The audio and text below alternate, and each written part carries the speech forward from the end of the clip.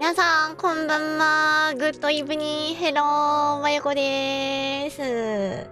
どうもどうも。めっちゃ遅くなっちゃった。ご飯も冷めちゃった。せっかく用意したんだけど。しのさん、しのさんこんばんは。いらっしゃいませ。来てくださってありがとうございます。そちらは雪がすごいんですか？まだ、この間ね、来てくださった時、雪の状況を見るために早起きしたっておっしゃってましたけど、お疲れ様です。ノーネームちゃん、こんばんは。いらっしゃい。来てくれてありがとうございます。そして、Congratulations, First Visit. おめでとうございます。ポテトさん、こんばんは。いらっしゃいませ。来てくださってありがとうございます。お腹空いたから、ちょっとずつご飯食べながら、お話ししながら、しますね。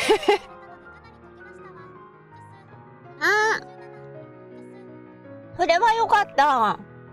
なんか、関東なんか明日雪降るって言ってたけど、こちらは大丈夫なのかな？どうなんだ？私もなんか人から聞いた話だから、雪降るのかな？天気予報。明日、曇りのち雨ってなってんの。けどお昼過ぎからだんだんと雨やみぞれ、雪が降りやすくなりますって書いてるわ、東京。傘準備してけ。なんだろう、こないだもそうだけど、私、明日こないだ雪降った日もさ、仕事だったんだよね。なんでこの日仕事にしたんだろうと思って。で、明日も仕事なんだけどさ、なんだ私が悪いのか。でも金曜日は天気がね、悪くなる傾向にあるっていう統計は取れてんね、私の中で。降るけど、積もる感じではないっていう予報。それはいいですね。めっちゃ寒いね。寒い。からご飯食べて、お味噌汁飲んでね。まだ微妙に暖かいと言えるぐらいのまあだいぶ冷めましたけど、そんなお味噌汁を飲みながら、ご飯も食べてね、今日はキーマカレーをレンチンしました白米炊いて、いただきます。お味噌汁はもう飲んでしまってたけど、いただきます。お味噌汁は飲み物だ。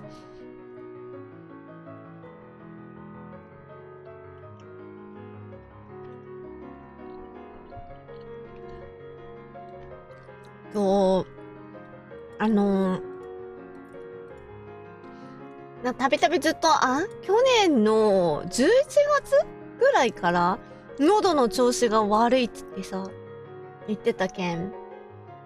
経過を説明すると、12月入ってから、抗生物質出してもらったけど、そんな、飲み終わってもね、そんな劇的な変化はなくって、んで、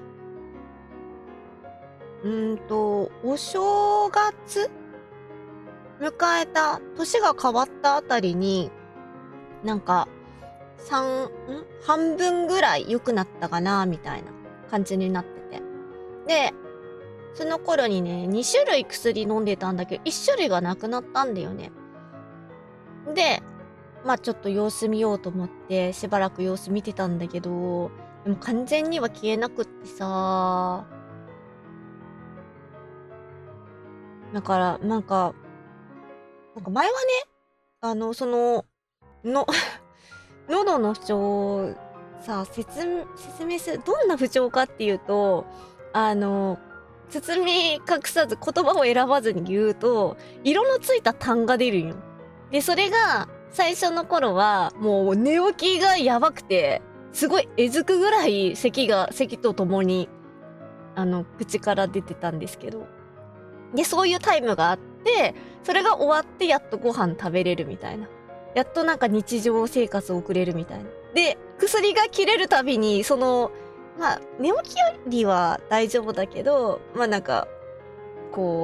喉元に溜まってくるわけですよ。で、喋ろうとするとさ、そういう状態の時ってさ、なんかかすれ声とかになったりするじゃん。で、咳もなんか喉に違和感があるから出てきたりとか、そんな風になるような感じだったんです。ただ、なんか、年明けくらいには、なんかね、食べ物を食べるとね、出るみたいな。寝起きじゃなくって。ってなってて。だから早めに食べて、起きたらもうなんか食べて、出して、で、ね、日常生活に入るみたいな。そんな感じになってたの。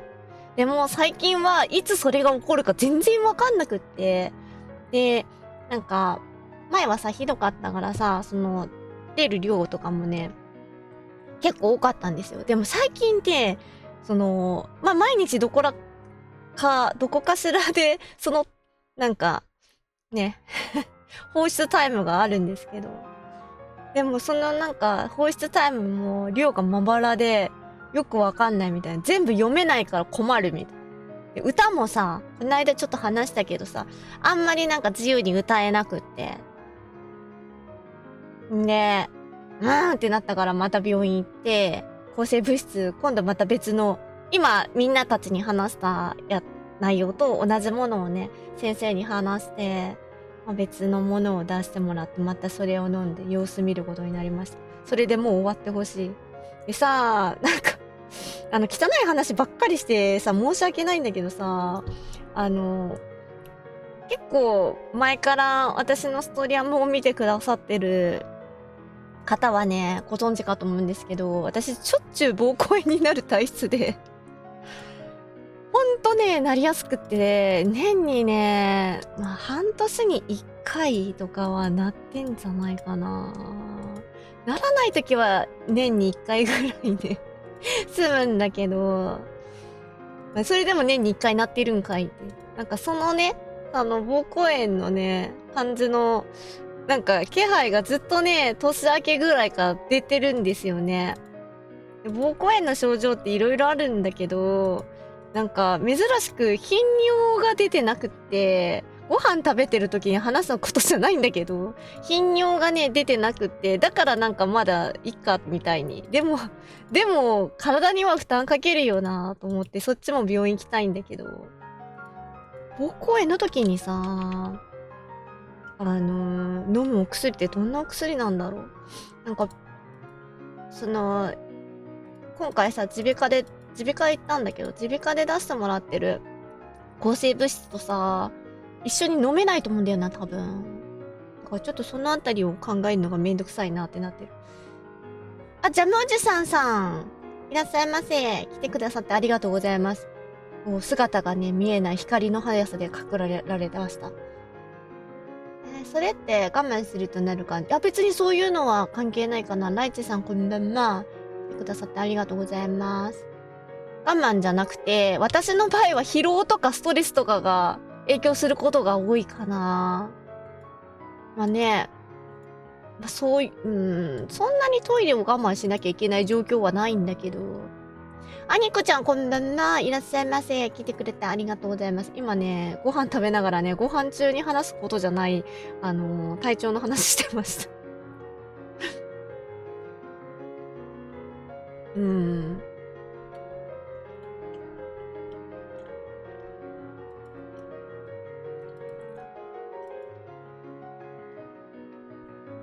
まあ、なりやすい体質だからもう諦めてるけど。ちょっと調べるか。できればね、来週、明日行くのは嫌だな。来週月曜日、平日だよね。月曜日とか行きたいな。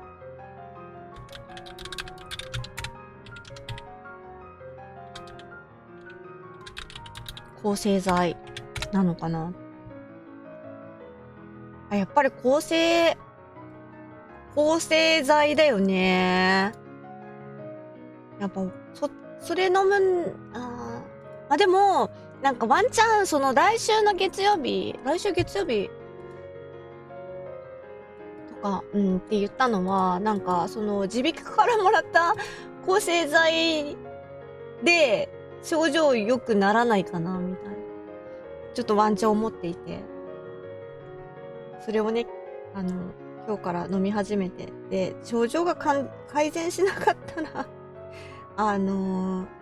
月曜日行って、一旦、耳鼻科からもらった抗生剤はやめてっていう感じにしようかな。うん。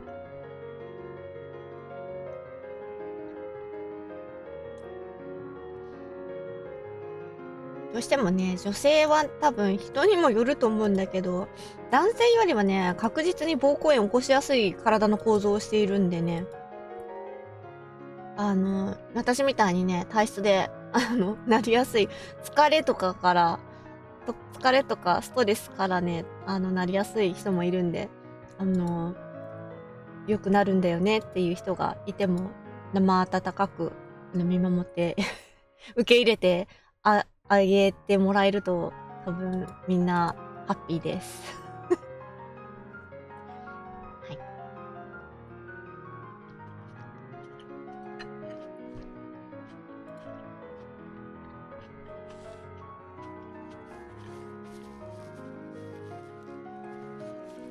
でも私が、この話によってきっと、私が女性ということがバレてしまった、もしくは信憑性が高くなったことでしょう。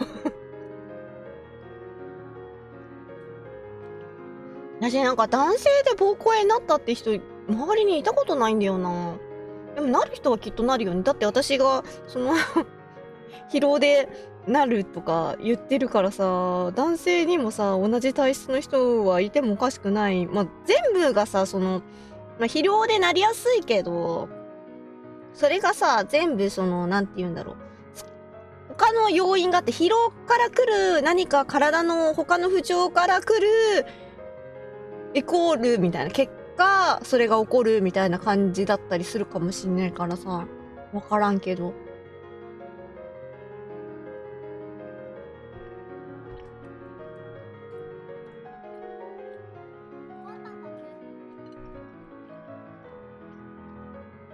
うん。ランドールさん、こんばんは。いらっしゃいませ。来てくださってありがとうございます。今、ご飯食べながら、お話ししてました。ご飯中にはご飯中に話すのはどうかと思う話なんだけど、多分みんなご飯食べてないと思って話してるけど、みんなご飯食べてたらごめんね。私は別にさ、ご飯中でもさ、割とそういう話できる方だからさ。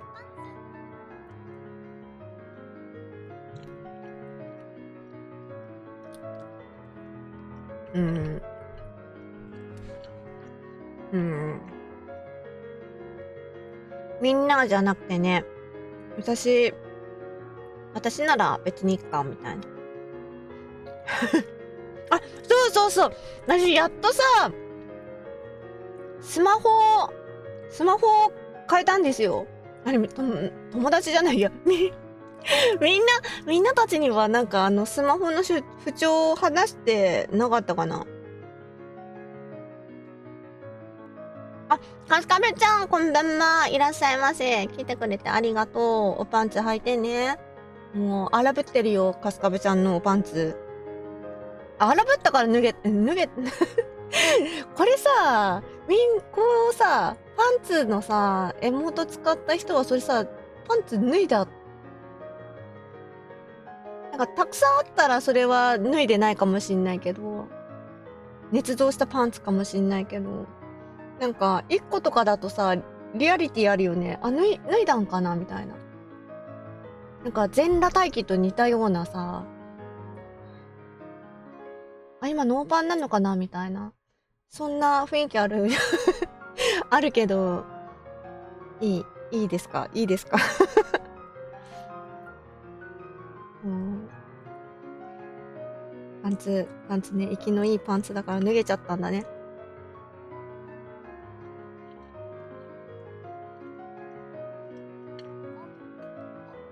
うん。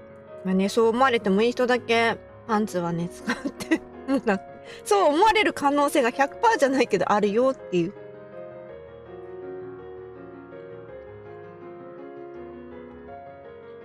私も人間だからさ、それがなんか気になる時もあれば、全然気にならない時もあるし。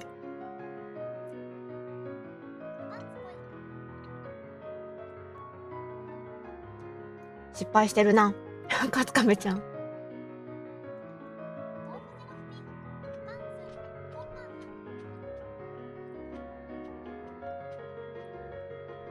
お豆腐さんこんばんは。いらっしゃいませ。来てくれてありがとうございます。今、そのおパンツを1枚つけることによって、今脱いだのかなみたいな。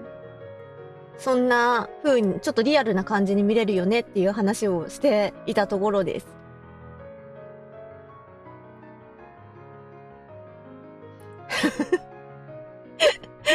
だからちょっと、お豆腐さんも、まあ、お豆腐さんちここにね、バニーちゃんがあるんで、もうバニーちゃんから脱げた生きのいいパンツなのかな、みたいな感じはあるけれど、パンツだけ単体で置かれると、ちょっと脱いできたんかな、みたいな。脱いできたというか、今脱いだんかな、みたいな。確かにお風呂上がりだけどね。あとはご想像でそっか。お風呂上がりだったら履いてよ、それ。ちょっと勢いすぎて逆に履けないか。プルプルしすぎてパンツを履こうと捕まえようと思ってもなんかパンツ捕まえゲームからね始まってしばらくの間なんかノーパンで過ごさなきゃいけないみたいな、そんな感じなのかなんでなんでお豆腐じゃんなんだそのワンチアはなんだ。ありがとうございます。おパンツチア。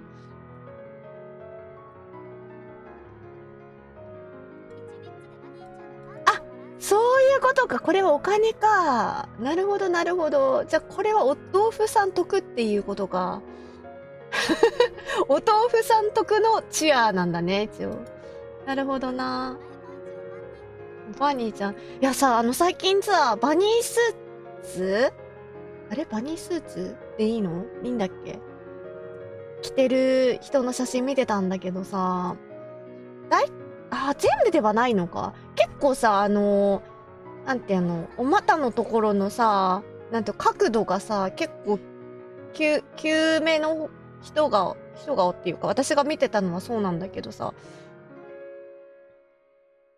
急めなのと、あとは、なんかライン結構出ちゃうっていうのがあって、私そのバニースーツ着たことないから、わかんないから気になってるんだけど、あれ、パンツ履いてないのかな。お父さんがバニー着てる。あ、そうなんそうなん男バニーもなんか着てた人いたことある気がするな。写真かうん。ティーバッグ、後ろはわかんないや。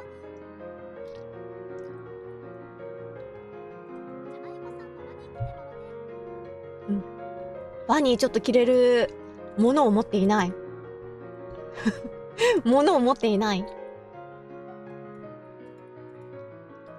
ね、なんか、実写もさ、この仮の姿、ななこちゃんも、あんまり露出しないんだよね。多分私がそんな露出の衣装が好きじゃないっていうのもあると思うんだけど。だからなんか、夏に着た水着とかはすごく珍しくて。清掃場に。もうお豆腐さんさ、お豆腐さお豆腐さんのね、お姿お姿でバーニーワンチャンあるんですか？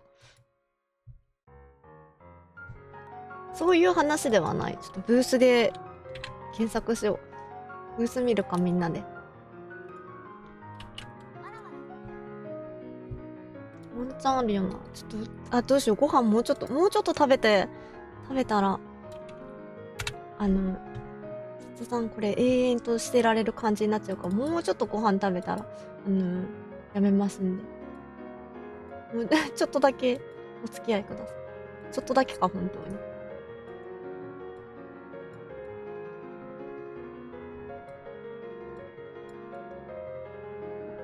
こんな感じで出して。お豆腐さんのアバター V ロイドでいいのかな。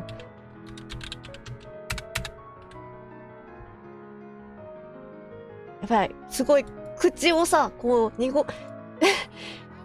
け結構さ、結構ぼかして言ってたのにさ、癖でさ、アバターとか言ってすいませんでした。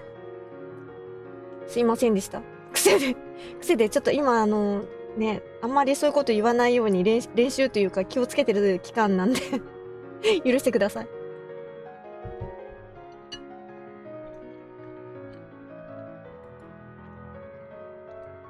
バニーではないですが、豆腐ちゃんの擬人化計画で編みタイツです。あ、そうなんだ。まあ、バニーでね、編みタイツ、バニースーツ。うんうん。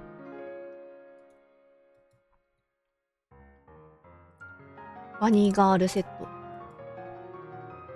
これは、あれか、モデルか。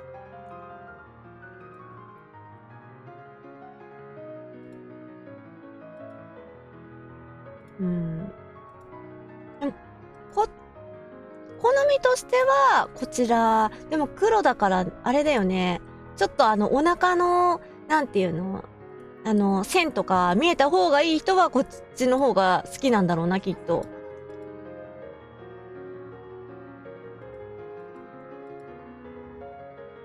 待ってよ、背中がいい。今さ、なんか変な、ちょっと待って。なんか変な読み上げしたよなと思ったら、石田すねに戻るって書いて。何これ。翻訳。なんか変な読み上げしたなと思ったら、石田すねにその、半角があるからかな。何石田すねって。石田すねとは。いやこのね、背中、そうだね。結構パックリ開いてる感じがよろしいですね。バニーガールセット。300円。なんか、こんな風な言い方したらちょっと、あれ、語弊があるかもしんないけど、なんか、私が今まで見たバニーガール、バニースーツ着た男性って、なんかやらせてる感がすごいくてで、それがでも私はいいなと思ってるんだよな。やらされてるかうん。これ置いとく。モコモコのね、バニー。あ、でもかわいいな。これ、アバターもついてる。アバターで結構あるな。ふさ耳パーツスーツ。モコモコ。バニー、いろんなバニー。これ、半透明バニー。なるほど。なるほど。なるほど。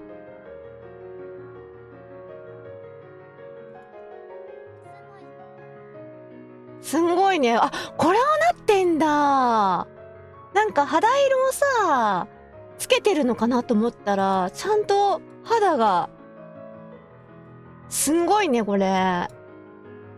すごい。クオリティ高い。わー。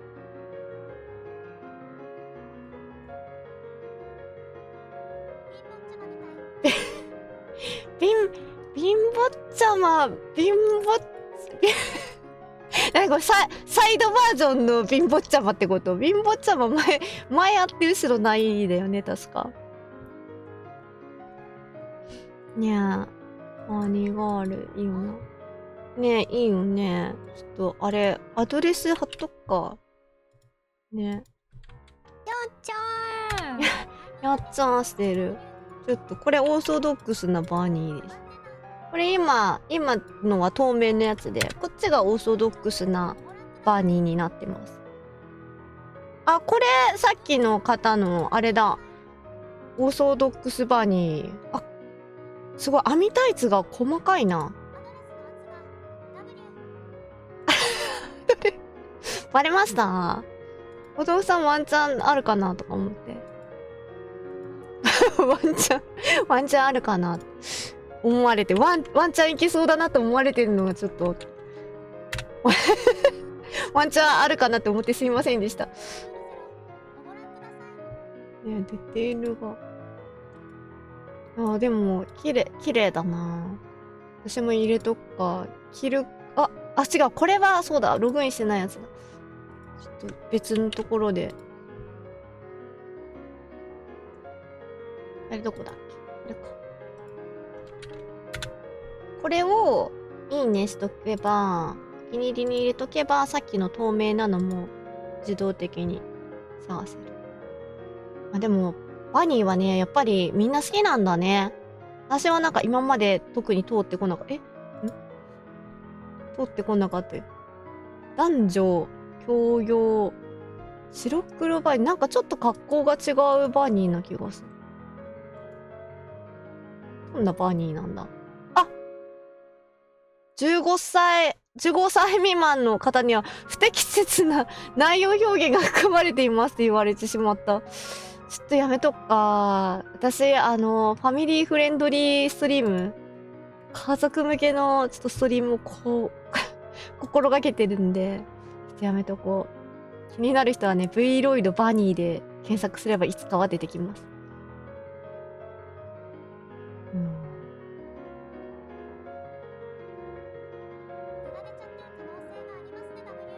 具が出ちゃった。そうか。具が。みんな15歳以上しわかんない。いや、でも、だからここは、ファミリーフレンドリーだから、家族で見てる可能性があるよ。お茶の間にもしかしたらこれ流れてる可能性があるから、お茶の間に流してもいいストリームを心がけていつもやってます。ちょっとたまに異論が出るかもしれないですけど、大体そうです。大体心がけてるんで。だからなんかあんまり過激なこと言うとちょっとやめてっていうことがあるのはそれです。みんな、今のバニーを。今さ、あれよプレゼントできるから、V ロイドを使って、押し立てしている方にね、なんか来てほしいのあったら、多分送るといいんじゃないかな。ギフトとして送るっていうのができるから。気をつけます。お父さん、どうなんだろう。でも人様のところではね、そんな、多分私のノリが良くない限りは、多分大丈夫だと信じてます。いや。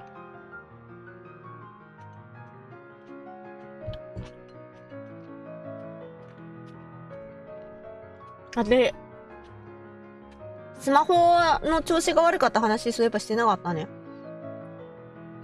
なんかさ、前から、マナーモードにしてもさ、スピーカーがさ、なんかオンになったり、オフになったりみたいな。空気読んだバニー。これは大丈夫だろうみたいな。パンツが飛び交ってるチャンネルだから、そりゃそうだよな。これは大丈夫だろう。隠れてるね、バッチリ。でもなんかさ、これお豆腐さんが書いたやつで合ってますよね。なんかちょっとさ、デフォルメチックな絵柄だからさ、そんなに、なんていうの？センシティブな感じはしないんだけど、一見。でもなんかフェチが詰まってる感じするよね。ここをエモートにするってことは、ね。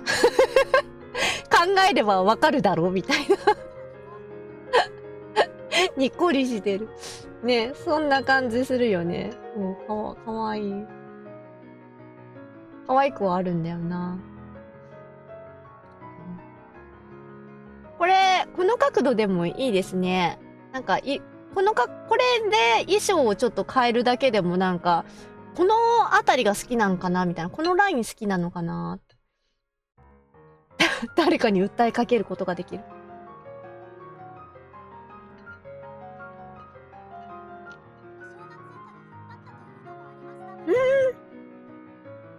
そっかそっか。いいですね。リサイクルというか副産物というか。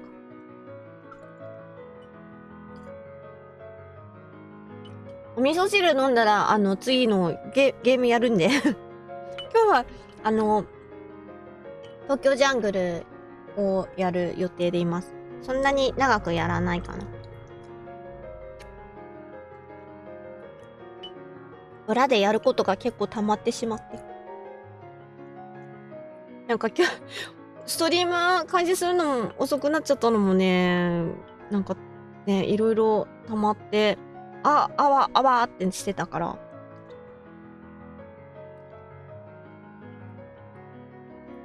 なかなか、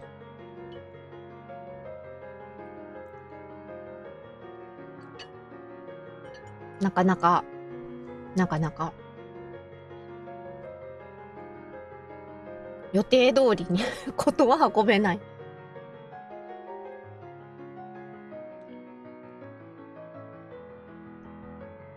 そう、それで iPhone 使ってるんだけど、私は。あとはなんか、やっぱ動作がちょっと重くなってきたり、まあ、それちょっとゲームやってるのもあると思うんだけど、結構ね、なんかバグりやすくて、広告見た後にゲームが落ちちゃうとか、なんかそういうのもあったりして、それはね、もう、前に使ってた iPhone さ、iPhone 8だったんよ。だったっていうのもあると思うんだけど、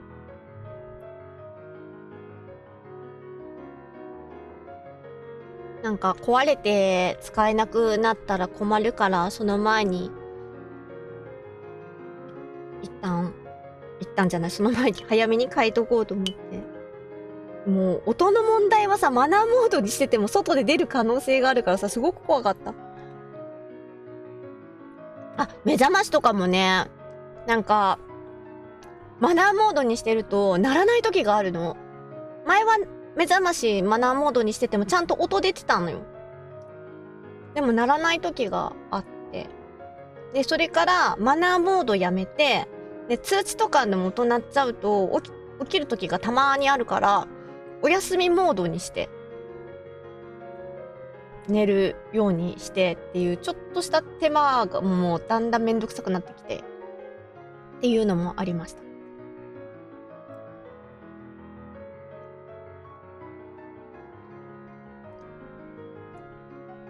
なんとかね、ごまかしやってたんですけど、いつごまかせなくなるかわかんないから。で、悩んだ末に、SE の第3世代に変えました。悩んだんだけど。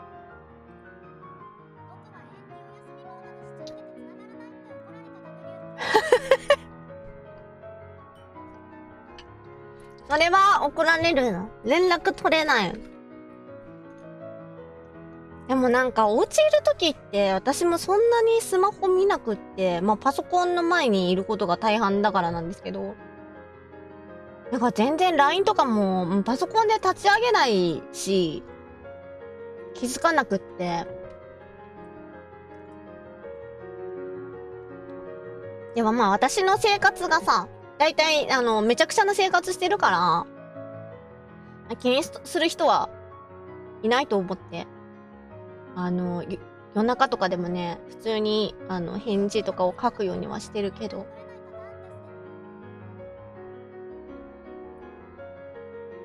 なんか、ね、人によってはさ、深夜に連絡しないようにしてる人とかがいるじゃない？お布団に入った時とか、そういう時に気づくんよ。でもさ、遅れないから結局。で、昼間起きてないとか、そういうの考えると一生連絡取れないなーって思いました、私の場合。こっちが気づかなければ永遠に連絡取れないパターン。お豆腐さん、あれ、大丈夫かなみたいな。でも、ね、ネットとかだと、ネットで繋がってる人だとね、簡単に、生死はわかるから、まだいいですけど。でも、お豆腐さん一時期なんか全く姿が見えなくて、大丈夫みたいに、言われてたツイートを見た気がする。ねえ。そう。で、あれでなんかまたツイッターに顔を出すようになったような。あった気がしたな。これなんかさ、姿見えなくてもさ、なんか、まあ、お豆腐さんに関しては、そこまでお豆腐さんの生態を知らない感じだったから、だから、まあ、もう姿は見えないかもしんないけど、まあ、そんな気にしてなかったら、そんな感じになってた気がした。天霧ちゃん、やんちゃん。こんばんは、いらっしゃい。来てくれてありがとう。あ、そうなの？ 2 年に1回で決まってんの？今ね、家にいるときスマホあんまり見ないよねとか、私、まあ、パソコンがあるからパソコンずっと触ってるよねとか、ずっと、スマホお休みモード、全然なんかうんともすんとも言わないモードにしてて、連絡が取れなくて怒られるみたいな、そんな話とかをしてました。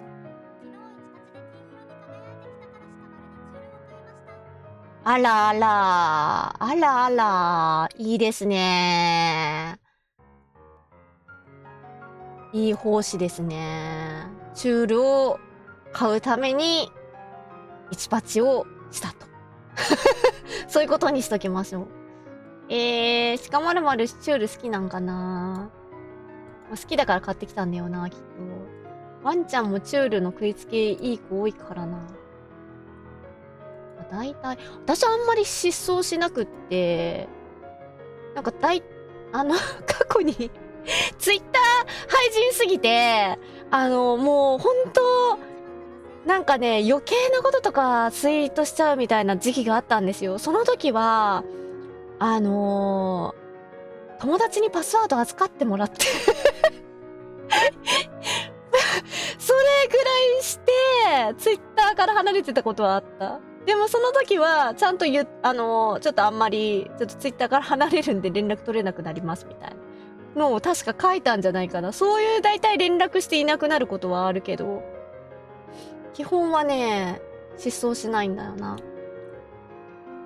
1000円入れて17000円だ。めっちゃ美味しいね、それ。ナイス。頑張ったからだね。ねえ、お仕事行きたくないって言ってたけど、頑張って起きて行ったから、もう徳を積むってやつですね。おめでとう。素晴らしい。さっきあげたら、尻尾ちぎれそうなくらい一生懸命なんだな。かわいいな。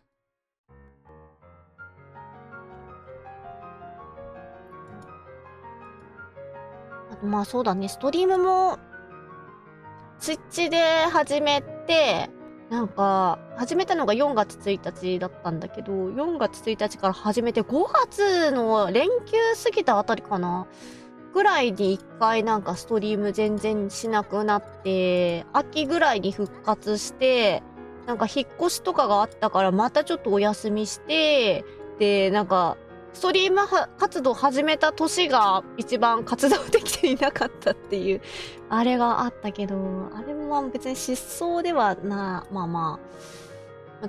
失踪ではないはず。鹿丸に還元もしたから満足度高い。いや、素晴らしいですね。それはね、めちゃめちゃいいルートを歩みましたね。勝ちルート。鹿丸丸も喜ぶし、天霧ちゃんも喜んだし。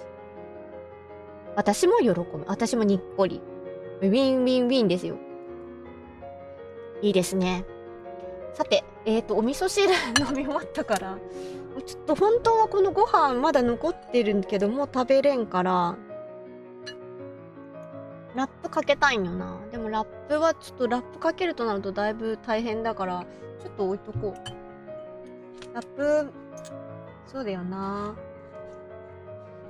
なんかさ、レトルトカレーよく食べる人は、男性だと結構ご飯食べる人はわかんないかもしんないけど、なんかレトルトカレー食べるときにさ、絶対なんか自分が食べるいつものそのご飯の量だと、ルーが余っちゃうからもったいないなと思って多めにご飯入れて、で、お腹いっぱいになったら、残して、またなんかお腹空いた時とか小腹が空いた時とかに食べるようにしちゃうんだよね、私。で、それでさ、めちゃめちゃご飯乗せちゃったんだけど、どうせ残すって分かってたんなら、サランラップ置いとけばよかった。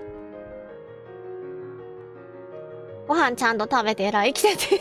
ありがとう、天霧さん。今日もね、お互いね、もう一日もね、終わりに向かってますけど。お疲れ様でした。みんなたちも。そう、ご飯ね。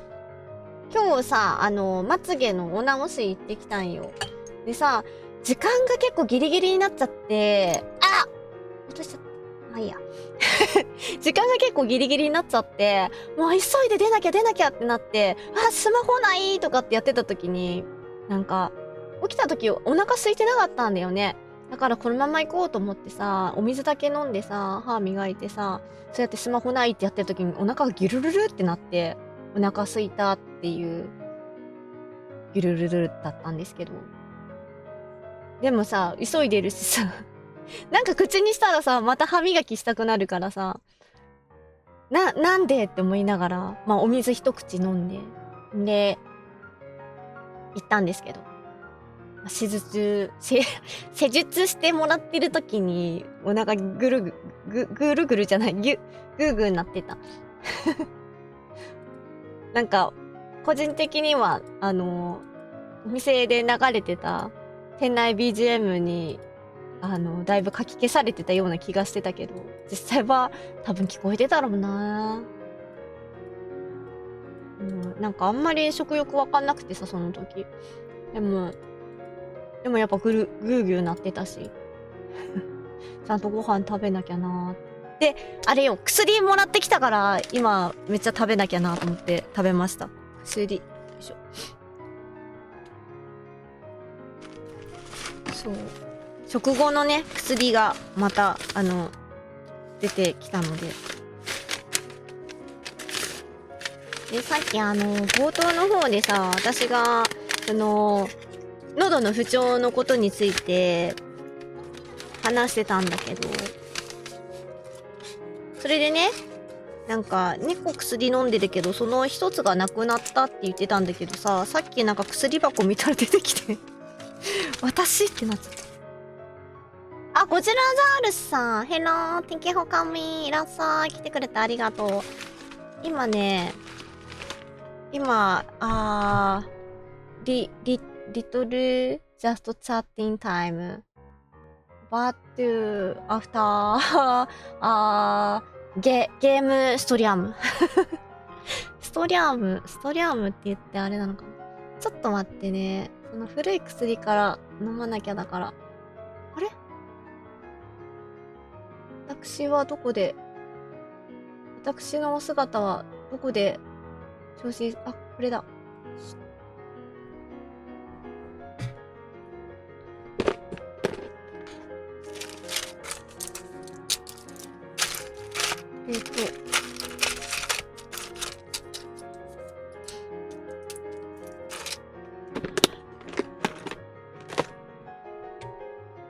そうだ。あれだ。これ飲んで、お知らせだけ軽く、いつもの。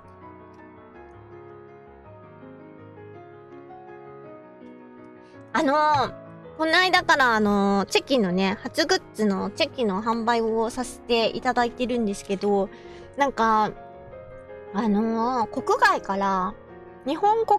ら買えるようにしてたのね。代理店を通して。だったんだけど、それがなんか、ある設定をすると、買えないらしくって。んで、日本以外からはなんか買えないような状態になってたっぽいんだけど、それをね、回避するための商品ページを作ったので、もしね、買おうと思ってたけど、なんかうまく買えなくて、諦めてた方がいたら、またチャレンジしていただけると嬉しいなっていうお知らせです。よいしょ。はい。ポラロイド、セルショップしほぴょんこんばんは。いらっしゃい。来てくれてありがとう。なんだっけ。多分しほぴょんストリーム後だよね。お疲れ様でした。ゼルダやってるから。でもゼルダ、神トラだったよね、確か。私、やる予定があるからちょっといけねえと思って、サムネイルだけガン見しときました。うん。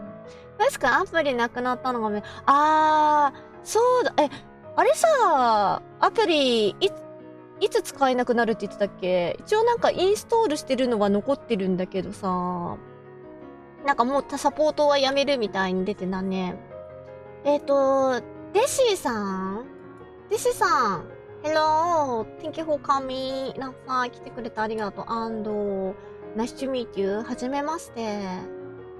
マイシのカピトラ楽しい。ありがとう。いや、私、こないだ考えたんだよ。次やるゲーム探してた時、日曜日のね、夜の何のゲームやるかっていう相談してたけど、よく考えてみたらさ、ゼルダもそうだし、なんかそのシリーズもので、なんかやりたいと思っているやつの続編っていうかさ、やってないのが多いなって、メトロイドもそうだし、ゼルダもそうだしって、そこら辺そうだよなーって思ってた。もうすぐ忘れちゃうから、神トラもやりたいって言ってやっとらんからな。いつやるかはちょっとまだわかんないけど、いつかやりますので。その時はね、シホピョンもクリアしてるだろうから、腕組みしてこう、後方から見ることができるんじゃないでしょうか。楽しんでいただけた。やっぱ自分がさ、やっぱ、あれとかは謎解きあるよね、神トラっていうか、ゼルダか。なんかそういうののゲームってやっぱ後方からこう腕組んで見てんのも楽しいよね。私あんまり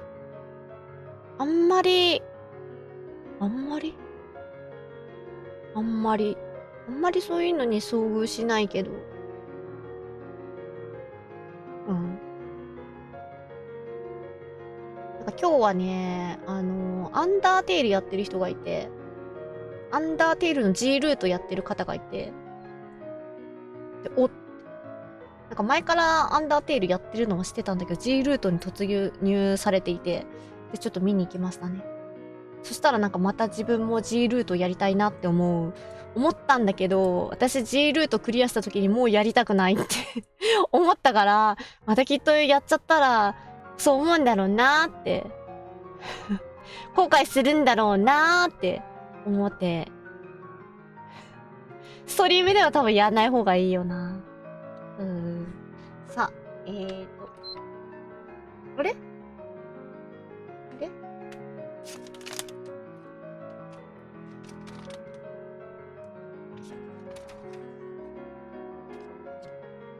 じゃあ、こんな感じで、ゲームの準備してタイトル変えないとな。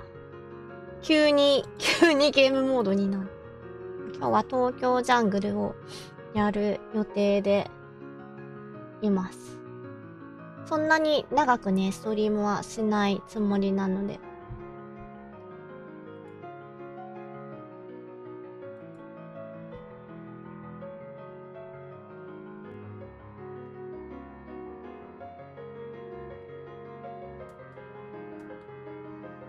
これかな？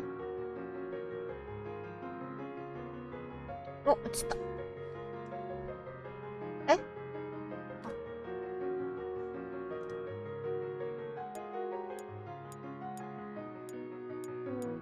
ゃあ、画面を、これか。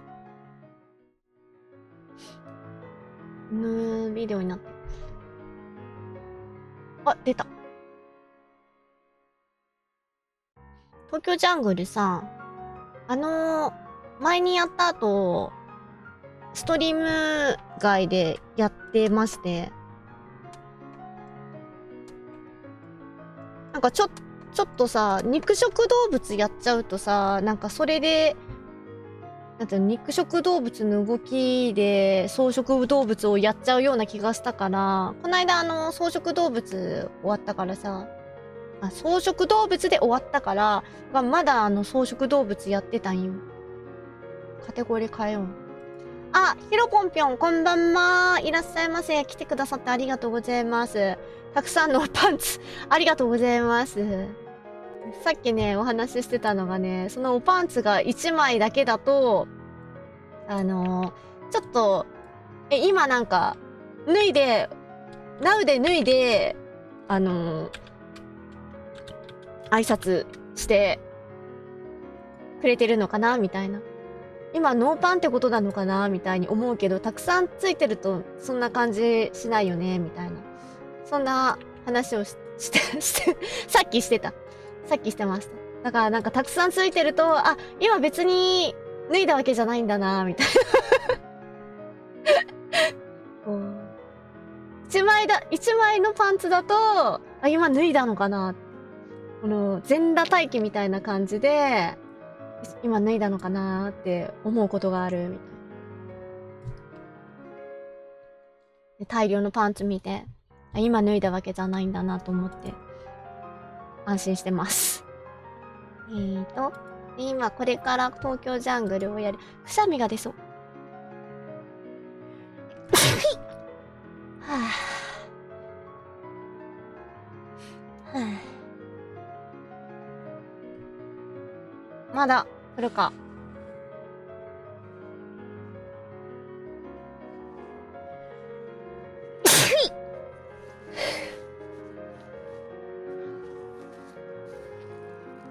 失礼。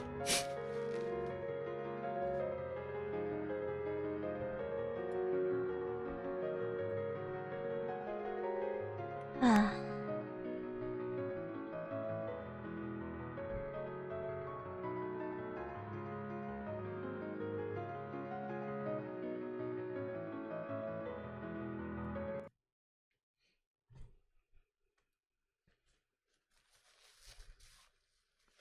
はい。よし。で、しばらく1週間か2週間やってないんじゃない？前やった記録、いつだったろう。なんかツイートしようと思って忘れてたというか、確かなんかお正月のことでまだバタバタしてた時だから。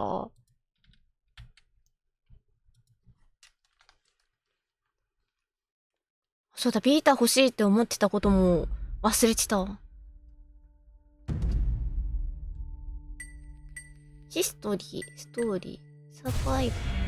ランキングで私がどこか、私がどこだったか見れないのか。これもうリセットされてるか。ランキングは。あ、ほうじきさん、こんばんは。いらっしゃい。来てくれてありがとうございます。これから、東京ジャングルやるところです。さっきまでご飯食べてて。そう。日本時間結構やったんよ。めっちゃやった。多分ね、なんかこう、草食動物頑張れば、増えてくのかなと思ったけど、別に増えなかったから、何十年生きたんだっけな。50年以上は生きたんだけど。猫やろうかなと思います。でも操作の仕方が、わ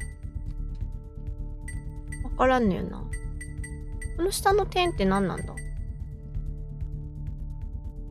肉食。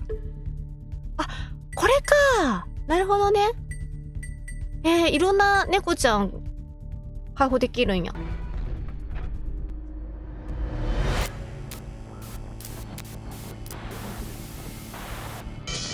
音量バランスとかおかしかったらうるさかったら教えてください。ちょっと待ってね。ヘルプ。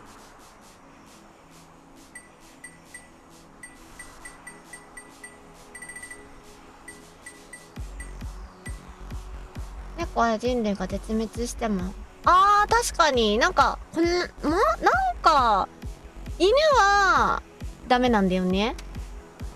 でも猫は生き残れるってそんな話をこの間してたな。誰がしてたか思い出せないけど。誰かがしてたのは覚えている。食べるやつ、食べるソース、ヘルプ、あ、群れじゃなくて、ここでは確認できないの。まあ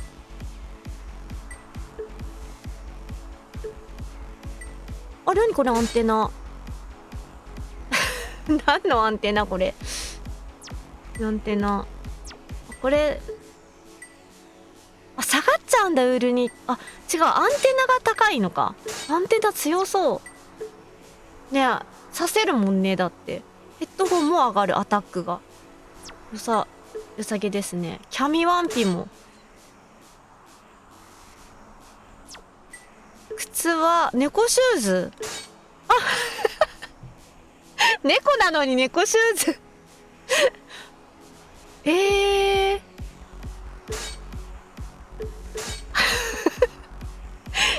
すごい猫押すじゃん。すごい、猫らしい猫。このさ、なんかチャレンジをさ、見てやっていくのがいいんだよね。すべてのチャレンジ達成でタキシードなんだ。ちょっと操作を確認しながら。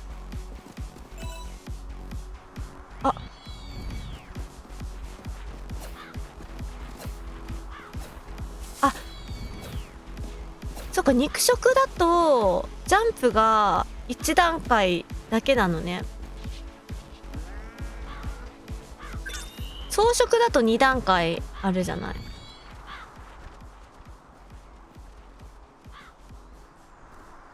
この間ね、山千ろちゃんから教えてもらったんだ。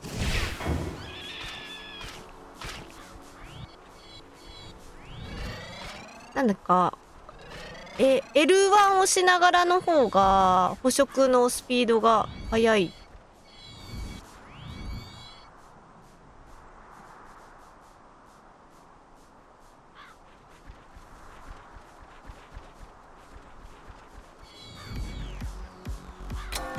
え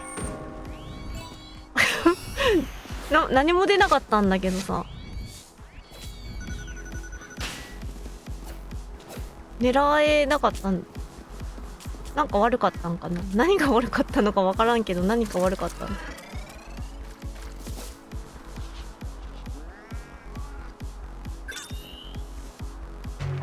ちなみにこれの時は読み上げ、読み上げ切ってるっぽい。読み上げ切ってるから入れとくね。よいし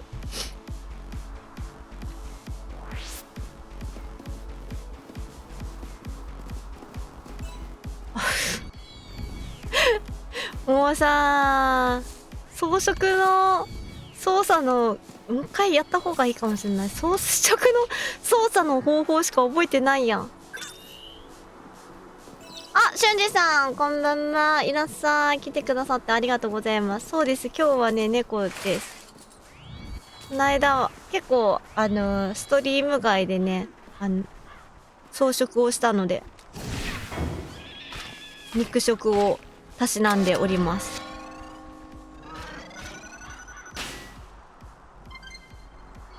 少年マガジンは元気になるらしいね。使ったことまだなくてさ。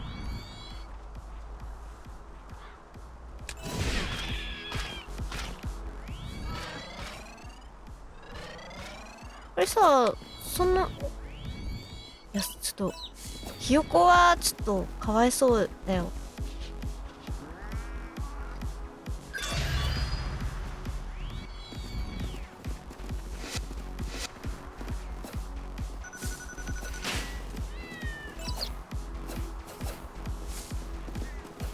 あ、普通猫で。もっと食べるか。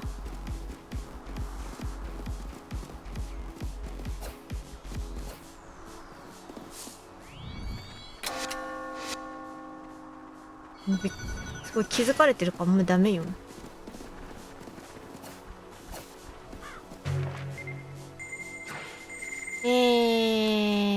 あ、でもここが一番肉があるんだ。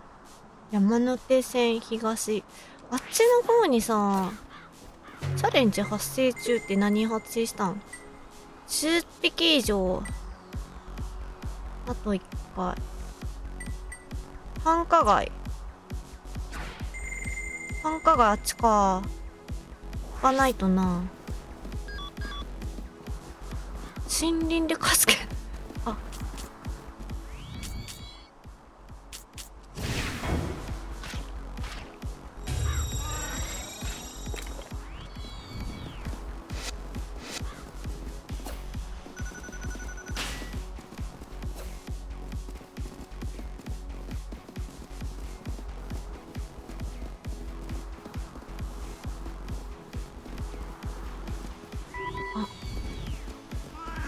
ダメ。繁華街。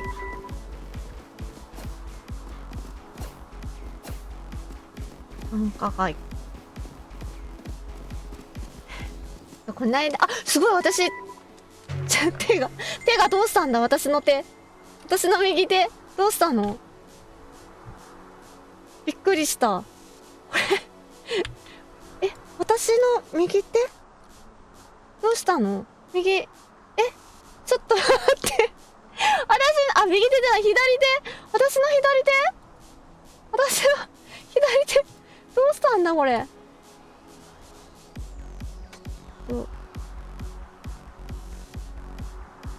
何を手だと思ってるのあなた。なんか、ちょっと待って。何かを腕だと勘違いして、しっかりしてくださいな。治った。なんか、バグだったっぽいわ。怖っ。怖っ。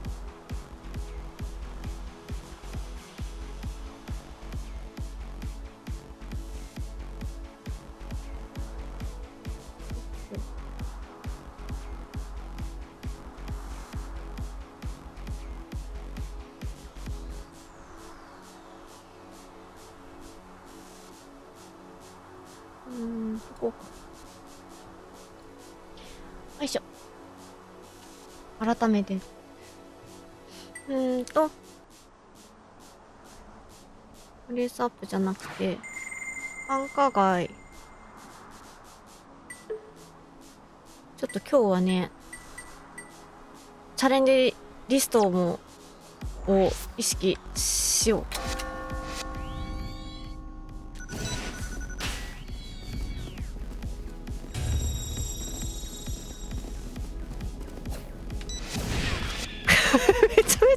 めちゃめちゃ追いかけました。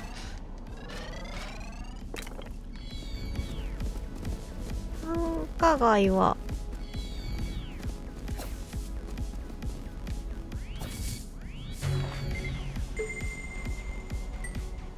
ここではない。繁華街、フェルちゃんだ。こんばんは。いらっしゃい。来てくれてありがとう。フェルちゃんも東京ジャングルご存知で。お友達、このゲームがすごいね、好きなお友達がいて。で、ずっと気になってて、いつだったっけ？なんか年明けに1回やったんだよね、ストリームで。そっからちょっとハマってやってる。カバに殺される。カバに殺される。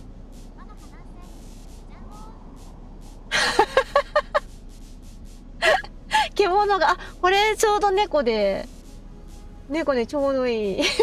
ジャンゴです。ジャンゴ。さっきから気づかれて。繁華街に行って、なんかなかなかでもこのゲーム面白い。あれこれプレイステーション3でしか出てないの？プレイステーション3持ってるならちょっとやってみてほしい。なんか見てるとそんなになんか分かんなかったんだけど、やるとちょっと面白い。癖になるかな。なんか1プレイがそんなに、まあ、場合にもよるけど長くなかったり、割とサクサク遊べて、あ、達成してるわ。10匹以上倒せばいいのね。今何匹なんだい？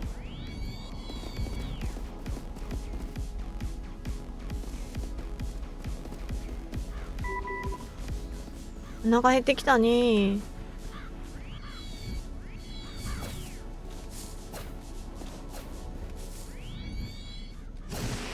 え、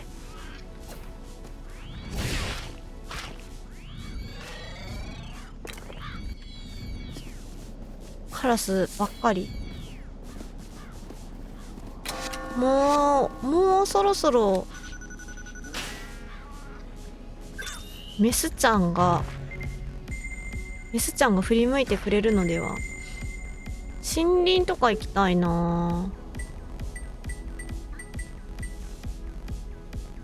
あ。マキシムさん、こんばんは。ヘロー Thank you for coming。 いらっしゃい。来てくれてありがとう。 Today 東京ジャングルストリーム。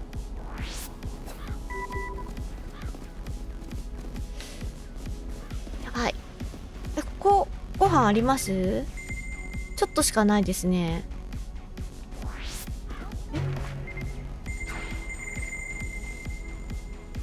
よし、ポチさんこんばんは。いらっしゃい。来てくれてありがとうございます。まだ始めたばかりなので、これからっていう感じかな。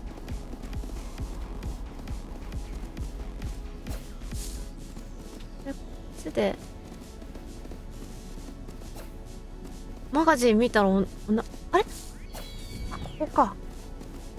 マガジン見てもお腹、やばいですわ。元気もりもりになるけど、お腹のゲージはちょっと何もしてないのに。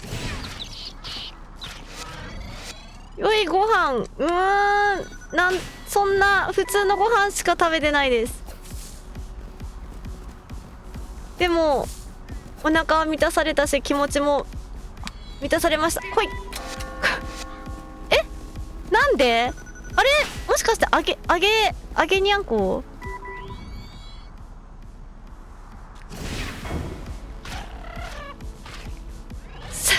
サンデーじゃった。私もなぜマガジンなのかわからないけど、マガジンじゃないとダメらしい。マガジン派、翔太の寿司じゃないとダメらしい。焼きたてジャパンじゃなくて翔太の寿司。あと何やってたっけ、マガジン。私もなんかマガジンはね、あんまり読んだりしてなかったから。今10匹以上。あと2匹。あ、そっか、コナンか。そう、コナンより金田一。もうすごい長い一つの事件にかなりの時間を要するね、金田一の方が。め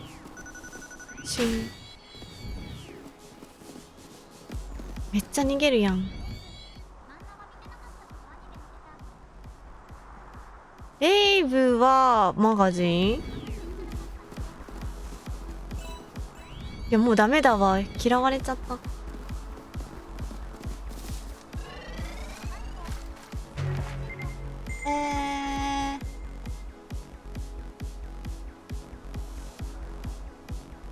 おっちゆさん。Hello, thank you for coming. いらっしゃい。来てくれてありがとうございます。あれ、お手手が今度なんか壊れちゃった。もしかして。それとも私の髪の毛邪魔してる？よいしょ。お手手、あれ、お手手、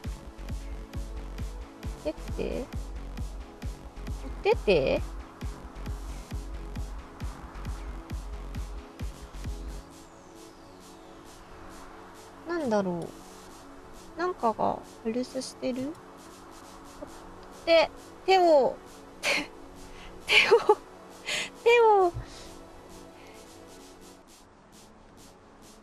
ブルーロックって今のやつなんか人気があるやつだっけ？あれマガジンなの？あ、よしよし。なんか機材の調子が悪いな。レイブはね、私見てなかったよな。あれ？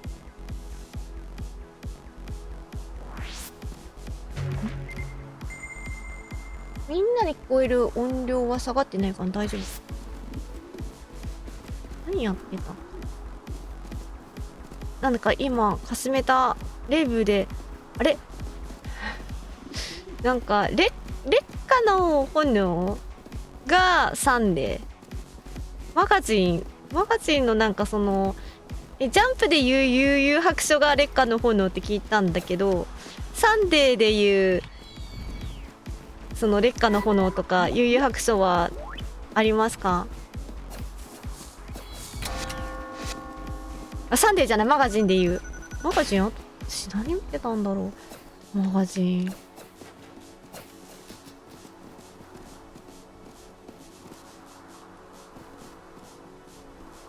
なんか家になんかマガジンが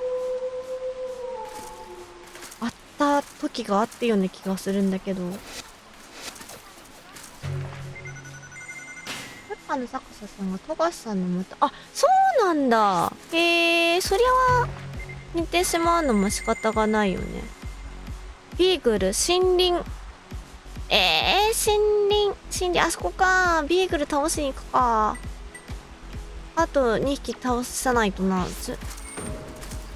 食べないとな。そういえば私、東京ジャングルの説明書見るって全然見てないや。ダッシュってボタンあるのかな？スタミナ。あ、これか。これがまあダッシュみたいな。スタミナ今までね、使ったことがなくて。逃げるときに。スタミナってどうやったら使えるんだろうって思ってた。思い出しました。何おるんだろう。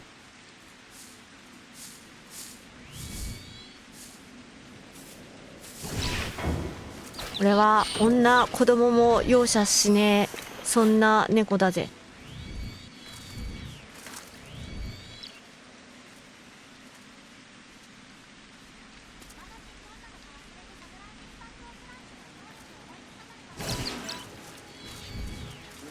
マガジンどうなのか忘れて、サムライビーバー卿なんだそれ。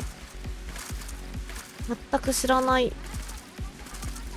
あ、7つの大罪、確かにあれはサンデー。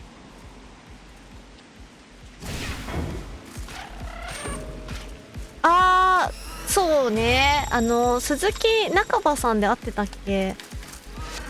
結構あの方の漫画好きで読んでた気がする。最初ライジングインパクト、ジャンプのライジングインパクト、家族が好きで家に漫画があったんだよな。あとなんだっけ、ブリザードアクセルとかだっけ。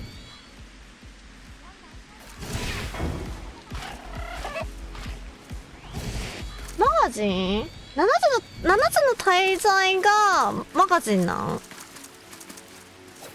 サンデーではない。そっか、じゃあ私サンデーに移ったところまでしか知らなかったから、サンデーからマガジンに移られたん？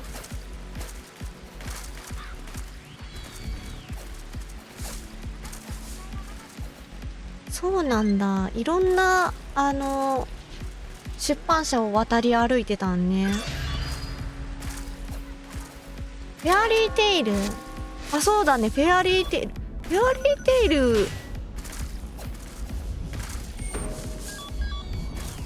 ーテイル、あれさっき出てきたのなんだった？あ、レイブか。レイブはさ、あれ、なんだっけ、プルーがいるのが、レイブ。お腹すいて。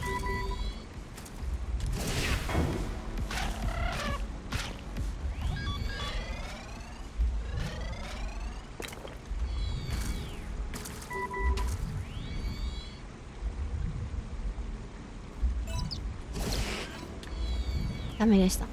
で、ここで何するんだっけ。ビーグルのボス倒せるかな。5回以上マーキングしろ。渋谷駅前どこ。戻んなきゃいけないってことか。肉、あ、ここスモック来てるから、ビーグルはもうなくなった。ビーグルは発生中してるんだ。ここら辺スモックがきついから帰りたい。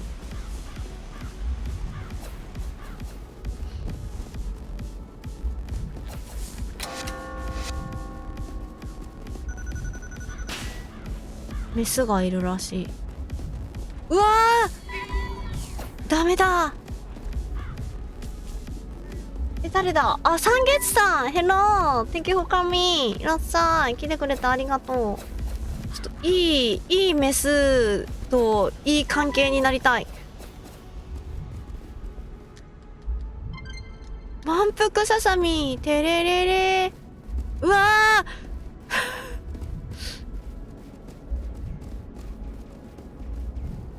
ー。わ、ポイズンしてる。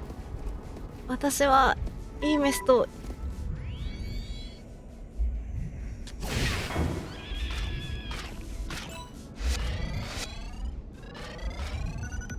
いい関係になりたいだけなんだけど。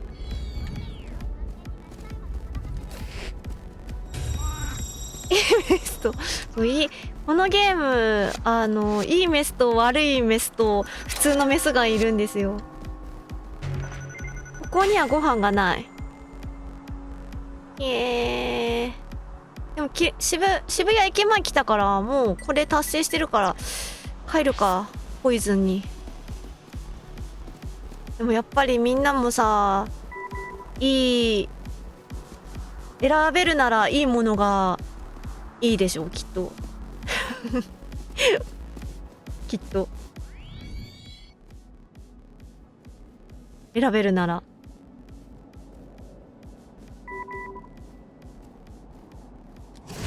いいマイクの方がいいんでしょう。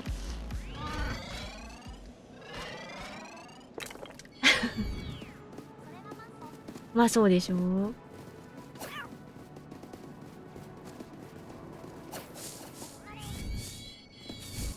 あ、バクセスさん、こんばんは。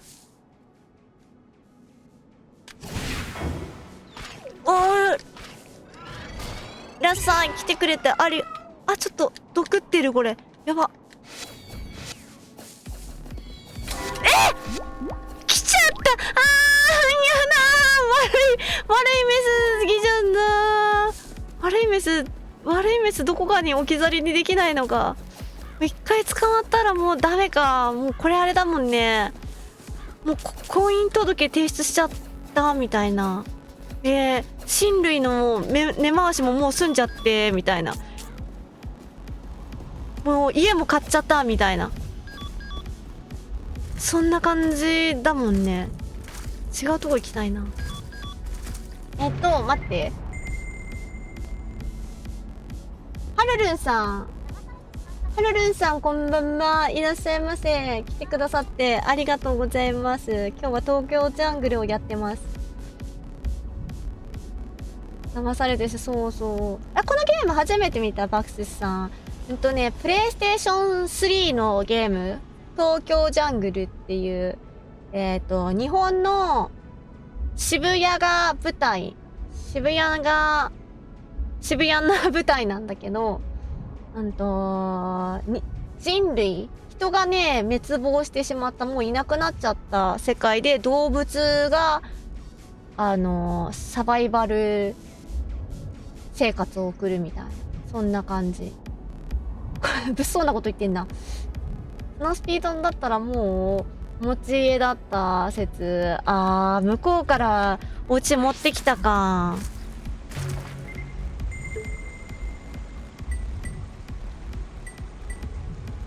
キングと動物食べるか。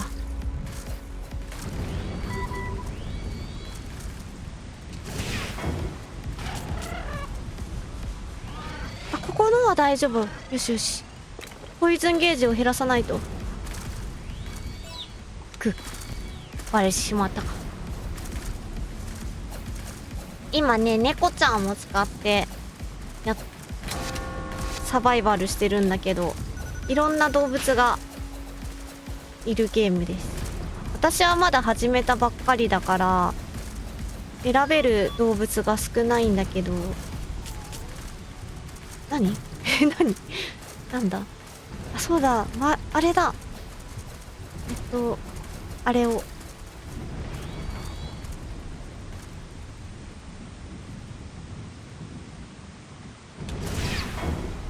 よし。実は DLC でサラリーマンが、知ってる。サラリーマンやってるの見たことある。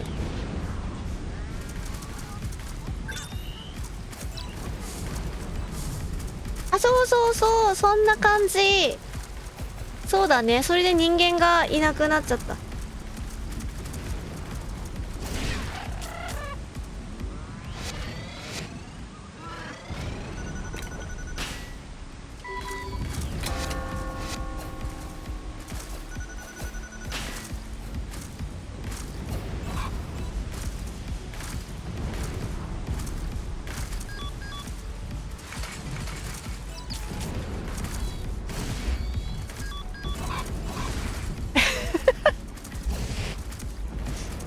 なかなか。鶏、ドイツだ。ちょっと待ってちょっと無理があったようです。すごいあれですね。飲みか。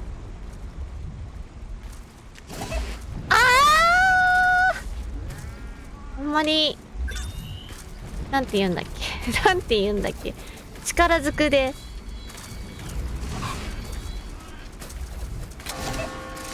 下手なんかな、それとも。もうちょっと。ダメよダメよ、待て待て違う飲みがポイズン、ちょっと待って、100あかん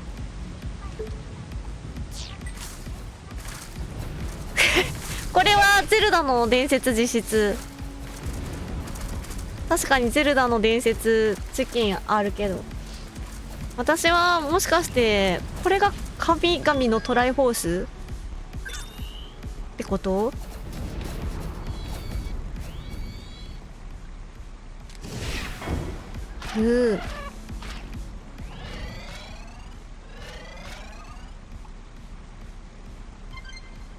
よし。で、あと2回。あと7匹。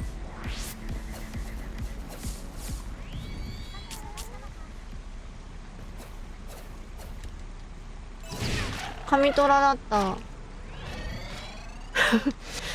さっき神トラをやりたいと思ってるからストリーム見れないんだよねみたいな話したんだけど、もしかしてこれやってればストリーム見れる？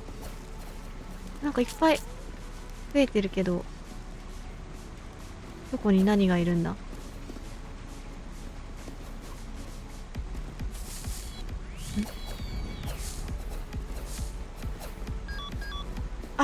ここ許せ。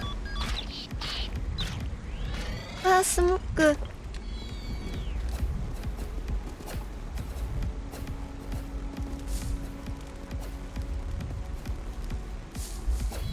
ちゃん猫が。でもどんなに走っても黒のハードが消えない。飲みある？ないね。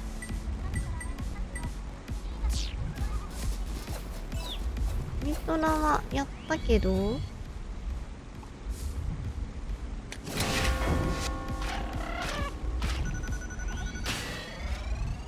リーダかの神トラ2。あ、そんなのがあるんだ。私ね、全然知らんのだな。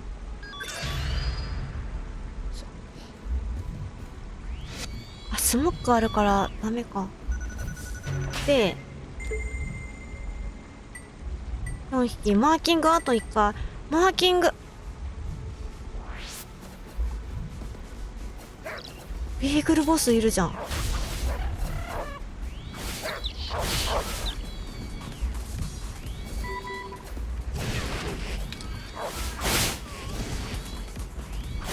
痛い痛い。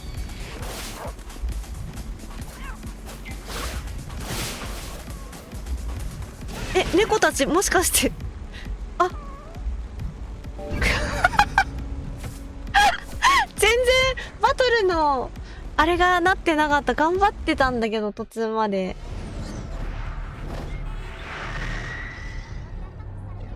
このゲームチキン怖い。ゼルダだった？全然切られなかったな。ちょっとなんで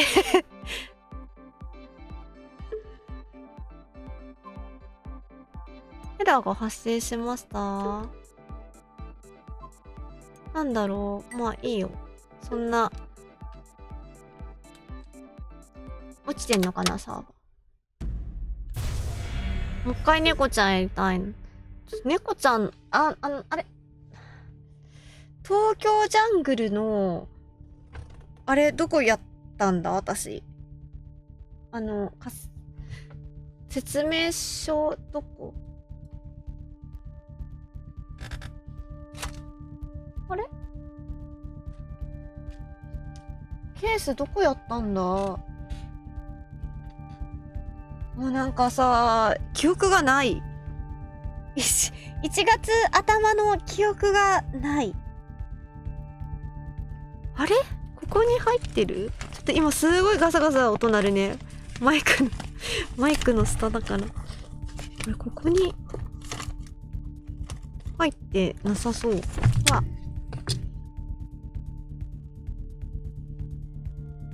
どこに寄せたんだ？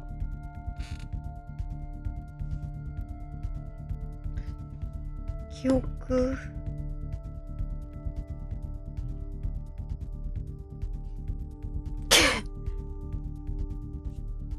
記憶の取り戻し方でググるしかない。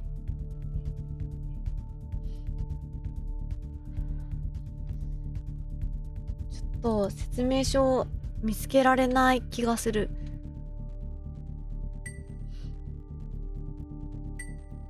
説明書なんかどっかで見れなかった？マニュアルってないんだっけ？なかった。ショップしかない。このコンティニューっていうのが何なのかよくわかってないよな。猫2代目2代目で終わってしまった猫ちゃん。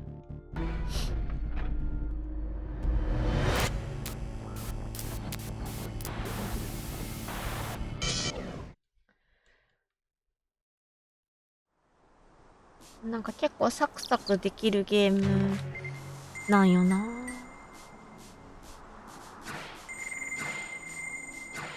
あ、下水道も切り替えて見れるんだ。それは初めて知りました。ヘルプ、噛みつき方、チャレンジ。アーカイブをたくさん集めたいんだよな。水場に入ると飲み入れなくなるんだ。あ、三角ボタン長押しで見れる仲間で。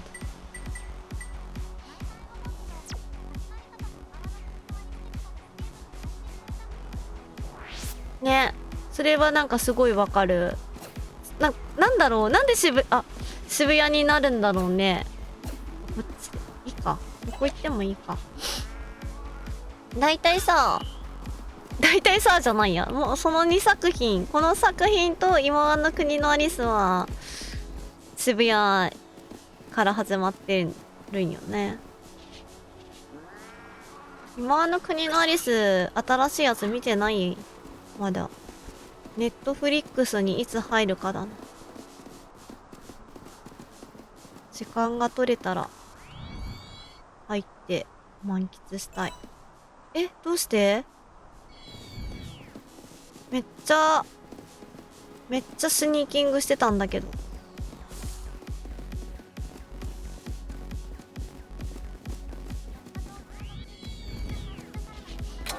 ああ、そうなのかな。私はね、あんま渋谷苦手だからさ、あんまり行かないからわからんけど。こ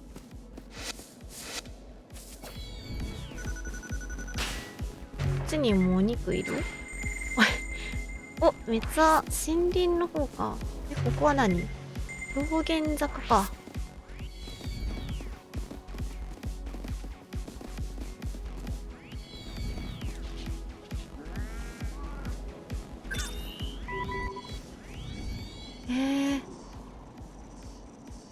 いけるかな。狼。ダメだかっ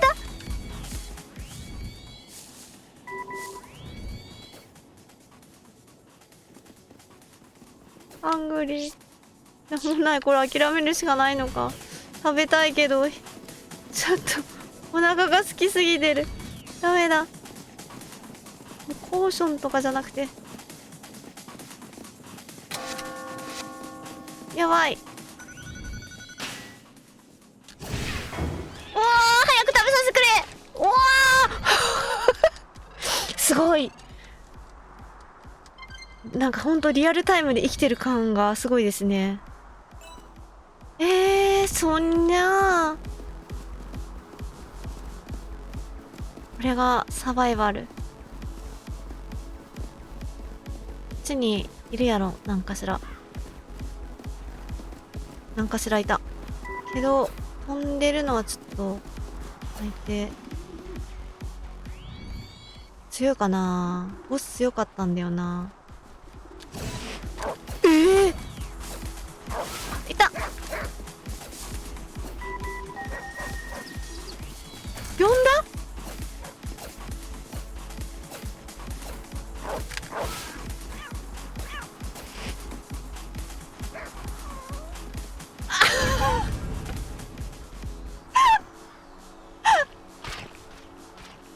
何もできんかったかい。ちょっと肉食、最初にさやったの肉食動物だったからさ、なんか草食動物難しいなと思ってたけど、草食動物めちゃやった後だと肉食動物難しいなってなる。コツさえつかめばそんなに難しくないはずなんだけど、これはね、私が悪い。バクスさん、そんなにね、こんな段階でねなくなるゲームではないはず。ビーグルはちょっとダメですね。ビーグルはもう無視しましょう。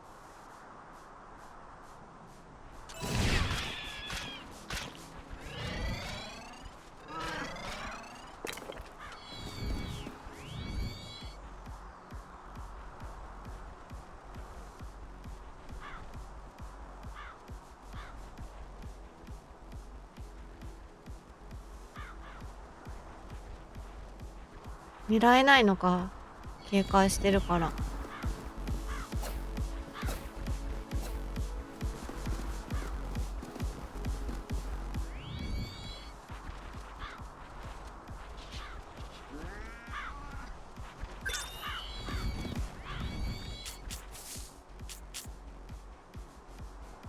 ふっ、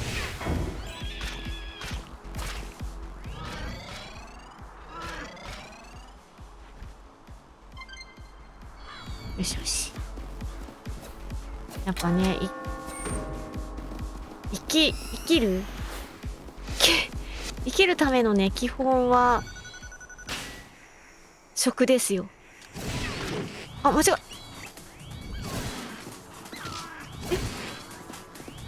うさパンチされてる。めっちゃさ、どこでやんだ。あ、こうか。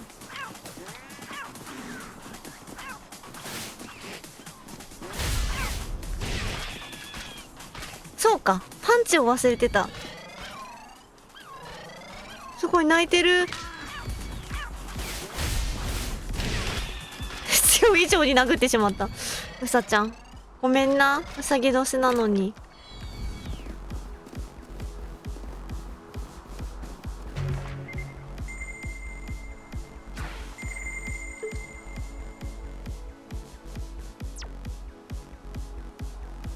渋谷森林に迎えあるから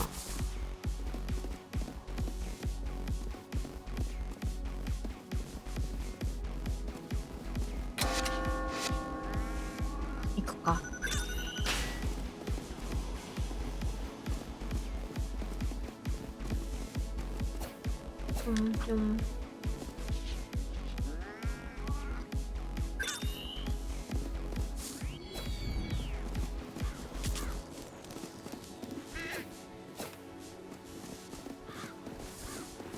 来たぞ。あれ来てない？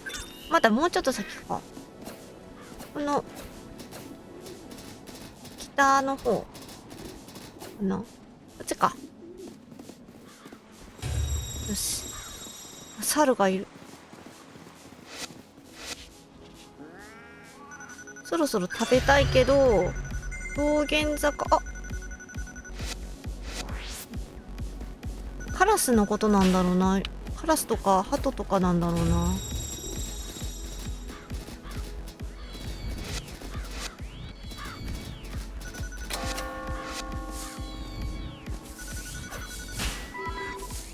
なんでや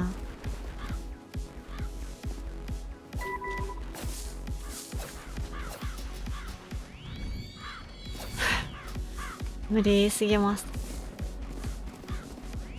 何いるの？あ、そいつはダメですわ。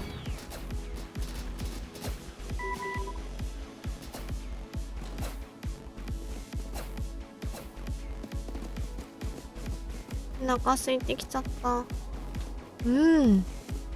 怖い。あ、もうここそんなご飯たいんだ。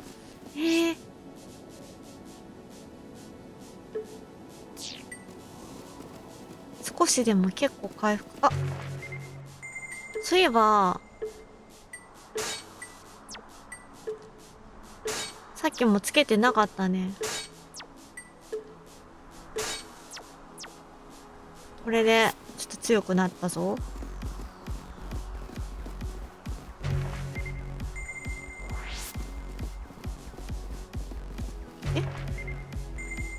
あるよね、ちょっとご飯。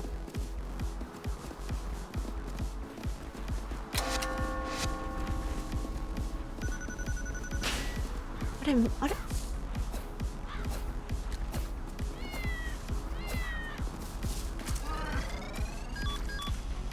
恐竜。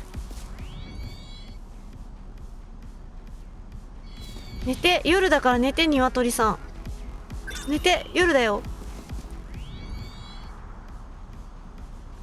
ダメだ。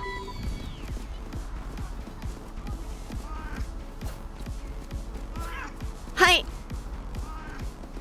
ダッシュの存在を忘れてしまう。今日知ったばっかりだから。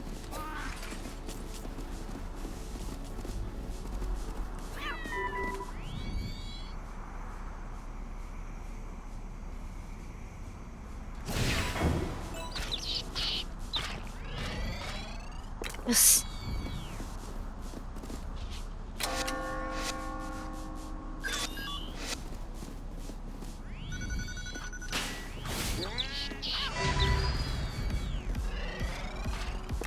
よし、猫パンチ覚えたから。でも結構ここお肉あるようになっていいんだ。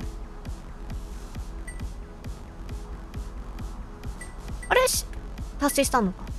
で世代交代すればいいのね。じゃあ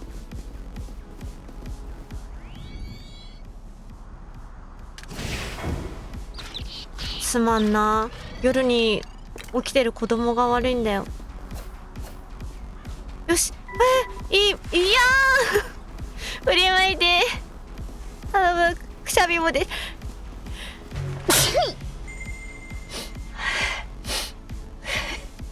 くしゃみも。あ、レコさんこんばんは、いらっしゃいませ。来てくれてありがとうございます。今日は東京ジャングルっていうゲームをやってます。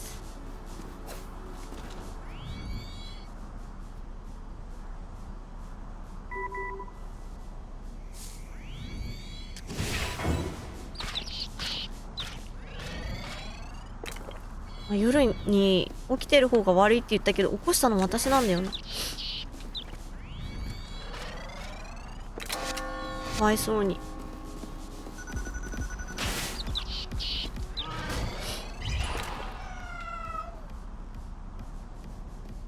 お、これでもしかしていいメスが、いいメスちゃんとの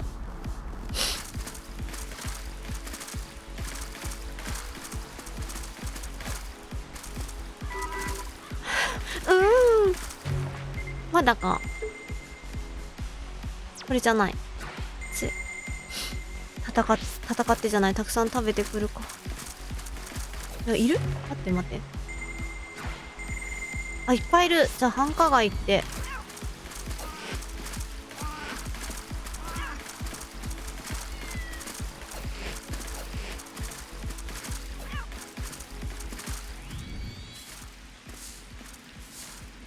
猫ちゃん。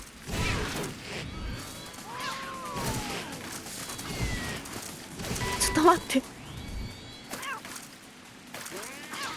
て。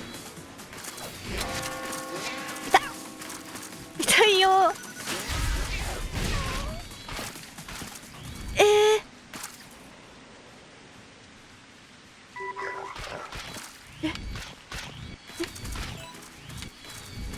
どうなってんの？私どうなってんの？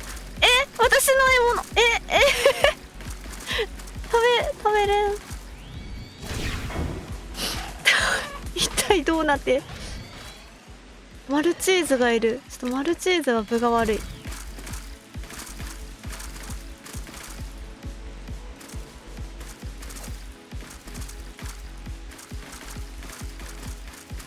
っとだけ。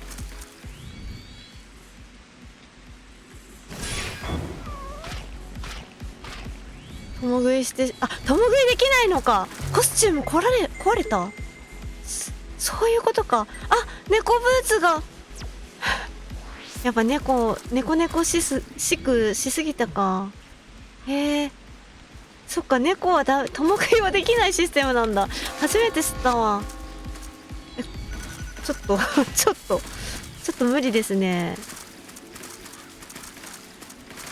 すごい罪悪感がある。共食いしようとしてごめん。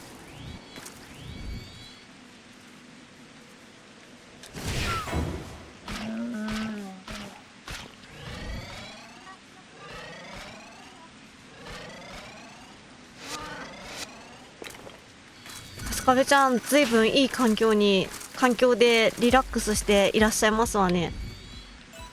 あくしょ。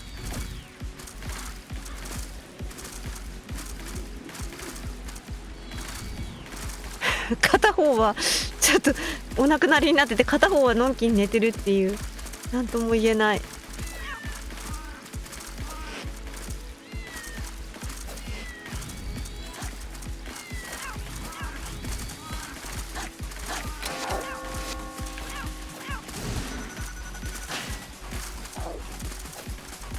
やめて。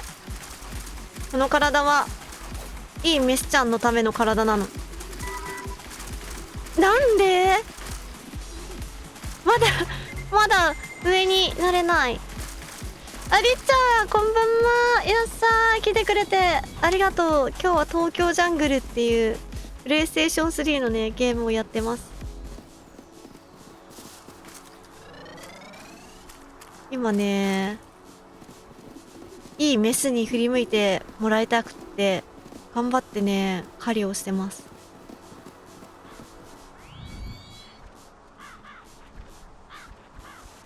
そりゃもう頑張って。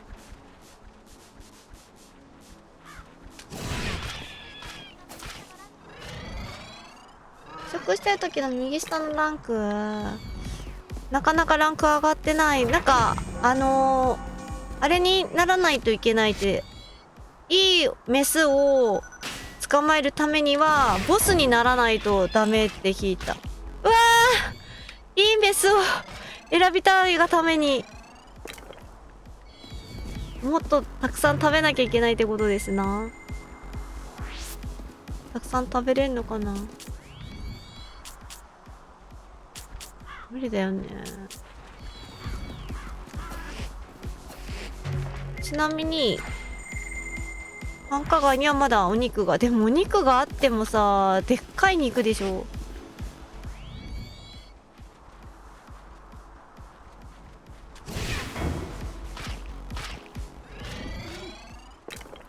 ちょっと同胞を殺めてしまったのが良くなかったか。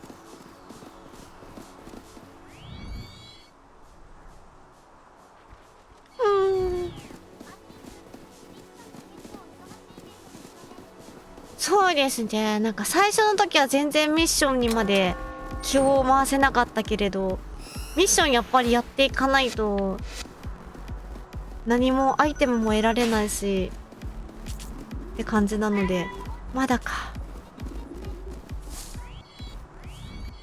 そうなんですよ。ちょっとなんか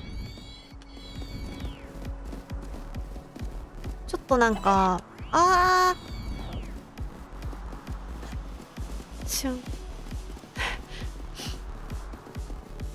こう、なんて言うんだろう、バランスが悪いところもあるみたいなんですけど、まだ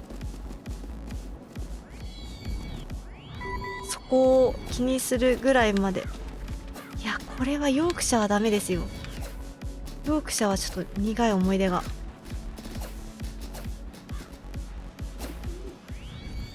ヨークシャじゃん。ヨークシャじゃない？何いんの？あ、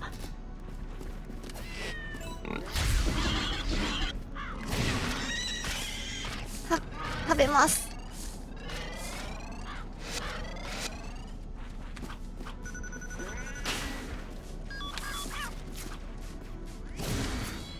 どこ飛んでんだこれ。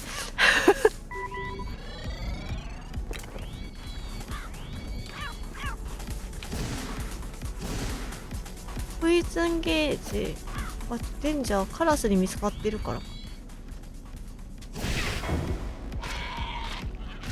いいメスを捕まえたいんですけど。来たか？ボス、よし、やった。いいメスを迎えに行くぞ。あの豚ちゃんがポイズンだったんだ。なんという、気づかなかった。怖いです。あ、こっちか。あわわわわあわわわ。ここ渋谷で人間たちがいなくなった世界みたい。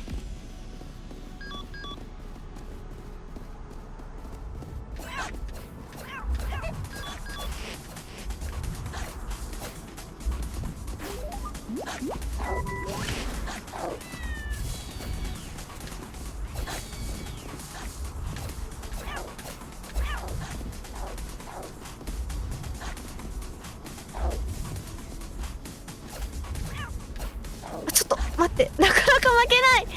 これは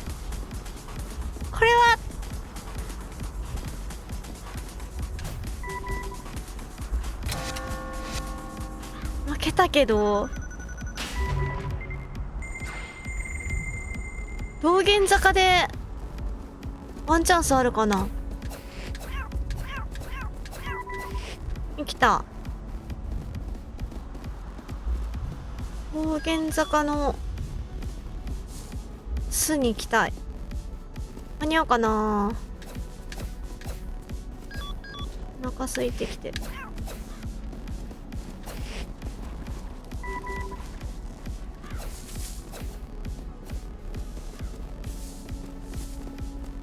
うわー、楽だ。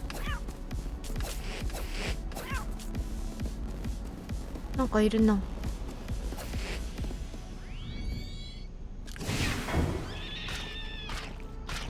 ちょっとこれで安心を買います。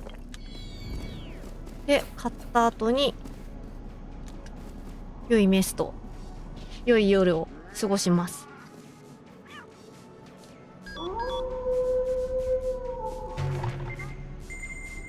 あ、ロックマンさん、ヘロー、Thank you for coming、いらっしゃい。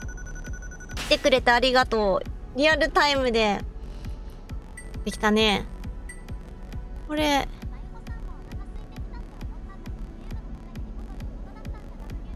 お腹空いてきた。そうそうそう。私はね、このストリームを始めたこのゲームを始める前にご飯を食べたので、お腹いっぱいです。そう、猫ちゃんのお腹。動物をたくさん。あと11匹ね。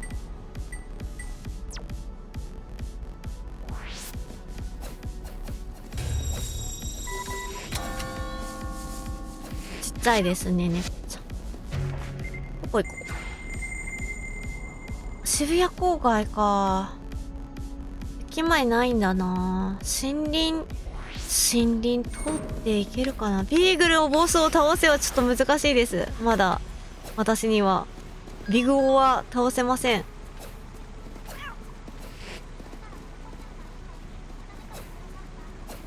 あ、そう、ありがとう、心配してくれて。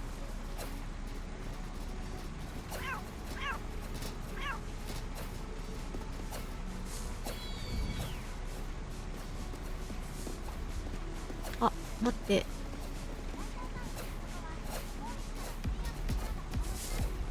あ、そうです、そうです。その通り。今ね、子供がいいメスといい夜を過ごせたんでね。自分、今使ってるキャラ以外に5匹いるのかな。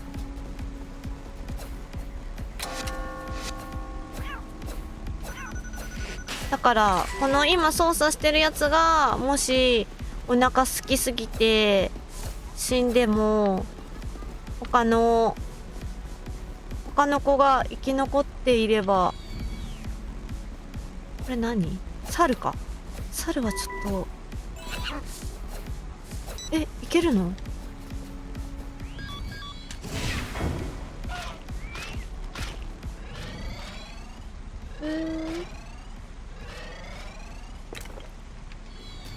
そんなに今ミッション頑張ってますけど、アンロックはほとんどできてないです。そこまでやってない、やれてないかな。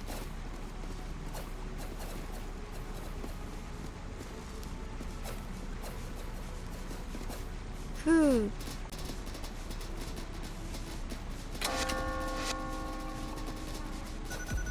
最終的なゲームのクリアはないんじゃない？わかんない。なんか本当なんて言うんだろう、やり込みっていうかスコアアタックみたいな感じなんかな。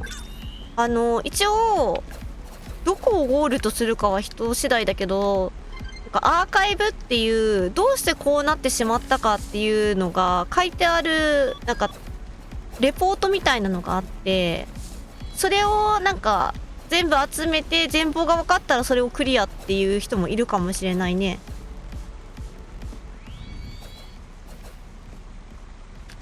私もあんまり詳しくないの、このゲーム。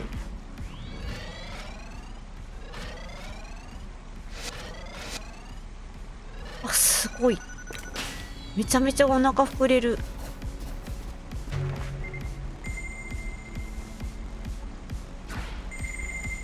山手線東が今盛り上がってるらしいね。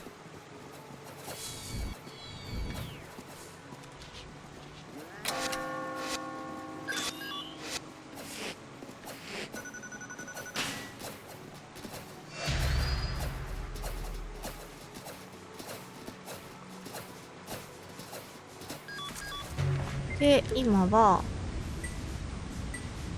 15匹以上、あと9匹か。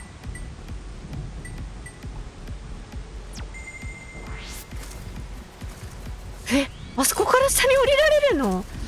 怖っ。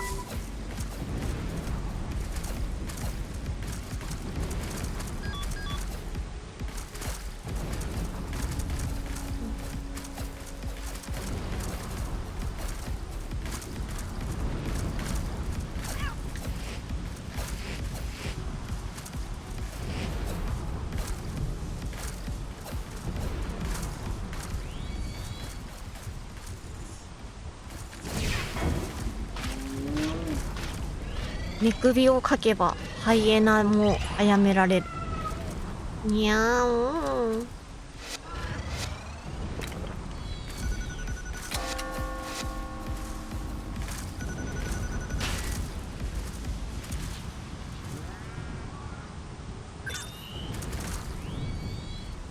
あーでもあれ 2匹でいるのは怖いね。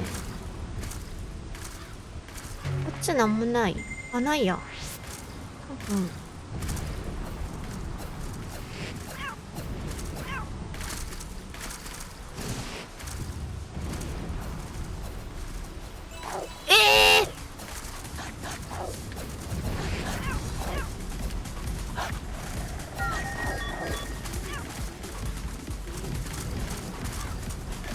兄弟。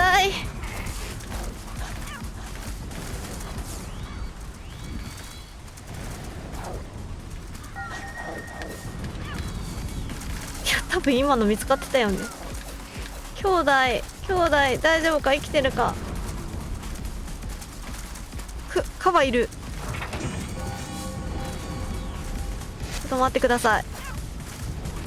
お話だけでも、握手だけでも、猫パンチだけでも。チャレンジ失敗。うわ、なんでチャレンジ失敗？何のチャレンジだった？動物、そっか。さあ次のチャレンジが出るまで頑張って逃げましょうか。落ちちゃった。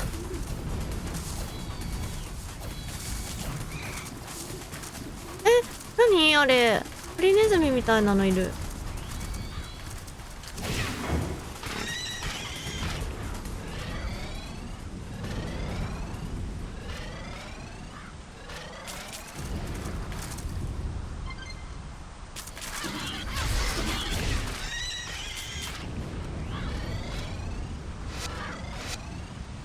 なんだっけ、何にしようとしたんだっけ。なんか犬の靴みたいなの拾ったよね今。間違った。違う。ストレスアップ。アタック上がるんだ。あ、でも番犬シリーズとかってあるのね。まあまあ。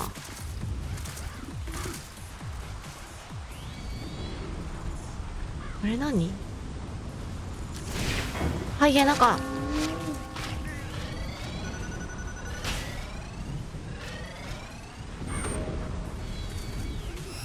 6回サモエドはちょっと無理かもけど、世代交代2回しなきゃいけないね。なんかなんだ、バッファロー。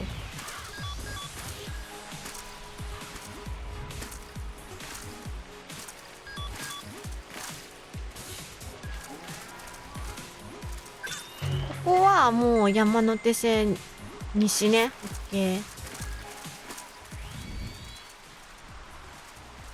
ふっ。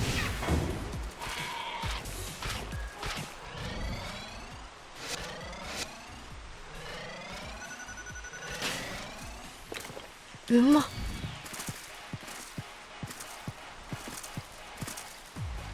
いやもう今もう何に私は何に追いかけられてるん？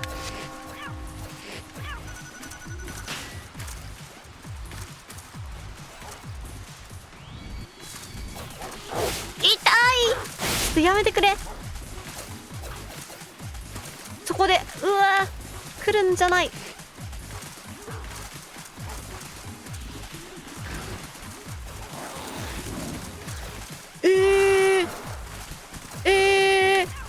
大変。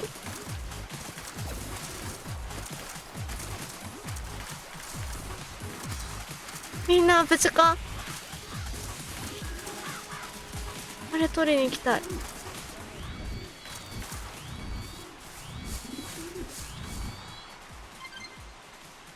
何？ささみ。いっ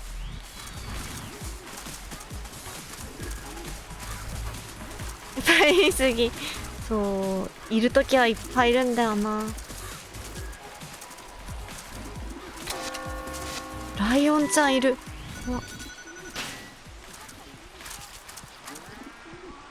いや、これはこのゲームにとってはそんなにかな。まだ。あ、怖っ怖っ、みんな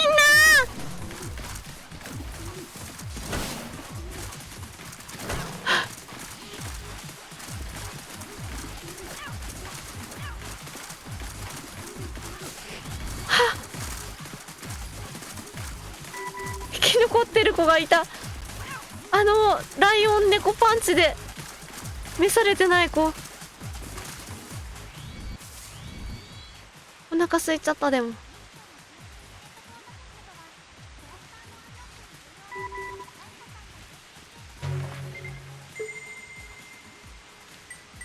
前進しているかどうかはまたちょっと別の話かな。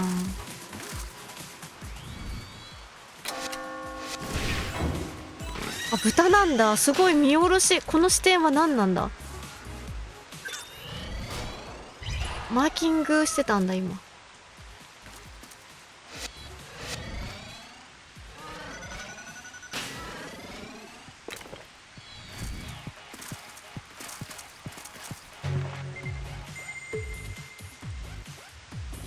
6回マーキングできるのか、ここ。ここさ、あんまり来たことないかわかんないんだけど、マーキングポイントどのぐらいあるんだ。あ、でも4つか。じゃあそんなに動物がいなければ。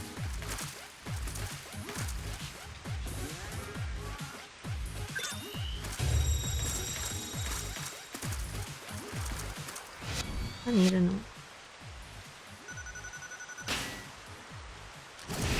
ウサギか。ハイエナかなと思って。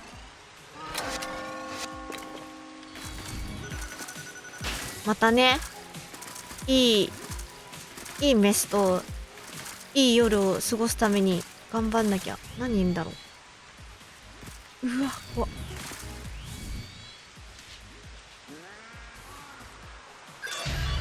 ふう。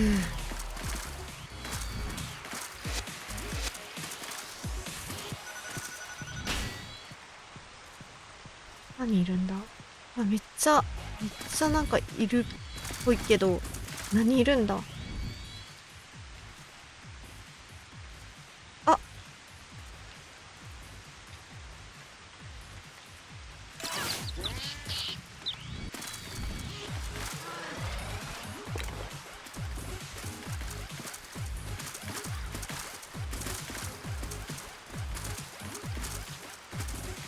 軽くなってきた。うわー、うっしはいいよな。あ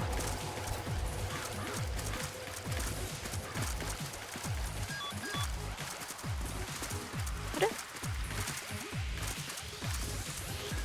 このメスちゃんは何メスちゃん。あ、やったやっちゃー、来た来た来た。いいメスちゃんといい夜を過ごしたい。どこ。あ、そこか。うんうん、近いね。いいですね、これは。とってもいいですね。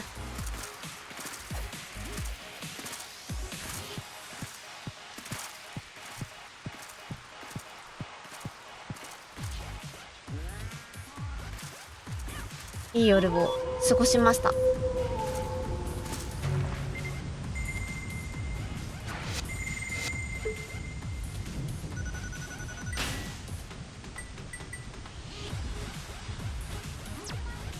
イス5 Thank you ありがとう。帰るかちょっと。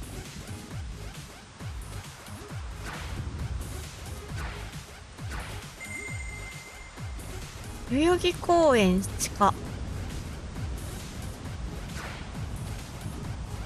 あー、地下入れるんだ。え、待って、もう一回もう一回。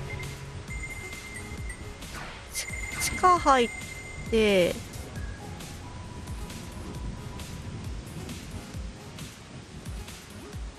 出られる？森林から出れる？どうしたんだバックスさん。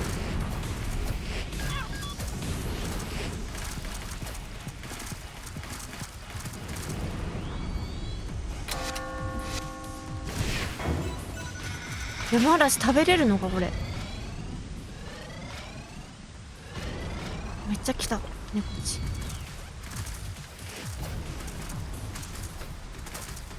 またあそこ通るのも怖いですね。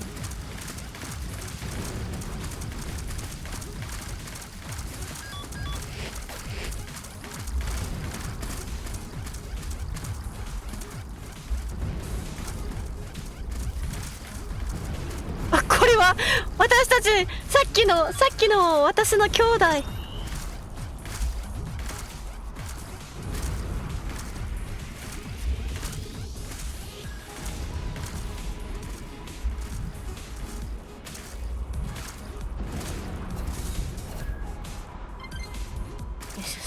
ライオン様がいるから。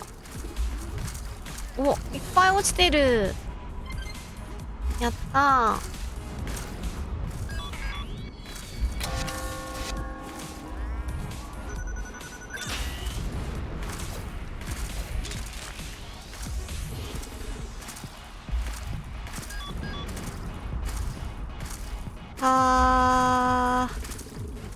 ここではもう食事できないよね。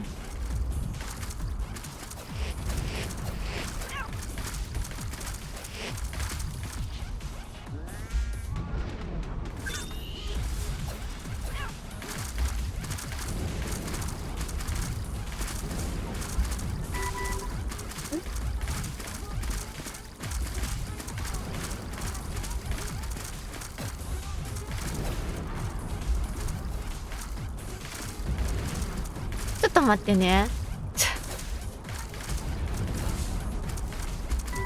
私は日本人合ってる。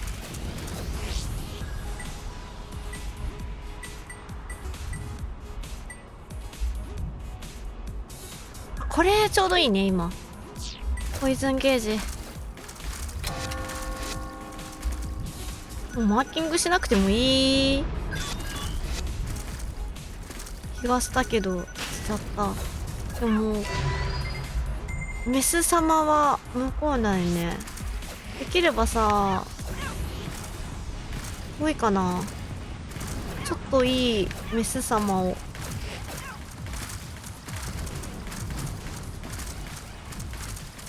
いや普通でもいいです。あ、ダメでした。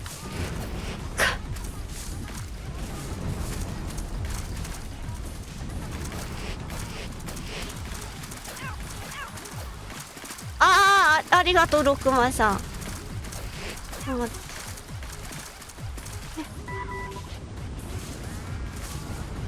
こっちはポイズンなしかな。そこご飯食べたらバックスさんのチャットを見たい。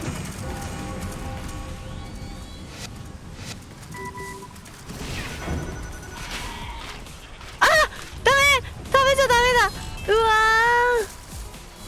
ー、ダメだ、ポイズンゲージ広がっちゃう。どうして。お水ならいい。ご飯はないの。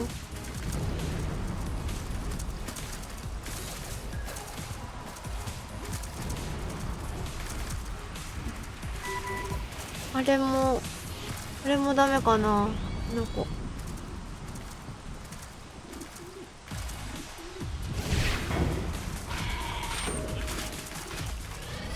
お、大丈夫そうだ。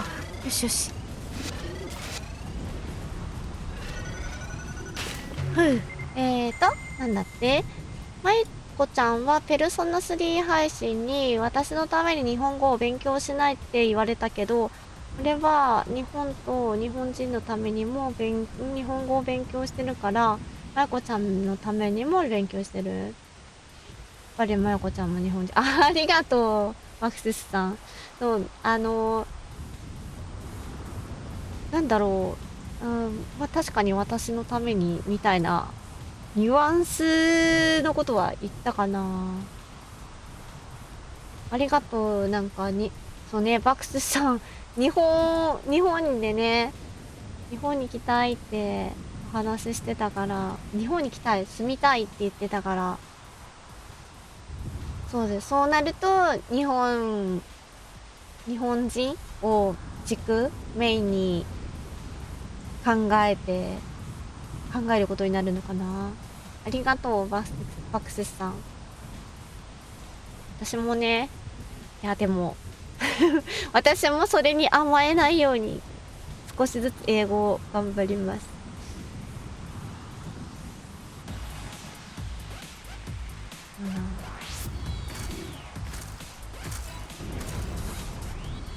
気づかれてしまった。一箇所やってないんだ。ちょっと待ってよ。ここはご飯あって、森林ないんだ今ご飯。じゃあこの辺でマーキングのぴょんぴょんしてる。心がぴょんぴょんしてる。わー、チャレンジ失敗しちゃった。難しいチャレンジ。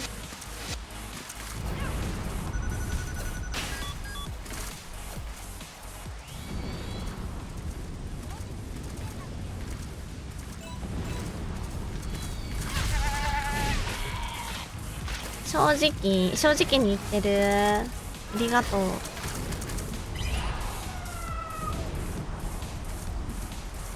まだボスには慣れてない。水も飲んじゃった。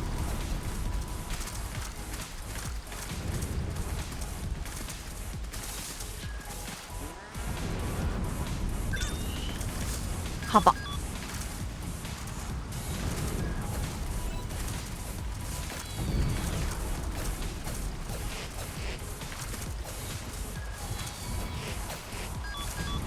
この間ゾウをやってるところ見たんだけど、なんかやっぱりさ、同じ装飾とかでもさ、全然動きが違うから面白いね。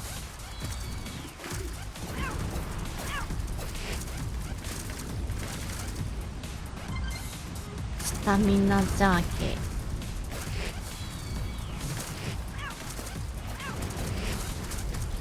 これで縄張り完了。6回あと4回。渋谷駅前結構戻んなきゃいけないってことよね。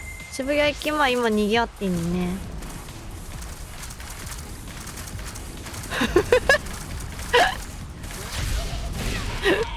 裏切りの猫。こ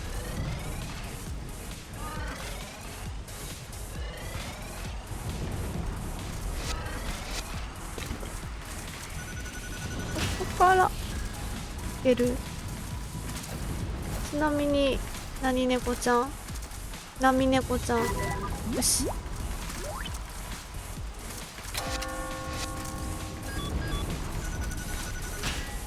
何いるんだろうあそこに。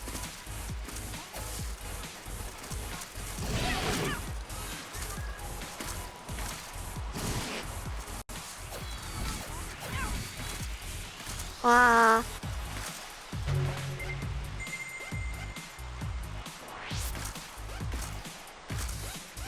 2年間、そうだね。バクスさんとも長いというか、もうそんなに経つんだね。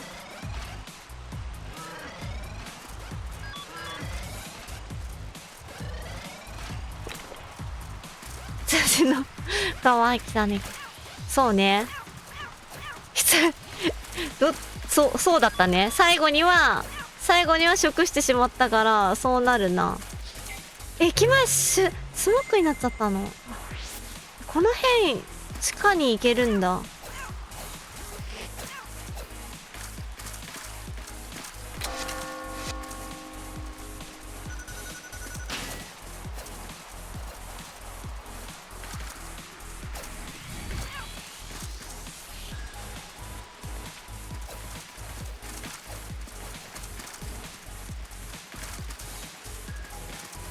なんかすごいいっぱいいる。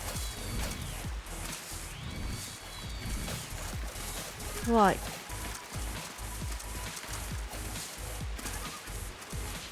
馬の声がした。ここはなんもないの。もう、あ、登れる。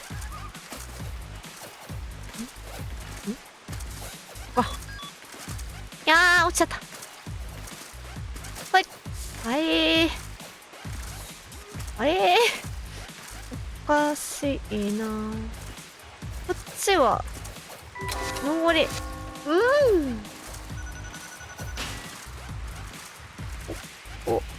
落ちちゃうな。難しい。違う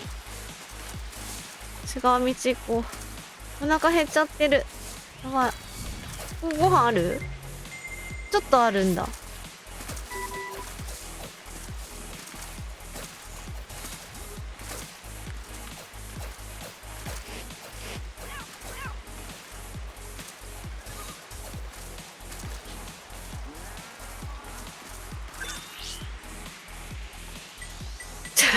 スタミナジャーキーありすぎ。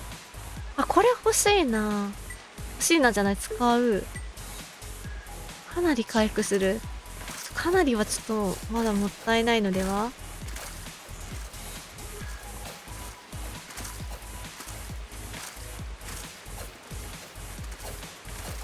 あ、でもそんなことも言ってらんないかもしんない。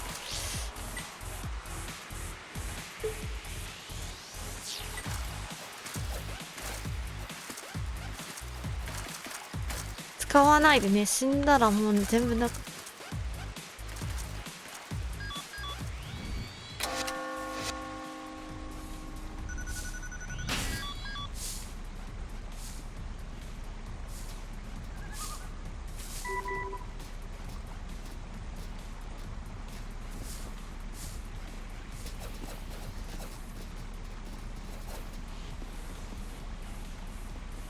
怖い。見つかっちゃった。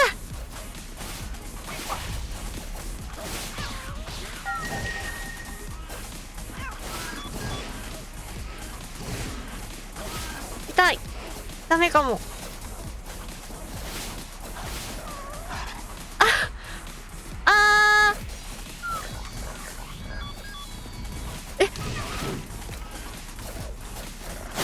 痛い。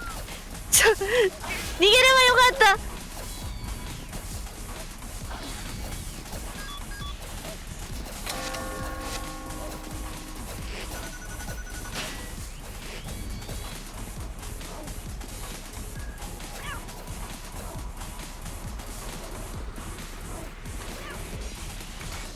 あーん。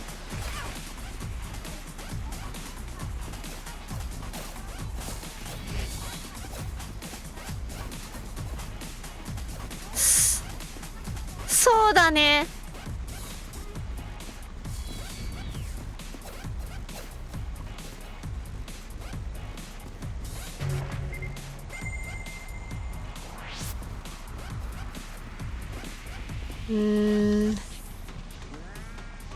戻ったらでもあれよな。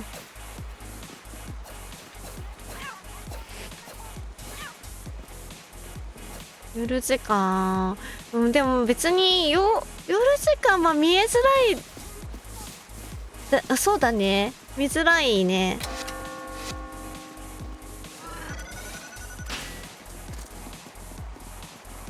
もう後がないから。道玄坂、あれ道玄坂この辺じゃなかったっけね。どこ違った？うわ、食べ物ないんだって。きつ。しかもなんかスモッグだ。ちょっとやばいんじゃないこれ。道玄坂はやばい。一回戻った方が絶対いいよね。食べても戻ってなんとかなる。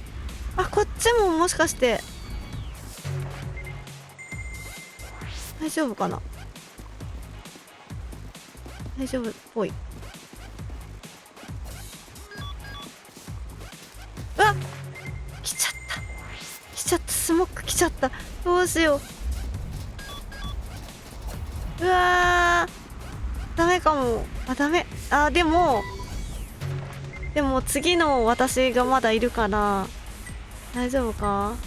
駅前行くを日和りすぎました。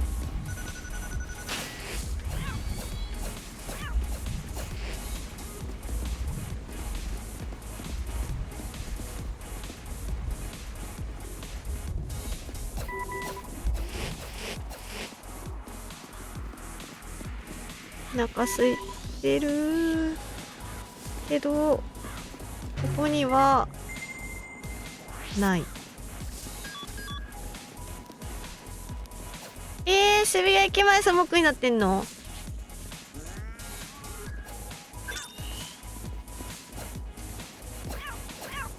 水あればいいのにな。何いんのあそこ。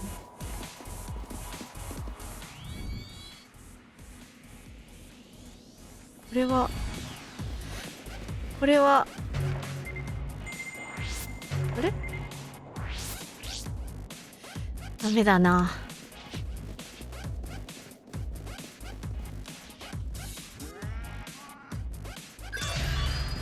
世代交代が。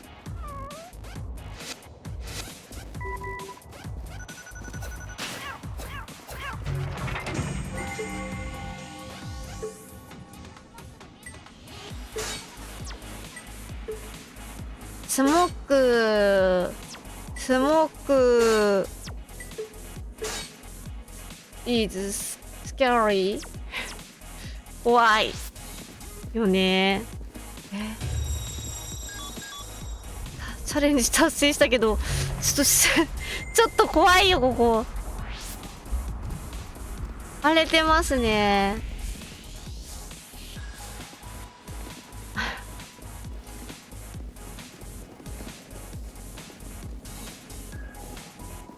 一旦世代交代したいんだよな。でも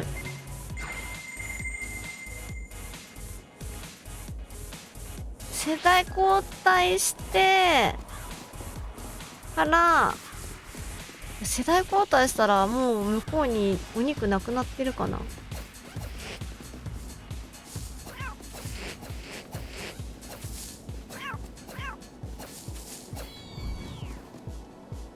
まあ普通のね、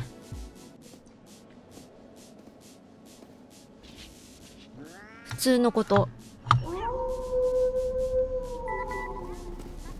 山城ちゃんこんばんは。いらっしゃい。来てくれてありがとう。またなんかハンドトラッキングが反応しなくなった。大丈夫じゃないよな。なんだろう、何でジャングルしてるけど、こないだ草食動物をすごい長くやってたから肉食の振る舞い方がちょっと分かんなくって、すごいなんか情けない死に方をたくさんしたさっきもう2回目のジャングルが始まったので安心してください。やちろちゃんあ、切れちゃった。そっかー。あれ、山城ちゃんまだペーパルのさ、なんだっけ、本人確認できてない感じ。私住民票マイナンバー付き住民票でなんとか使えるようになったんだけど、割とね郵便物早く届いた。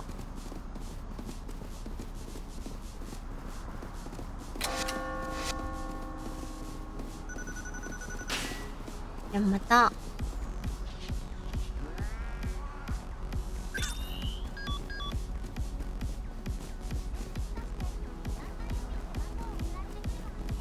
そうなの。なんか郵便の番号を書き留めではないかな。なんかそういう感じだったから気をつけて。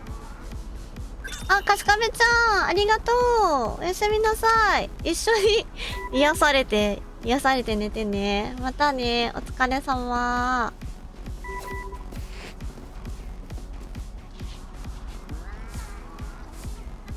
うんうん。いつでも大丈夫だから気にしないで。ありがとう。気にかけてくれて。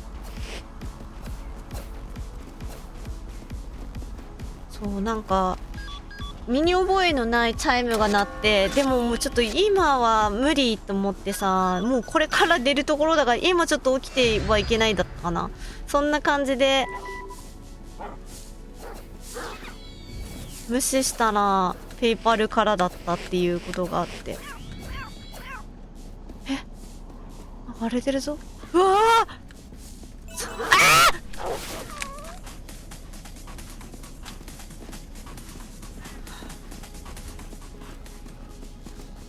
あ、怖いです。あれめっちゃ荒れてるやん。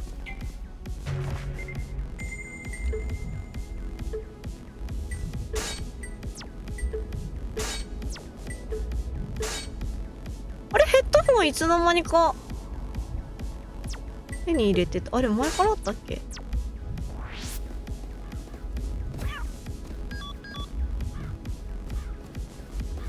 どこ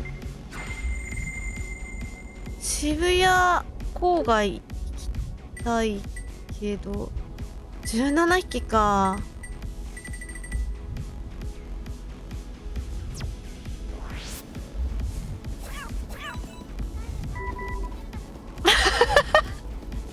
そんな2回、そうだよね、2回目やってくれる人がいないって言ってたもんね。ジャングルよそれは。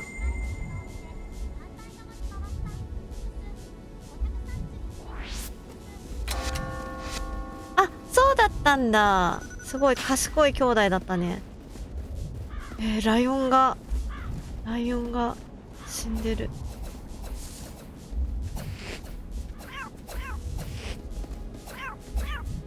いやもうちょっとそのヤマチロちゃんがさ、たくさん動物たちを解放してんの知ってるからさ、私もなんかたくさん解放したいん。うんうん。ネットつないでのマルチできない。あ、そうなんだ。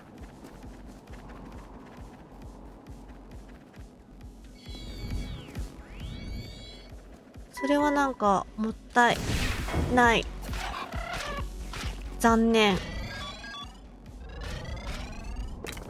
やば。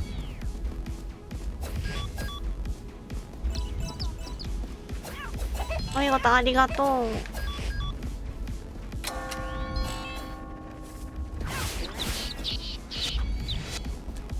食べたらお腹壊す。こ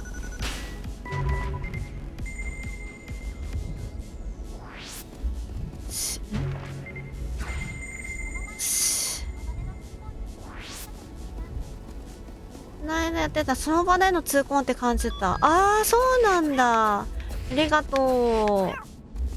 確認してくれて。これ別になんもないや。なんもないんだ。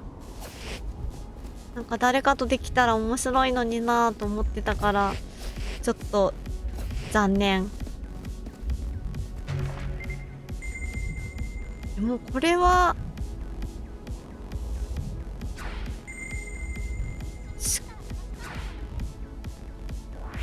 そう一緒にねやってみたかった。あ、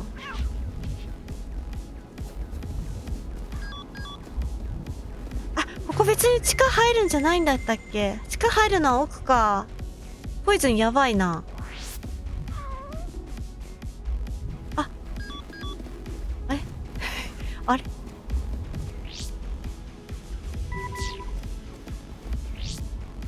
使ってみるか。これ食べたことないんやな。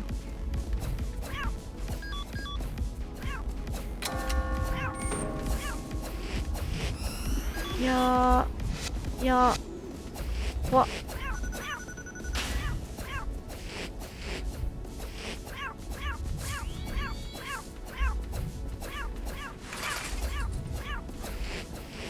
みゃんみゃんみゃんみゃん。こ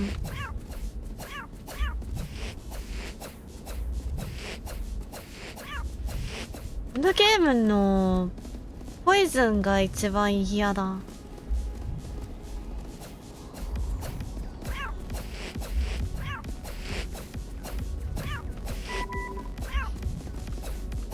そうだね、ライフ減ってんね。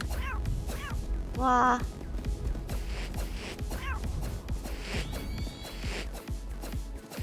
この辺はあの肉のマーク、クマのこと指してるんじゃないでしょうね。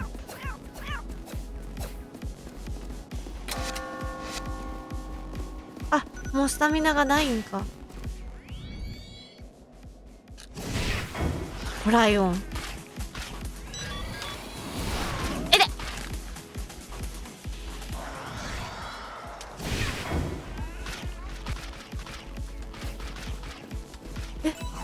やめてよ。やめてよ。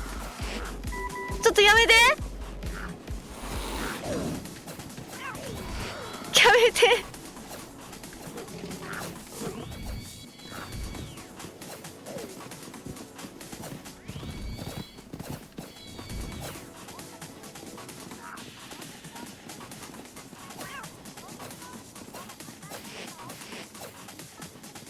あ、腐ってる。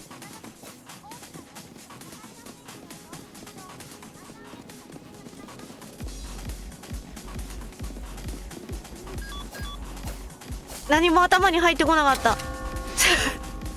ロックマンさんが言ってくれたこと何も頭に入んなかった。あ、後で、あ、こっちじゃなくてよかったんか。ちょっとスモックやめて。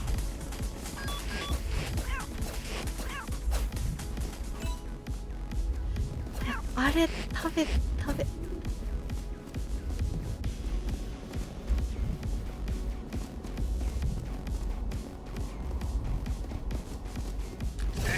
間違っ超間違えちゃっ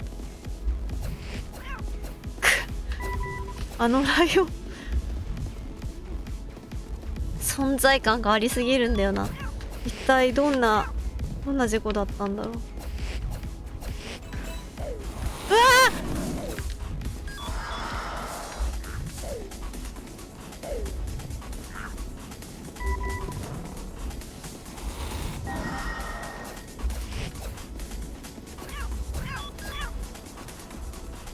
あれ、私の分身は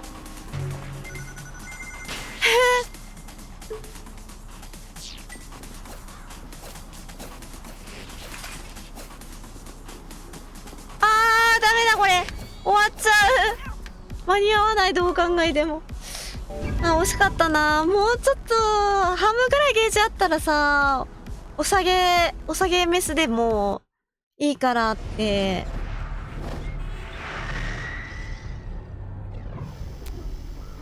できたのにな。ハングリーゲージが大きいんだ、草食動物の方が。緊急。あ、今50年なんだ。そう、なんかネットつなげなくなってんだよな。全然今見なかったけど、そう50年。いや、それでも今日このねアーカイブ見たらランキングつながんない、なんかわかるんだけど、めちゃめちゃ、あ、これが私の装飾の時の記録よ。最大記録な。77年まで来た。これはストリームでやってないやつね。で、今日のストリームで、東京ジャングルを始めた時、すぐ死んでたよ、猫ちゃんで。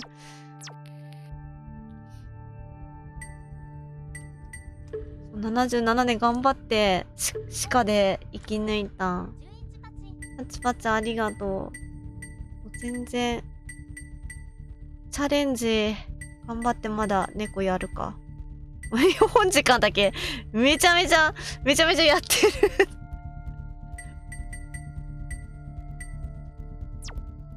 間違って戻っちゃった。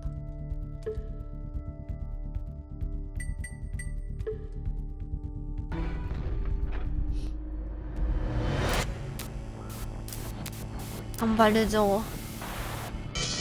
あ、もう、いやー、もうこんな時間なんだ。早いな、さっきなんか、11時半ぐらいだったのに。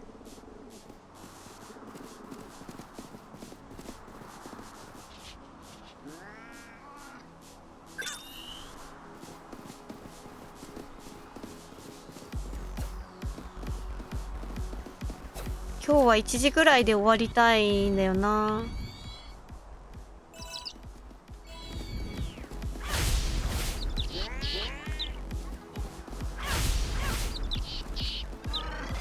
ジャングル、そう、時間解けるよね。なんか、もう一回の連続。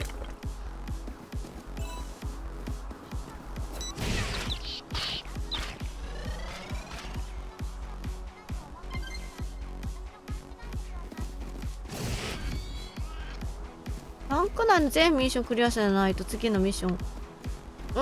そういうミッションもあるんじゃないのかな。わからない、私も。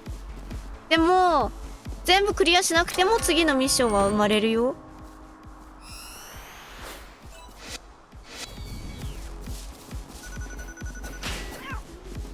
ちょっとね、それはそれは、手だれの人じゃないとわかんないな。私これ起動するの3回目か4回目ぐらいだからな、まだ。あと、説明書、東京ジャングルの箱が、パッケが、ちょっと見当たらないから、説明も見れないんだよな。安物ペットフード。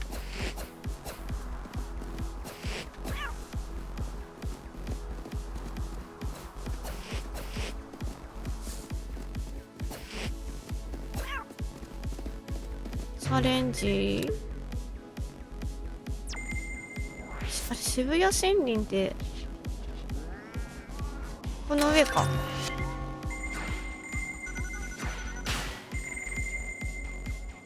ストーリー一つクリアすると確かサバイバルでなんかアイテム拾えて、うん。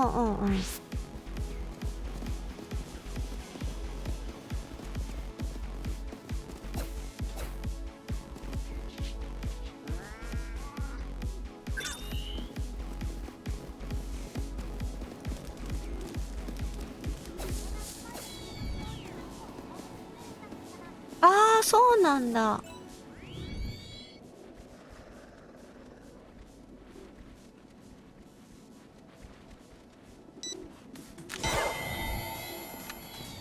あ、噛めばよかった。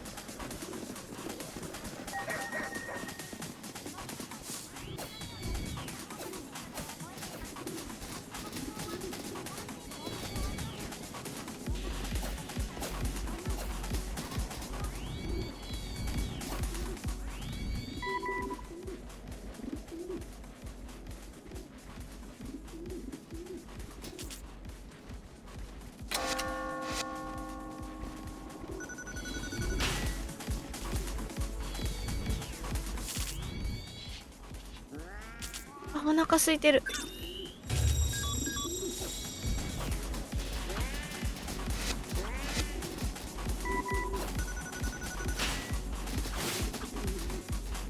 ふう。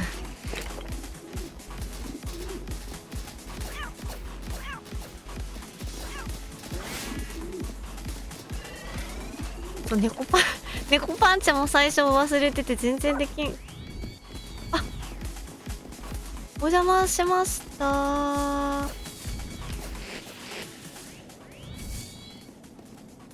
で、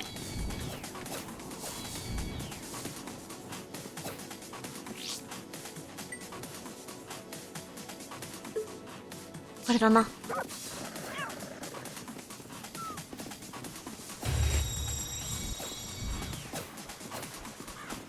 インヌが追いかけて。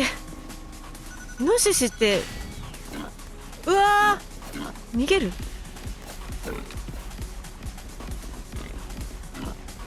いで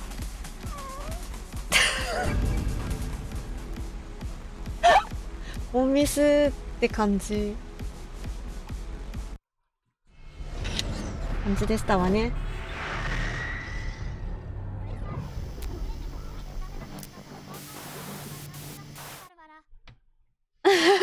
わかる。だいたいなんか山城ちゃんやってる時すごいね、楽しそうだもん。すごいそれわかる。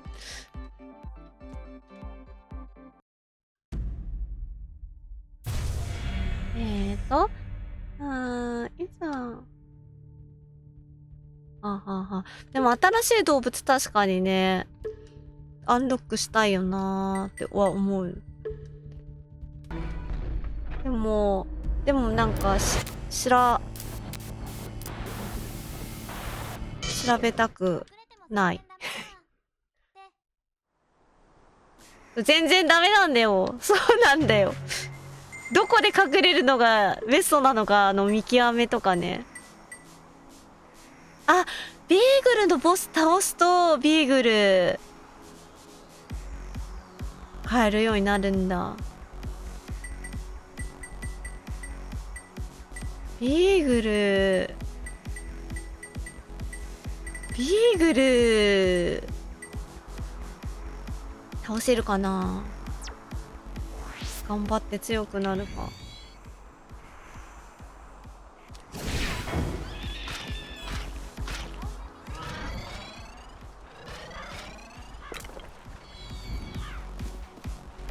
ミッション確認して、もうすぐ猫パンチすればよかった。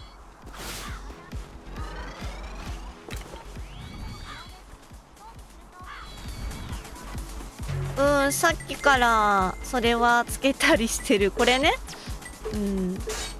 でも消耗品なんよねこれ。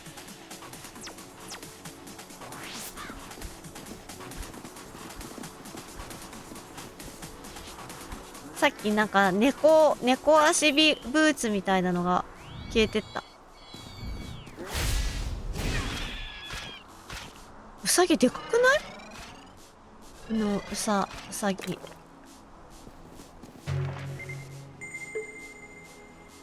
まだチャレンジは出てないの。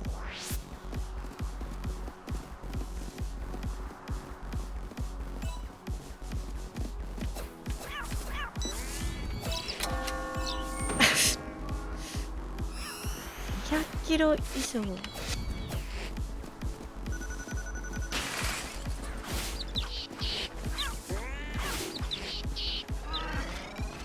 これちょっとなんだよなカロリー。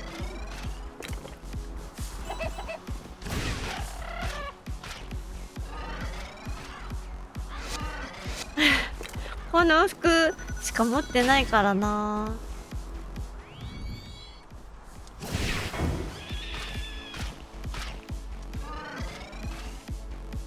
200キロカロリーを摂取しなくてよ。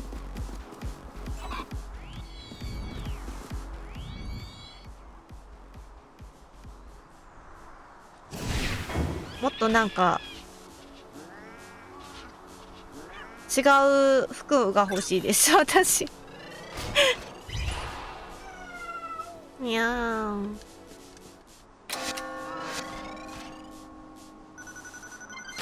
猫シューズ来た。猫ちゃんが猫シューズ。あ、すっごい減ってる。タックが減るけど。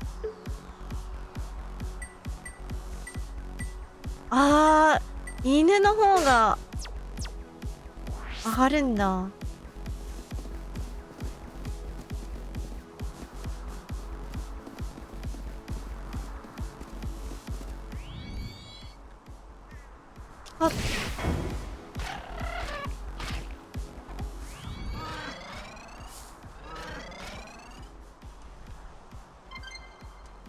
来た。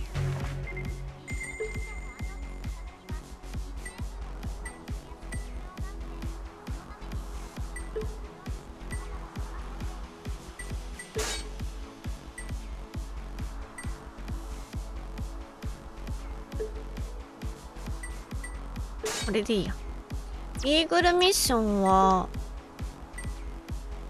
なんだろう、チャレンジを1回以上クリアで世代交代が1回だから、出すだけだったらそんなやらなくていいんだけど、イーグルを倒すためにだと結構いろんなことしなきゃいけないのかもね。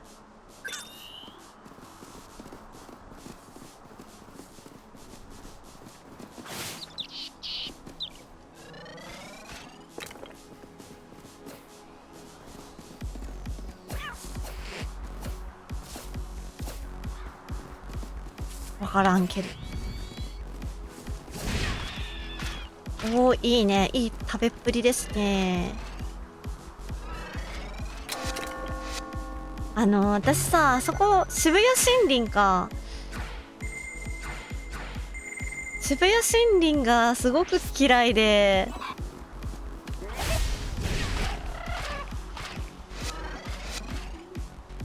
あそこ、なんか、草食動物、特に草食動物だと、抜けるのがすごいしんどいなーっていつも思ってる。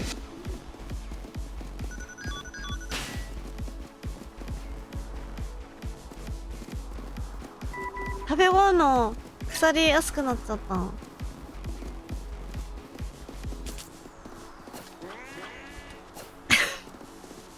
何もできませんでした。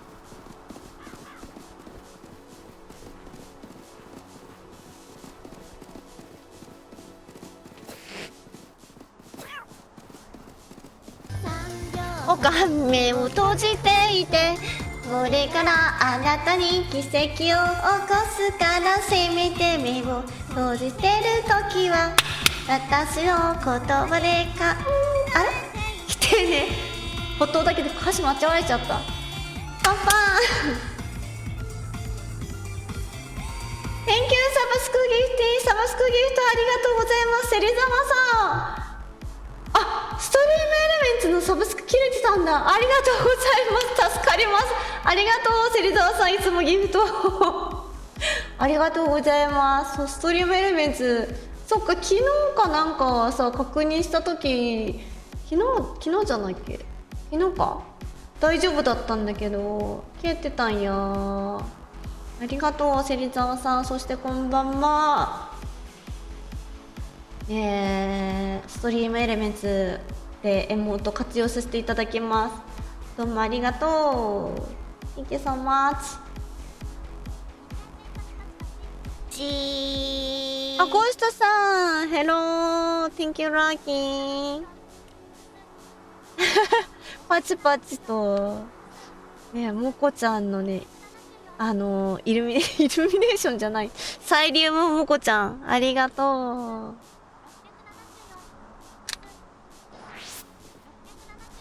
う。もこちゃんといえば、そう、やむつろちゃんがツイッターに上げてたさ、もこちゃんがトリミングに行った写真を今更見たんだけど、シャンプーしてる時のさ、水に濡れたもこちゃんがすごいね、別のワンチャン感あって笑っちゃった。バイロナウなんて読んでんだ。ちょっと待って、また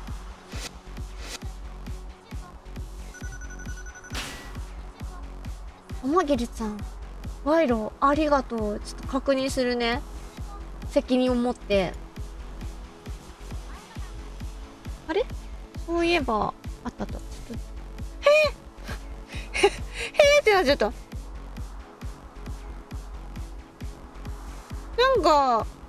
なんかすごいさ、子犬の顔してるね。かわいい。ちょっとみんなにもね見せますんで、ちょっとお待ちください。ね、鹿丸くん、そう、待ってね、今見えるようにブラウザに貼り付けるから。昨日、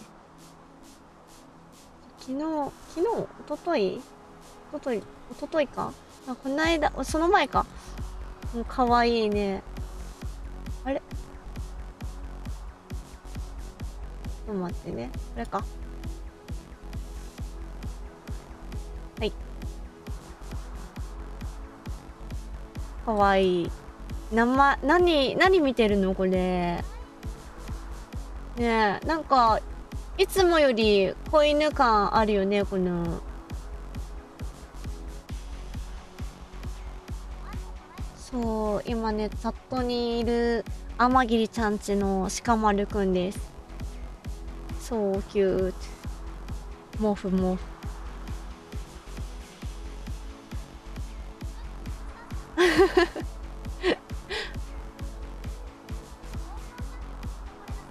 東京じゃ確かに。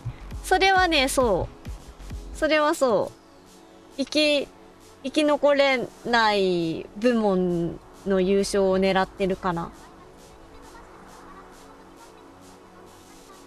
なんでもこっち見ないから。上に手伸ばしそこから口元に持ってって姿勢を、あ、そうだったんだ。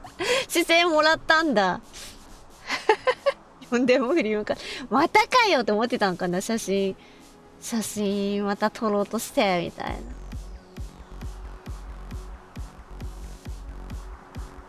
ただでいつも撮って、ただなのかな、ただでいつも撮ってんの。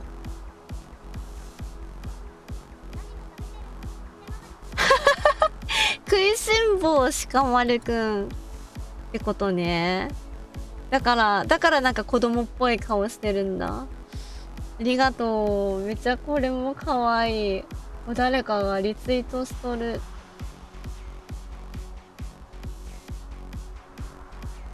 かわい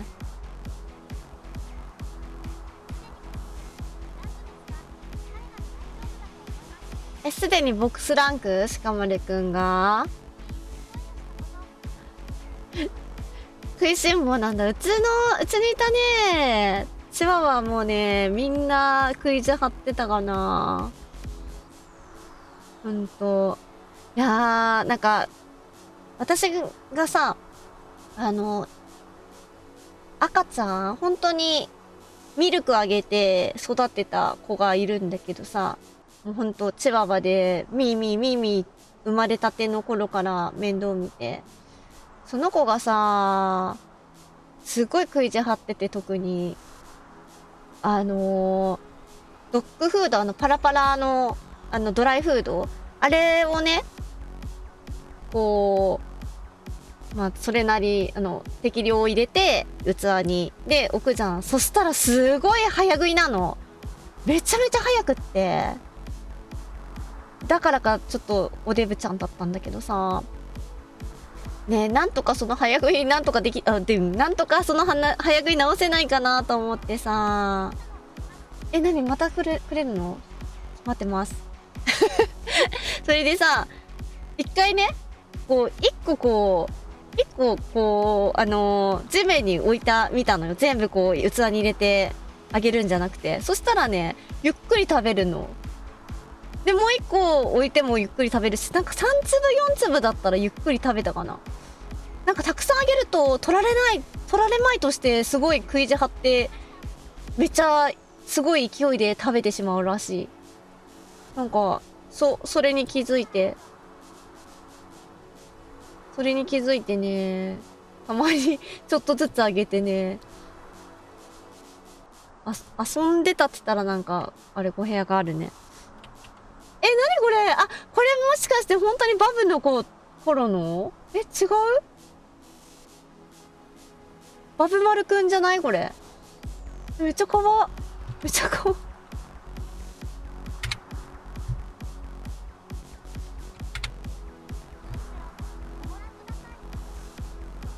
見てみんな。見て。見てる？見てるかな？かわいい。ぬいぐるみみたい。かわいい。ありがとう、天霧ちゃん。お母様にもよろしくお伝えください。かわいい。まだね、鼻がちょっと短めだからなんか本当にバブちゃんみたい。早食い防止皿ある。あ、そんなのがあるんだ。へえ。かわいいよね、6枚さん。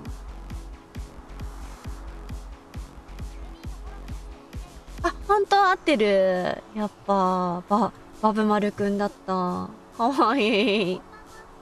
あ、ファインドさんこんばんは。いらっしゃい。来てくださってありがとうございます。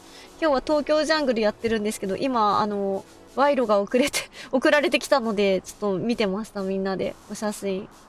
今、チャットにね、いる天桐さんのお家の鹿丸くん。チワワとトイプードルのハーフワンちゃんがバブだった頃。まだ赤ちゃんだった頃の写真です、こちら。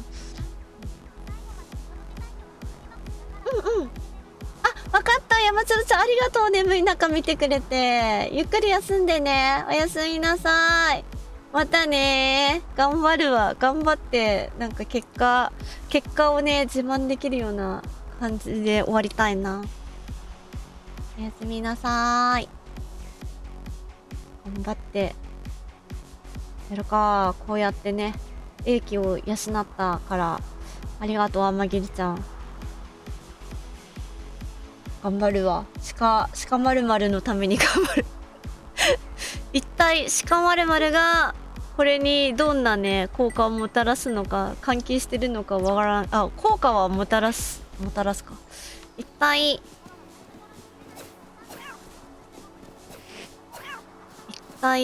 鹿丸々にとって何の利益があるのかわかんないけど頑張ります。うん、ありがとう。またぜひぜひ。おやすみーさーい。母ちゃん答えところ。お散歩外出してブルブル震えて可愛いですね。今となっては散歩に連れ出したら爆速で走り出すように。すごいあれビビリ、まあ、なんか結構人見知りするって言ってたもんね。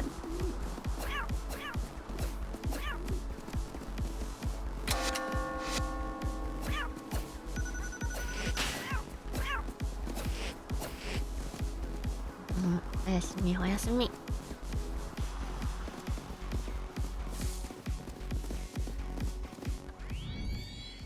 なにこれ、うさぎの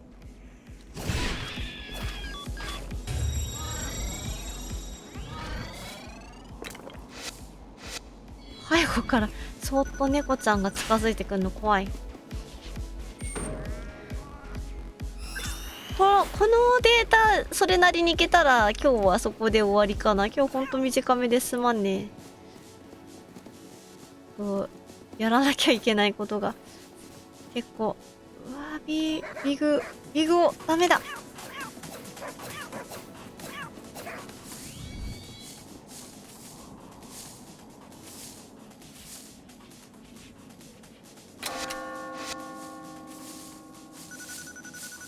イエーイ。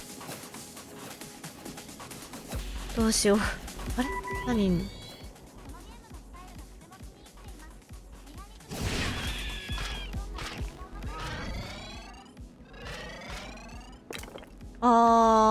なるほどね。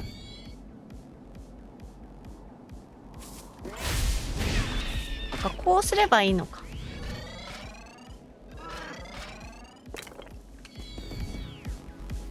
面白いゲームだよね。ヒーグル先輩厄介ですね。ここも上登れないんだっけ、この辺。チャレンジはカロリー608。渋谷行かないとな。すごい嫌な位置にいるんだよな、ビーグル先輩。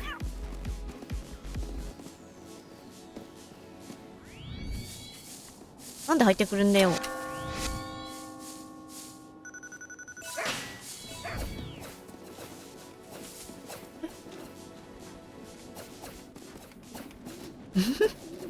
どうなってたんだ今。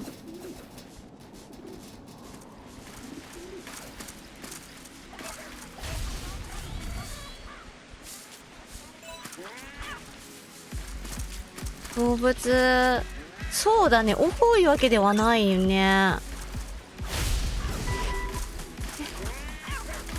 うわー、いてー、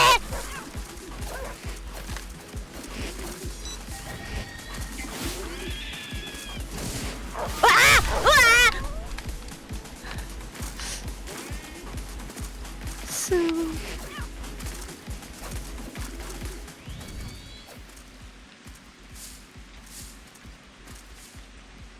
ヒグオは押せないのではまだ。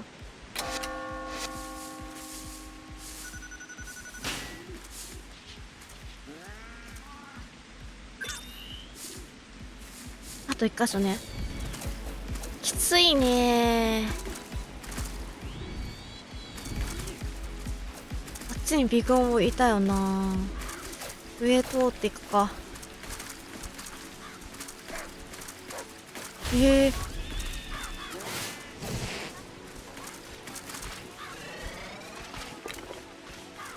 図が複数あるといいな。確かに。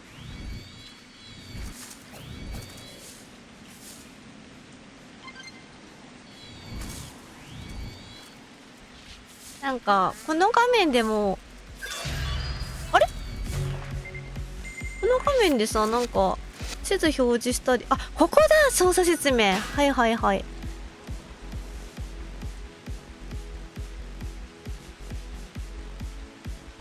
ステップ、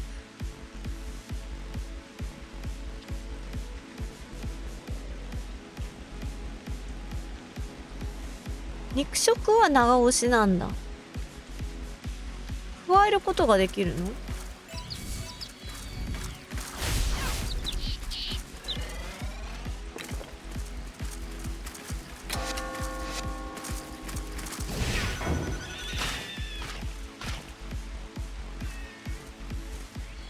どこで加えるって書いたっけ？長押し。あー、持ってけるで食べれるのね。はあ、勉強になりました。おめっちゃんのところに行くのが大変だよね、これ。ビグオいるんでしょ？寝てる？ビグオが寝てる？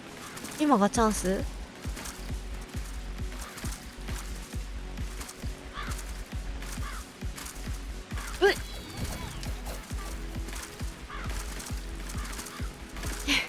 その機能忘れてた。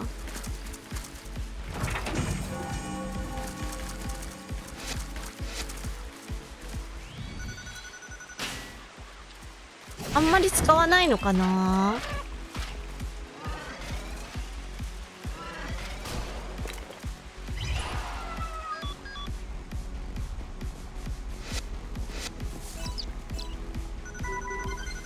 よしよし。で、イーグルのボス倒せ。ないよ。失敗しちゃった。マジかー。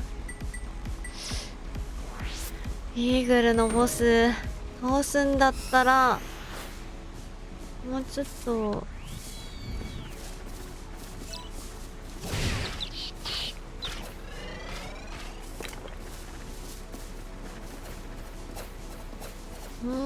とさ、兄弟欲しいな。何いるんだろう。あれ、どうした？鶏かな。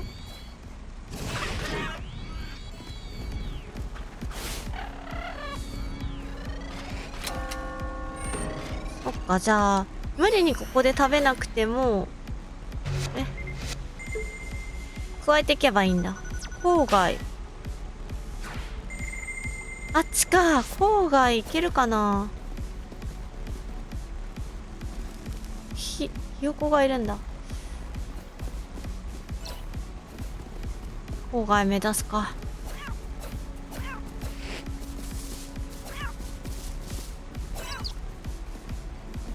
せっかくだから食べるものを加えていきたいけど、ここら辺にいるのひよっこばっかりだね。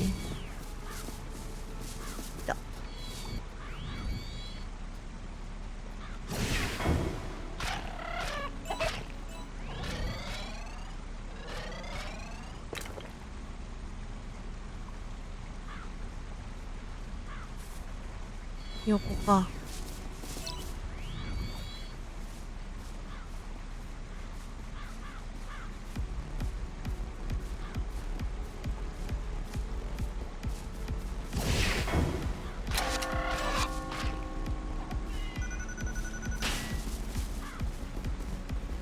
この状態の時はパンチできないんだね。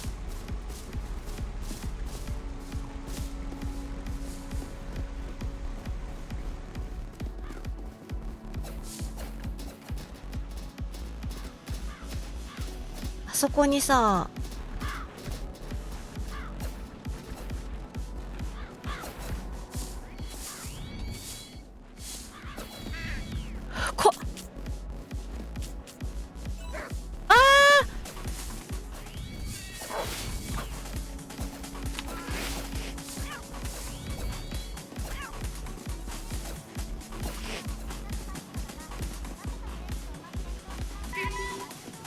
うわー、振り向いてくれよ。なんで振り向いてくれないんだよ。どこにいるんだ。久しぶりのゲームです。どういうことだ。久しぶりにやりたいってことかな。画面の大きさに合わせて正しく画像を。なんかそれ、なんだっけ、スイッチ、確か、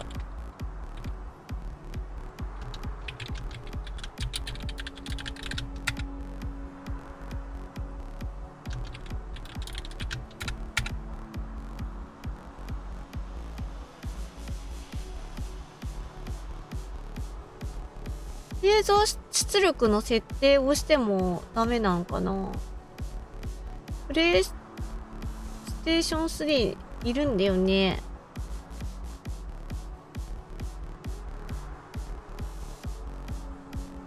ディスプレイ設定、オプションから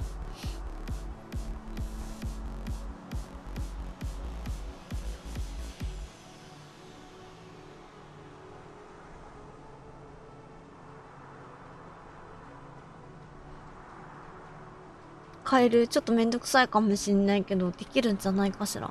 猫は遊んでるから、OK です。よいしょ。もう日時か。まあ15分。途中になっちゃうかもしれないけど。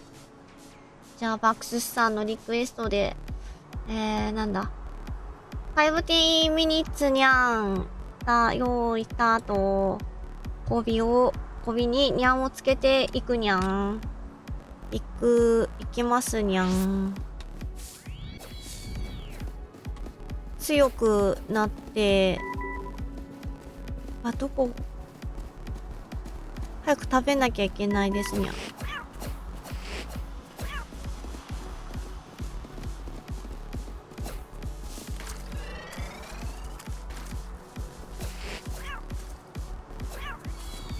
頑張るですにゃん。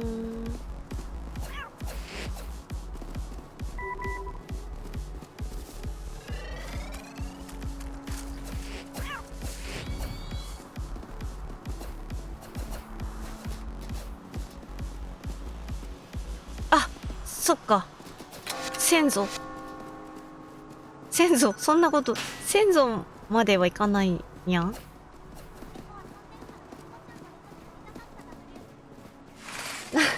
何だかしたかったかにゃん。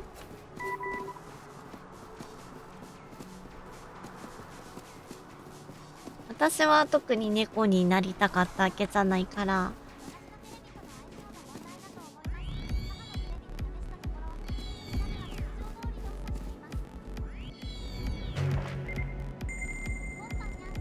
テレビとのトゥットゥルルットゥルットゥットゥル、そこに大体愛があるだけ。トゥットゥルトゥットゥルットゥットゥル、そこに大体愛があるだけ。 Thank you lady。 メイドありがとうございますにゃー。ほのとりさんいらっしゃいませ。レイドありがとうございますにゃん。コウノトリさんとコウノトリさんのところから来てくださったレーダーズの皆様、はじめまして、まゆことも申しますにゃん。日本人の V ストリーマーでドット A のレトロゲームが好きですにゃん。しかし、今日はプレイステーション3の東京ジャングルを遊んでいますにゃん。今はチャンネルポイントで語尾に、15分間にゃんをつけるっていうそんなものをやっていますにゃん。よかったらまゆこさんじゃなくてまゆことかまゆちゃんとかまゆたんとか親しみを込めて呼んでいただけるととっても喜びます。よろしくお願いしますにゃーん。あ、ダークウルスさんありがとうですにゃん。お、ダークウルスさんもこんにちはですにゃん。コウノトリさんは何をしていたにゃん。ちょっと待ってくださいにゃん。すごく東京ジャングルやってます。レイドありがとうございますにゃん。アウトアウト。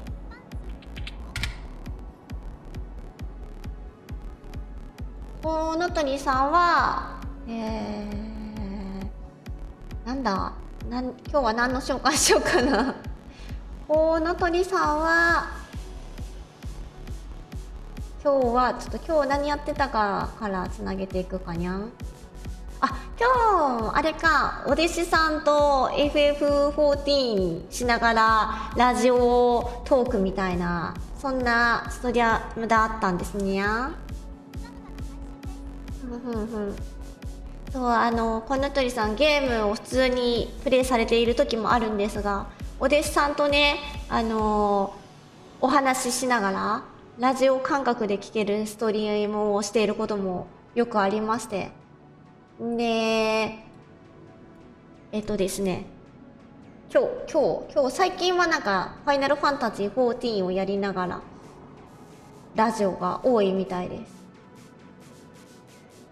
あとはコウノトリさんといえば絵がなんか独特な色使いのイラストを描かれておりまして、ありがとう。なんだろう、説明がね、なんだろうな、妹もご自分でね、お描きになられているんですけど、それとはね全然違うタッチ、全然違う色使いって言ったらいいか、そんな、ぜひツイッチページ、トップページにね、トップページ、チャンネルページにね行くと、コウノトリさんのそのヘッダーにね、その私が今話しているイラストが飾ってあるので、ぜひ見ていただきたい。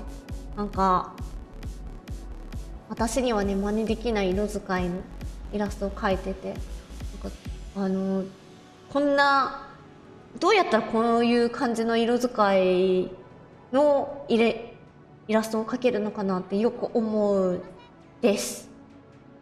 いろいろとすいません、どうしてです。とんでもないです。こちらこそありがとうございます。そんな、結構ね淡々と、最近そんなに遅い時間にはやってないかな。なんかたまにね睡眠の関係とかで遅い時間にやっていらっしゃる時もあるんですけど、無茶をさせて、そんなことないです。ちょっと今日私の方の事情で言葉がうまく紡げないことはあるかもしれないですけど、無茶をさせてはいないです。いつもこの説明をしているので大丈夫ですよ。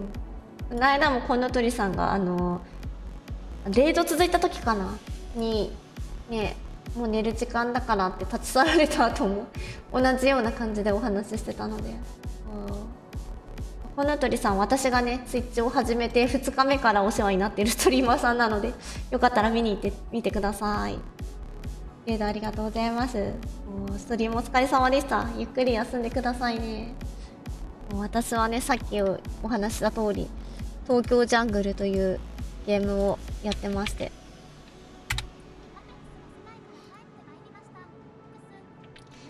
エイペックスの世界から、シナシューン、おかえりなさい。エイペックスお疲れ様です。シナシューン、なんかまたあれかな、カスタムとか、大会とかそんな感じの練習とかからしら？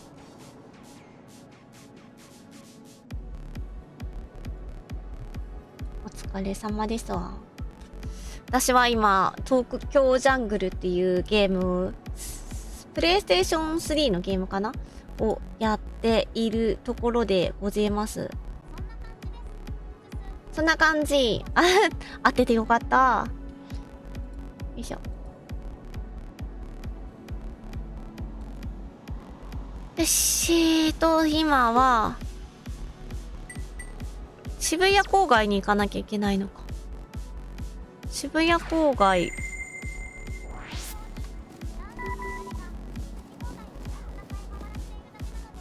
邪悪な会話。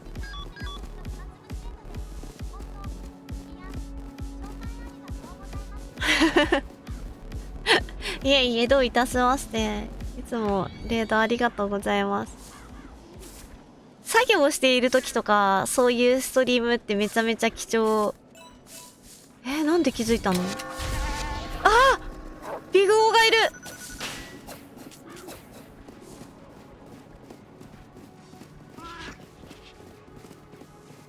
お腹空いちゃって。ちょっと待って。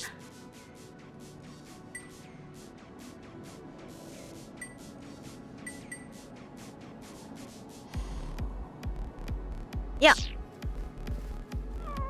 世代交代じゃないです。兄弟とバトンタッチしよう。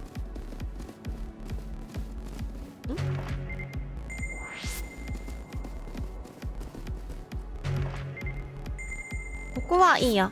無視して。今は、三毛猫ちゃん。あ、ちょっと待って。そうだ、語尾にゃんのやってる途中だったんだ。止めたけど。チャンネルポイントで、にゃんを再開します。にゃん。私、この、語尾にあと10分ぐらいに、にゃんをつけさせて、会話をさせていただけますにゃん。なんか何いるにゃん？ワンワンにゃん。ワンワンにゃん。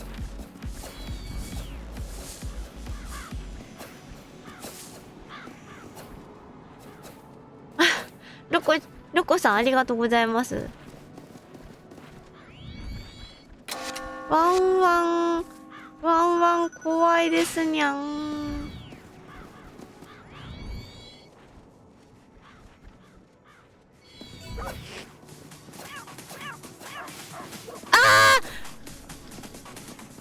兄弟にゃん。兄弟が召されてしまったにゃん。辛いにゃん。もうちょっとで渋谷郊外にゃん。このゲームを知らない方に説明すると、人間が消えた渋谷でサバイバルをする、そんなゲームですにゃん。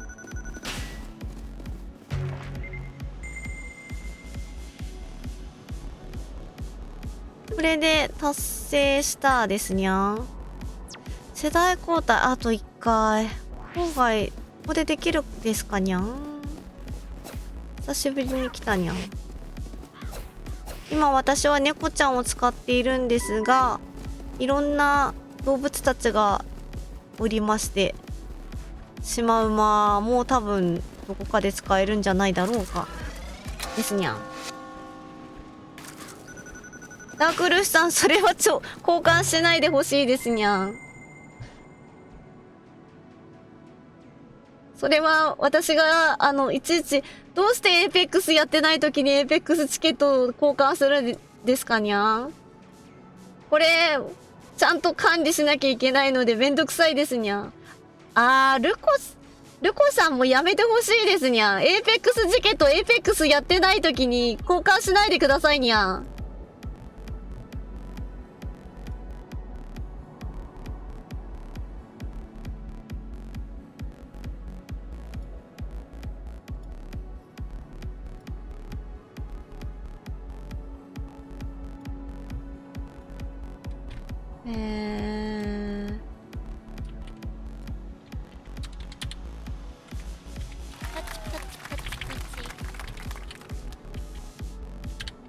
パチパチは大丈夫ですにゃん。うん。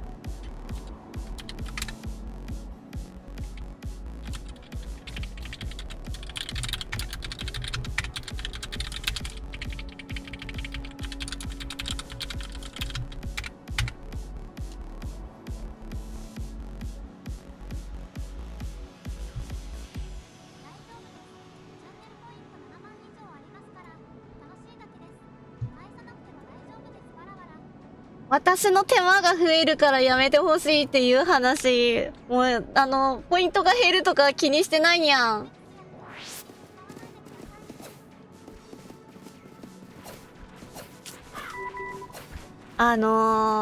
結構ね、チャンネルポイント、いろんなね、あれで、整理しなくちゃ、しないとね、結構見づらくなってましてにゃん。なので、やめ、残るやつ、普通に音だけ流れるやつはいくら使ってもらってもいいにゃんいいにゃん。でも、エイペックスチケットは、参加する人がいるときに、抜けがないかとかで確認するから、承認制にしてるにゃん。それはちょっと、やめられないにゃん。あれこれ、ここ、いけないにゃん。いけないにゃん。マジにゃん。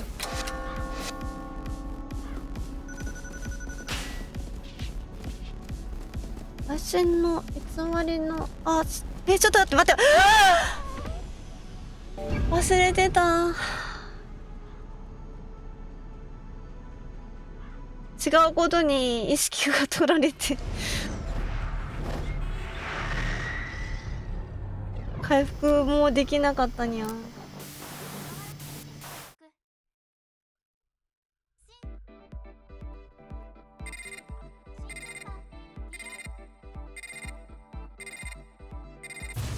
これ最後にしようと思ってたんだけど、どうするかにゃん。とりあえずレードは切るにゃん。よいしょ。リードをされるとすぐ終わるのが申し訳なくなるから。もうじゃああと1回だけやるですかにゃん。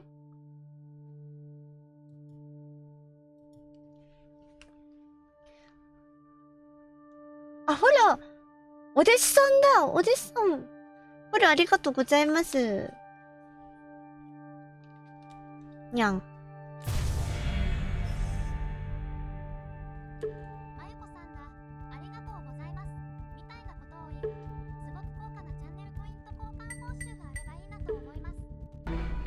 ありがとうございますみたいなことを言う。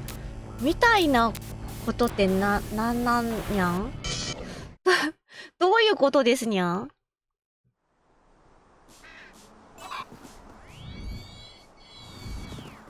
はい。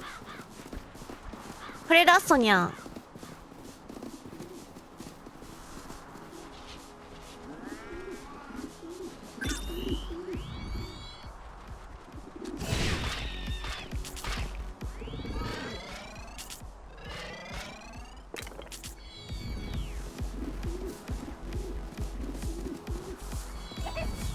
今日気圧が結構荒ぶってるというか、それで多分頭の周りが途中からおかしくなったっていうのは表現として間違ってるかもしれないにゃんけど、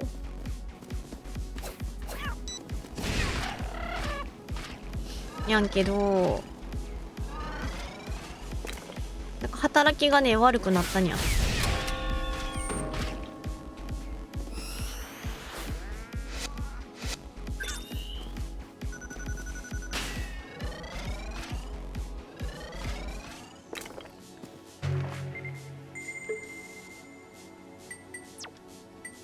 じゃあ先にこっちに向かいますかにゃん。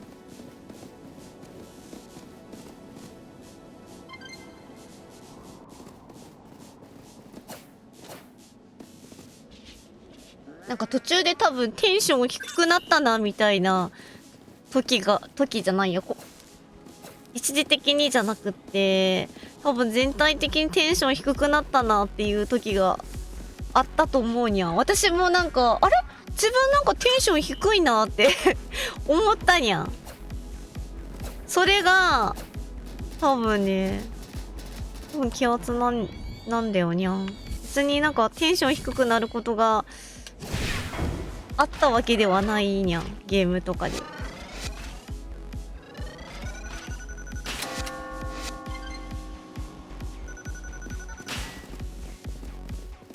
パチパチありがとうにゃん。森林。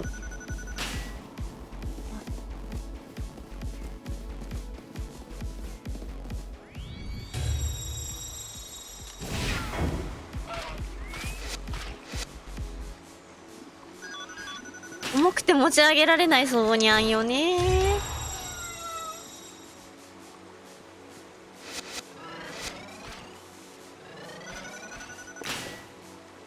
間違えましたにゃん。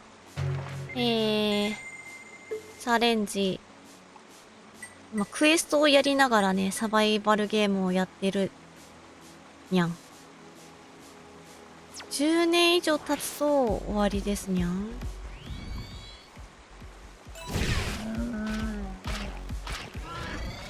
くしゃみが出そうですにゃん。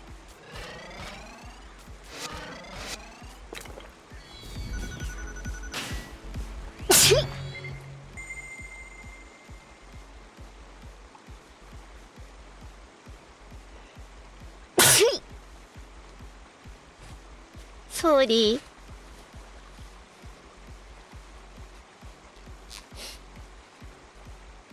またなんかハンドトラッキング死んだにゃん。あ、これで大丈夫かにゃん。あ、大丈夫にゃん。プレシー緊急プロシット緊急。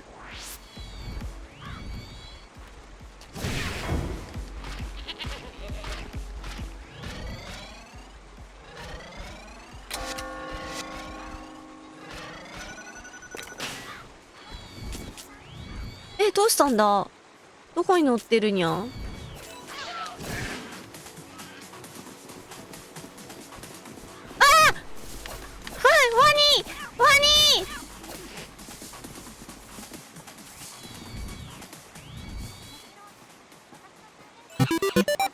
終わったですにゃん。あじゃあこれ終わったですにゃん。フィニッシュにゃん。リクエストありがとうございました。バクススさん。あ、タイアンちゃんこんばんにゃん。こんばんは、いらっしゃい。来てくれてありがとうございます。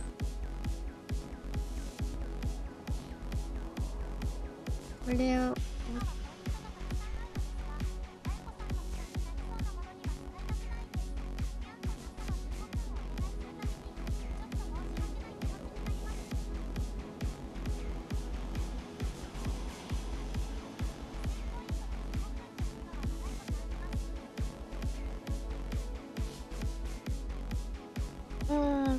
何今はポイント、ストレッチ交換ありがとう、バックスさん。ちょっとストレッチするね。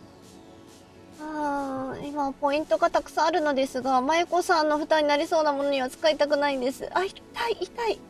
痛いわ、これ。痛い。すごく痛い。肩甲骨を寄せるだけで。やんやうさ15分お願いするのにちょっと申し訳ない気持ち。あ、そうなのか。2000ポイントで15分っていうのは長い。あ、そうなのか。なんかね、うち他に使うあれもないし、今のところね、やりたいこととかはあるけど、私がね、回んないんだよな、首が。だからなんか全部ストリームで完結することだったら、チャンネルポイントは難しいですね。なんかさ、ゲームのリクエストとか入れてる方もいらっしゃるけど、私は無理なんだよな。あ、ルビーちゃんこんばんは。いらっしゃい。来てくれてありがとう。今、東京ジャングルラスト回をやりながらストレッチの交換が来たので、ストレッチしてます、地味に。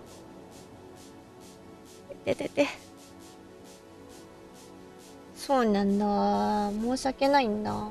申し訳ない。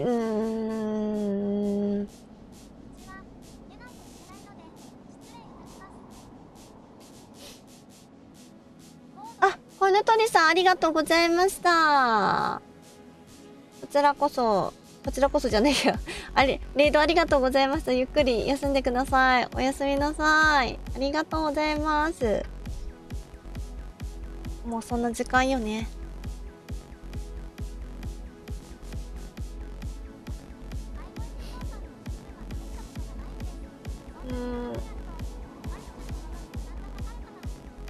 いやー、喉使うっていう感じでもないんだけど、なんだろう、短いと対処するのがめんどくさいっていうのがまず一つあります。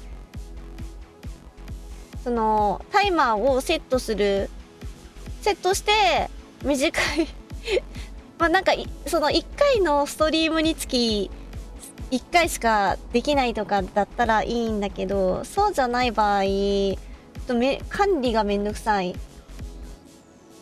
くてこまめにしたくないから、ゲームとかも中断しなきゃいけないじゃない？その短かったら。だからそれでも短くなったんだよこれ。なんか最初30分だったんだよ。みんな30分とか、あ、30分ではないっけ？ 20 分かな。でも短くなったのこれでも。全体的にね、時間、で、値上げっていうかまあ、そうだね。ポイントは、高かったかなわかんないけど。でも結構長かった、最初は。30分ね、長いよね。長かったんだよ。確かもうちょっと。よいしょ。はぁ。いや、めちゃめちゃ痛い。最近ね、この病院行ってないからな。ストレッチありがとう、バクスシさん。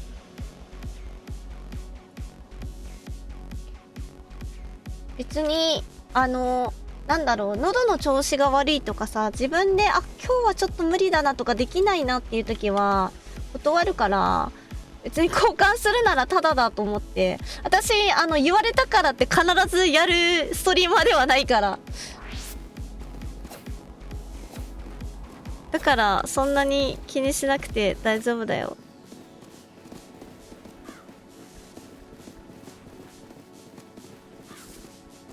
あ、そうでしたか。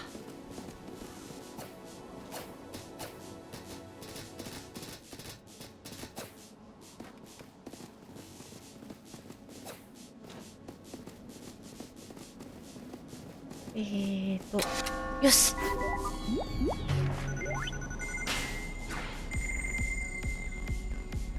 森林がご飯いっぱいあるんだ。森林にじゃあご飯食べに行くか。ワニいたの森林だっけ？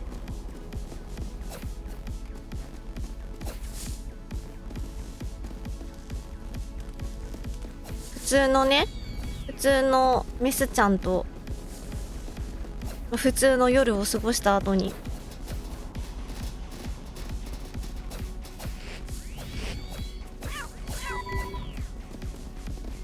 お腹減ってきたね。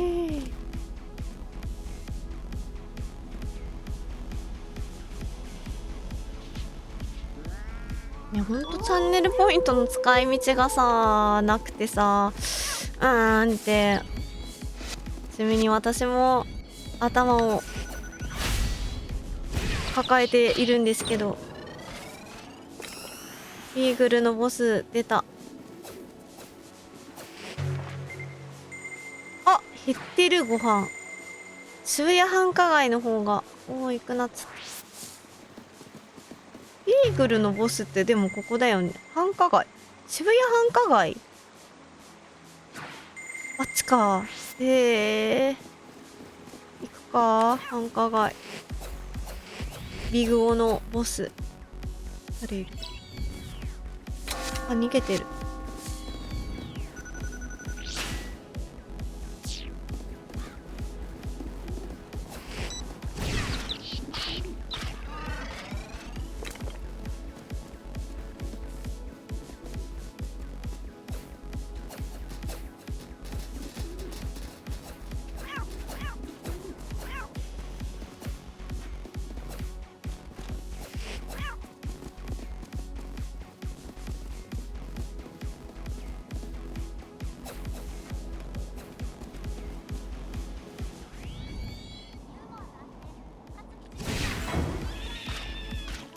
2万点 ?2 万点多くない？なんか前さ、本当にね、ポイントのなんか相場がわかんなくってどのぐらい貯まるのか。結構ね、高めに設定してた時代もあった、いろいろ。難しいよな。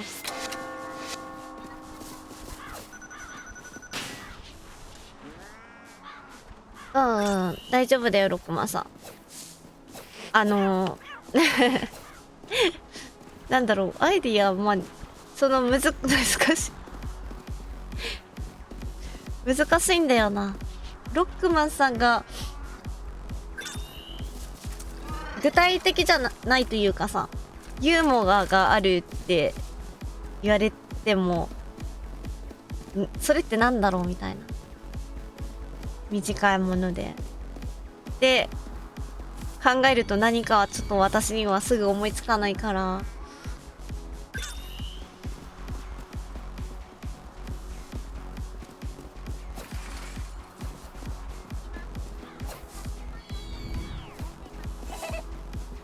9万4000ポイントが、なんかフリーザ様みたいに。今、私は9万4000ポイントを持っています。戦闘能力みたいなさ。ドラゴンボールのフリーザ様みたいな。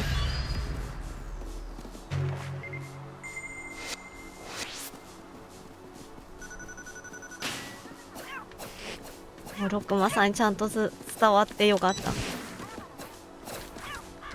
ねえ。あ、サゲコだ。ロビーちゃんにも伝わってよかった。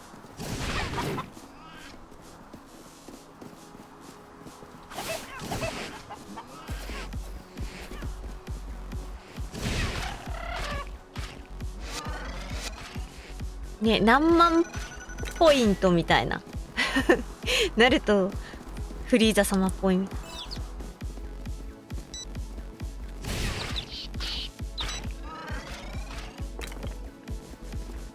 羽の方がでかい気がするんだよ。ビグオがいるんだよね。食べ物もいっぱいあるらしい。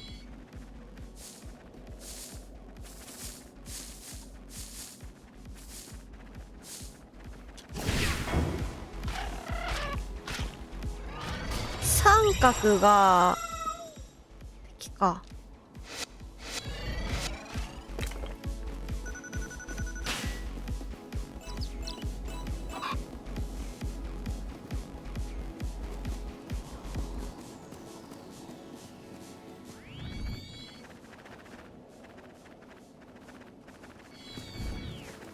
ひよこじゃない。ひよこはさ、あ、もうでも達成したんだ。ビーグルどこにいるんだろうな。上？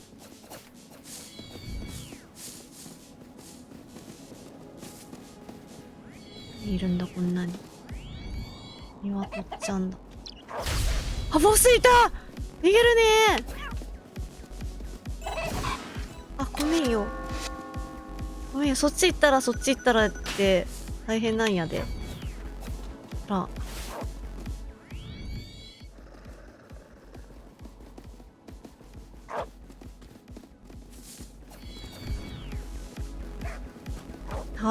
チャレンジできるかな。め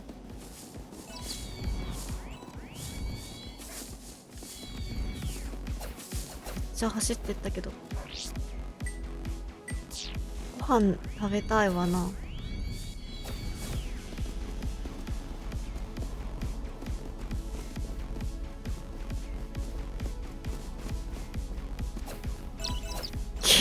ひよこじゃないご飯食べたい。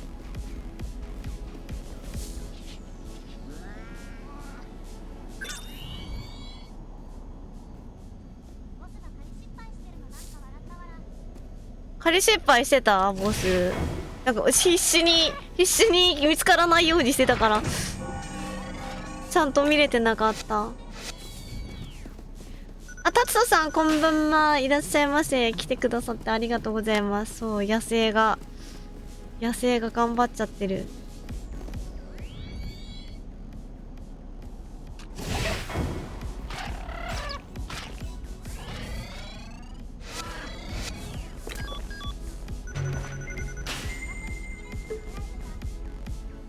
ニワトリ綺麗にニワトリつよつよだった。ビーグルのボスいけるかな。30年経っちゃダメなんだよな。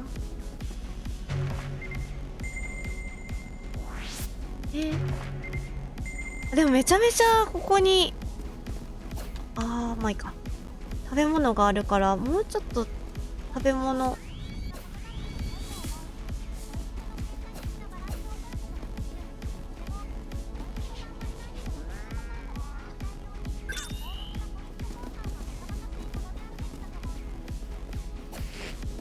そうだね。そう、なんかあんまり高くするとね、ロックマンさんがね長く見てくださってる方はねいいんだけど、結局本当に気分を悪くしないで聞いてほしいんだけど、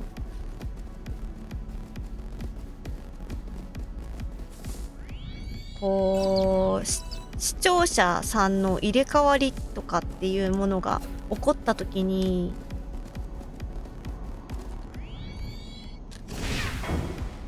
高いポイントばっかりだと良くないから、うわ、やだなこの状態。うわでもまだあれよな。郊外行くか。戻っちゃったけど。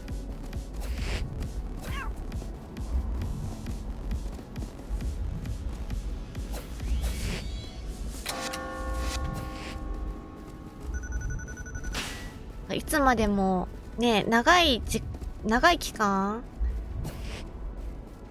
の視聴者さんずっと見てくれてたらいいなっては思うけれど、ボスビーグルって寝てることあんのかな。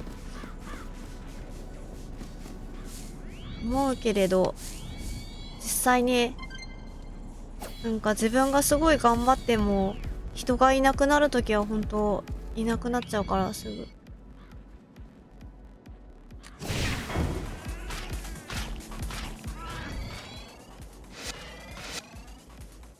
大丈夫かなコライオン。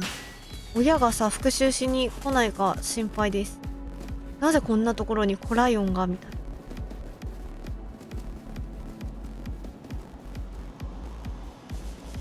わーと食ってる。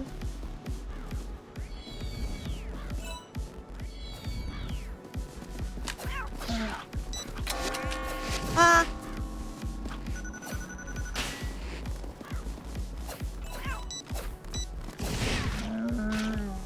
あやったけどいっ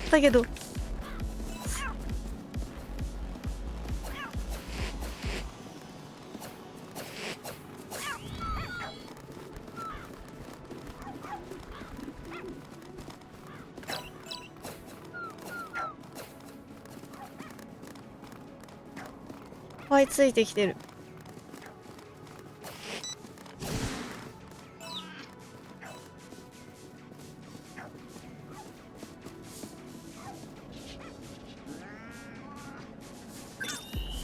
来てる。レンジャー 100%。ヨークシャか。対象が変わってしまった。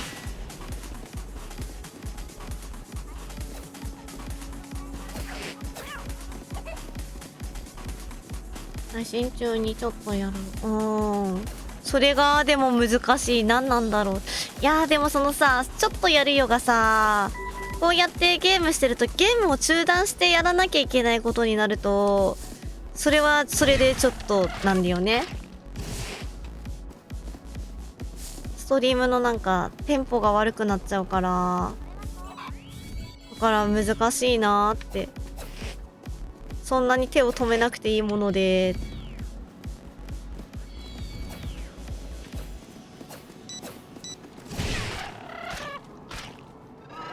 危なっ。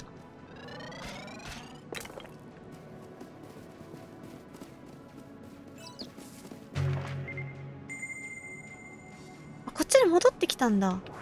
いつの間にか。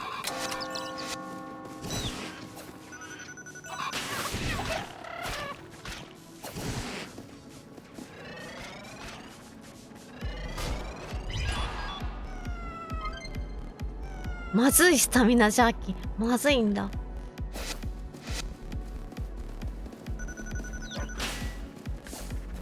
ボスいる。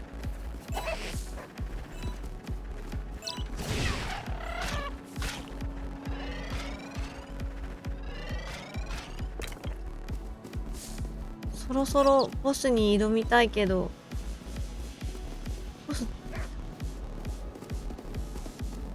ボスがさ油断してるところを襲いたいのに。ボスでも油断してるな、ある意味。ボスを倒したい。できれば。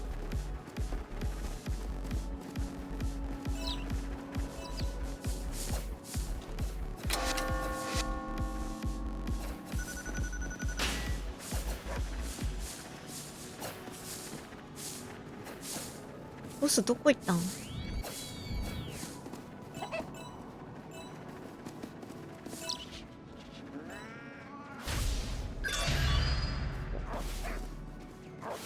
あ、いた。もしかしてボスちゃん。あらあら、ダメですよ。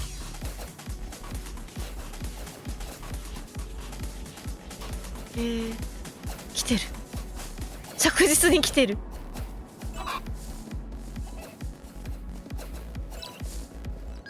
っと待って。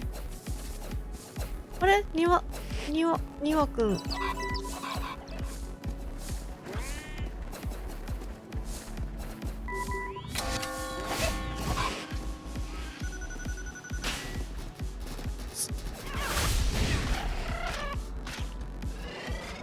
腐らないで。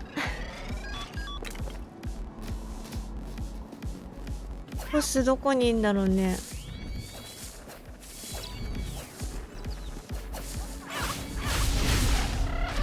ねえ、ボスどこ行ったんだろうね。こ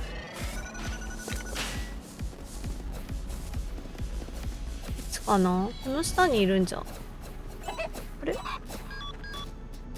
この下にいておかしくないんだけど。ほらいた、ボス。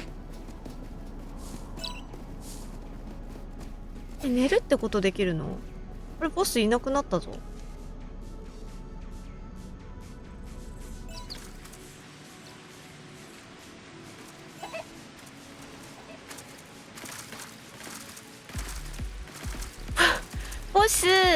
ボスどこ？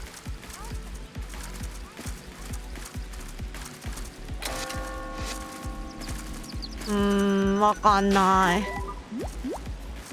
ボスどこなんだろう。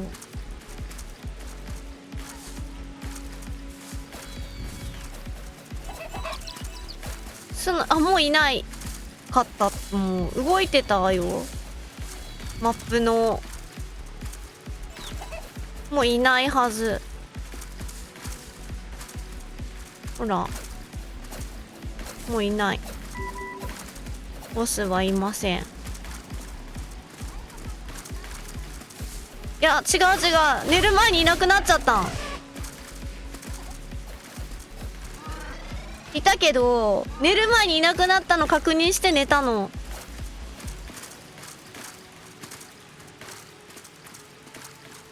マップにもう表示されてなかったんだ。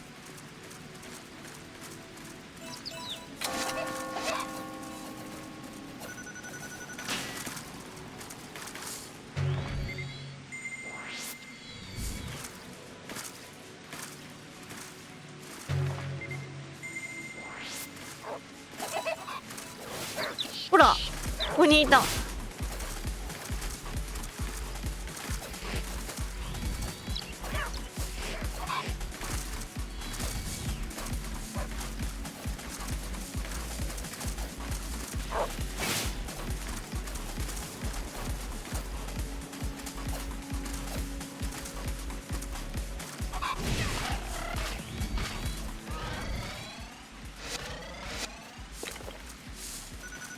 よし。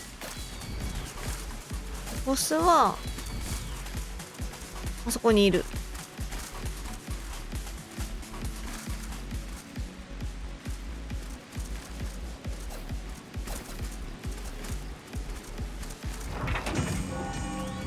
30年になる前に倒さなきゃいけないからな。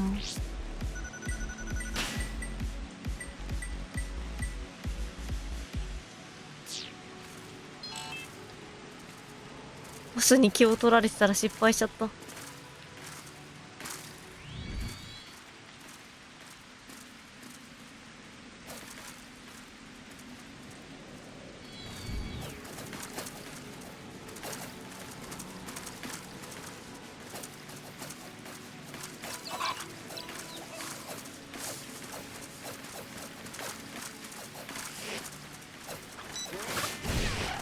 よし。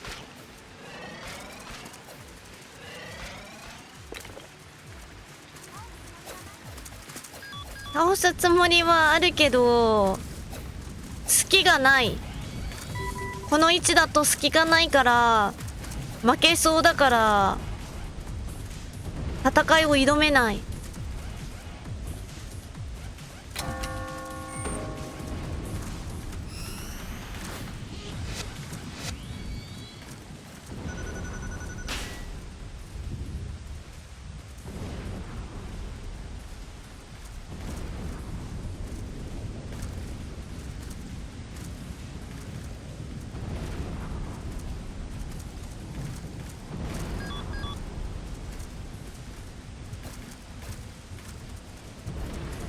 ここにいると困ったな。降りてくんないかな。お腹減ってきた。マジか。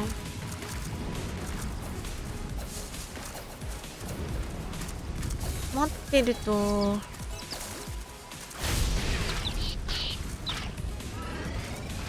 腹すくしな。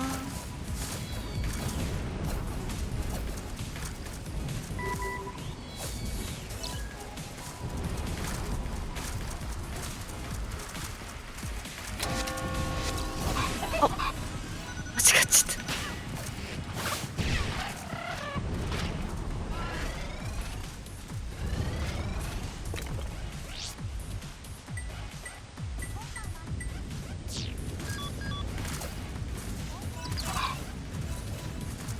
リュウさんこんばんは。いらっしゃいませ。来てくださってありがとうございます。あれ東京ジャングルご存知ですか？私はまだそんなに慣れていないゲームなんですが、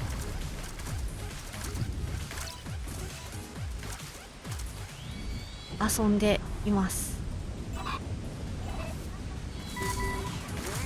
あ、そうなんですね。みんな結構やってるんだな。なんか私このゲームストリーマーのお友達がやってて初めて知ったんですけど、ボスいる。あそこ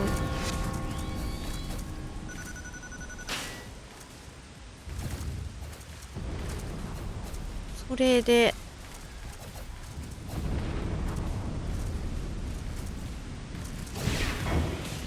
よしやったー。やばい、大きい声出しちゃったやったー。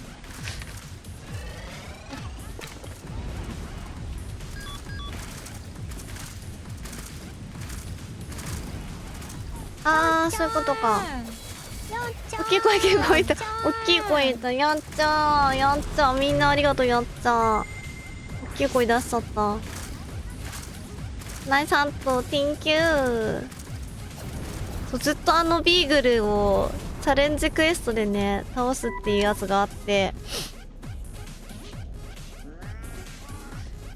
ずっと狙ってたんで、嬉しい。で、結構ね、結構失敗しちゃったけど、クエスト。あと1回世代交代と気づかれずに。道玄坂。道玄坂。道玄坂に、それがあるの。道玄坂あっちだな。帰んなきゃいけないね。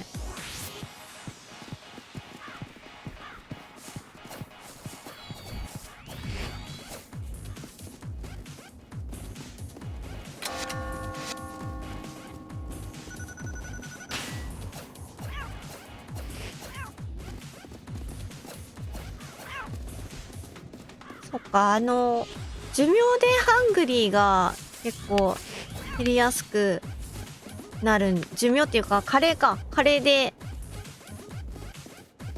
なるんだね。あんなに生きたことがなかったから知らなかったかも。生きたことがなかったからっていうか、あんなに、次世代に行かなかったのかって言えばいい。あんまりお肉がないんだ。ご飯、ご飯。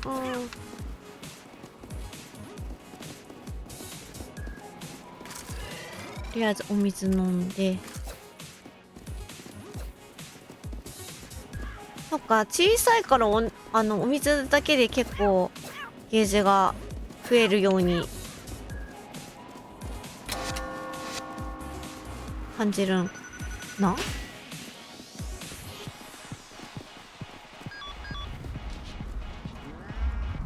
うわー、スモックやだ。うわー、下が。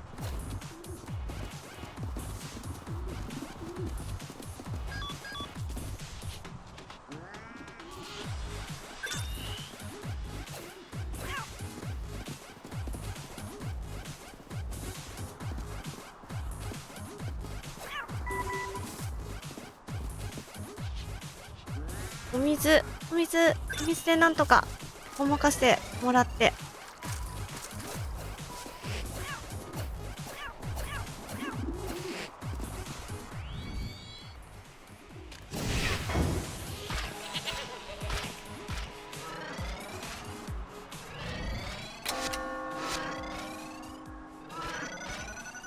よし。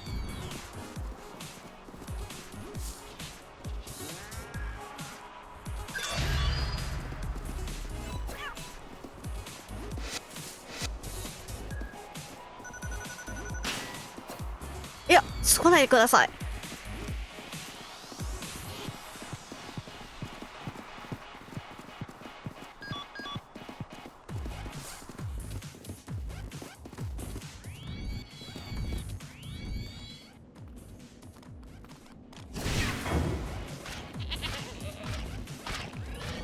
よしよし。スマートフォンの看板どこなんだ。あ、そういえば何も着替えてなかったね、今回。それでもビーグル倒せた。なにこれ。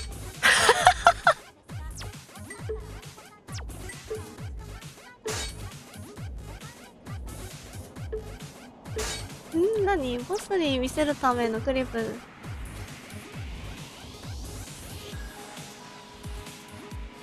マコさん見てないのは私の勘違いかも。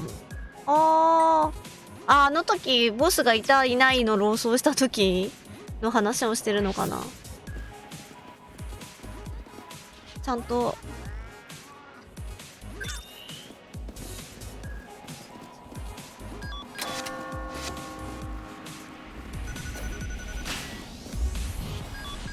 ちなみにクリップは自分で消すことができるので、それはそのままでいいのかな。私が確認したら、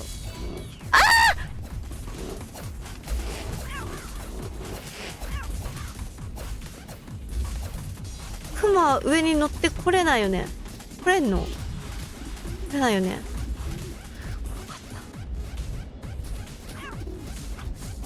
わかった。待ってよ。私は何をしに来たんだっけ？看板？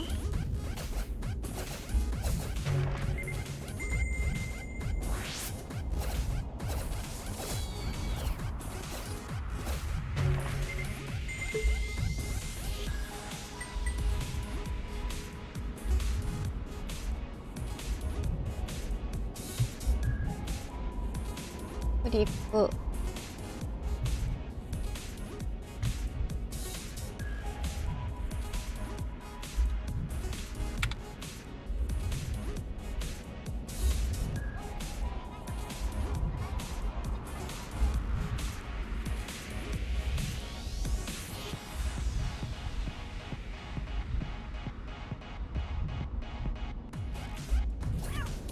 ほらいたボス。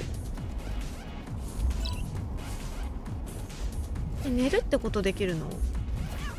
これボスだよね。ボス。寝るってことできるの？で、ここでボスの点がみんなにはどう映ってんのこれ？こう押したらみんなにどう映ってんだ？ここにさ、ボスの点がなくなってんだよね、三角の。から、ちゃんと見てましたっていう話だよね。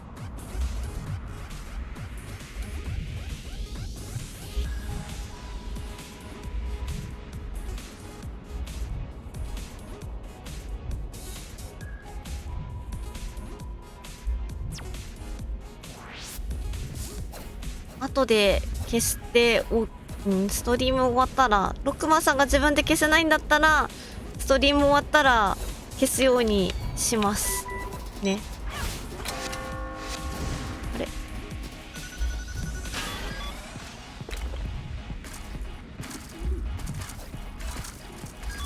待て待て待て待て待て待て待て、クマいなかった？そこ大丈夫？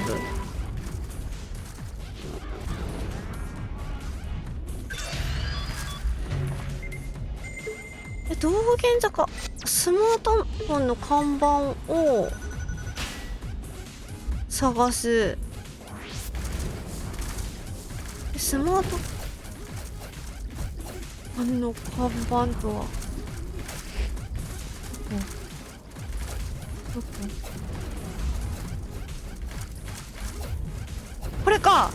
モバイルワン。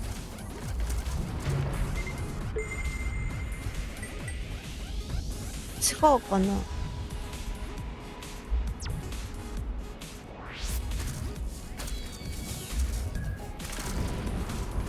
あ、これか。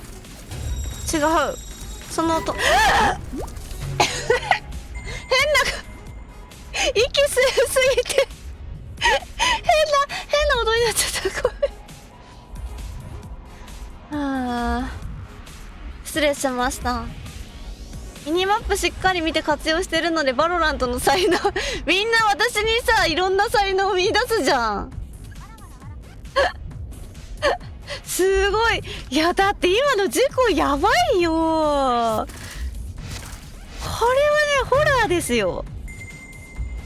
わあ、やだ。でもこれはしょうがないよな。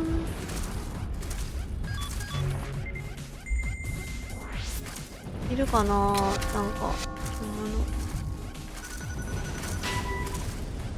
いない。飲みが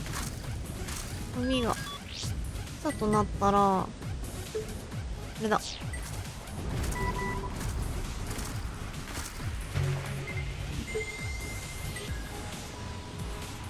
見つき1回。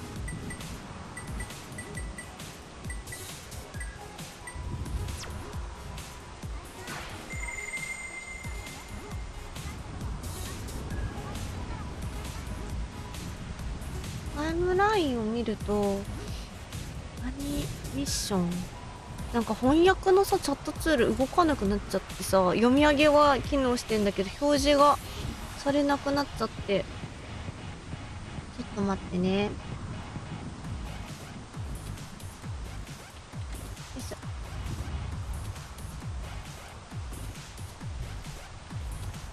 うわ、もう2時じゃん。新ミッションがもうすぐアクティブになることが。タイムライン。タイムラインってなんだ？アクティブもうもうアクティブになってるんじゃないかな。クマのところ通るの怖いなあ。上か。C ミッションか。アクティブじゃなくてエンドじゃない。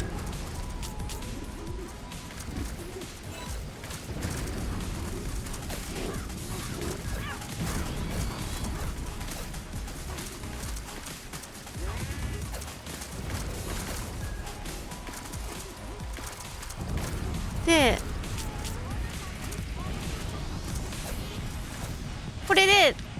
これで2回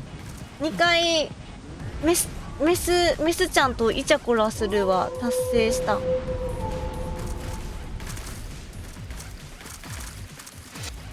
次はいいメスちゃん見つけような。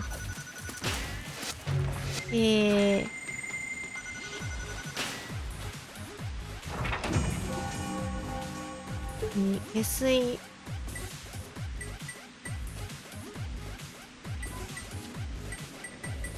水で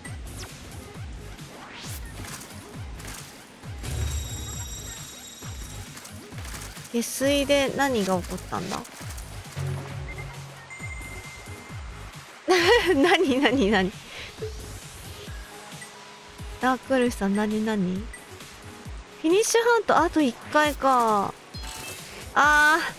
そう間に合わなかった。さっきのね羊が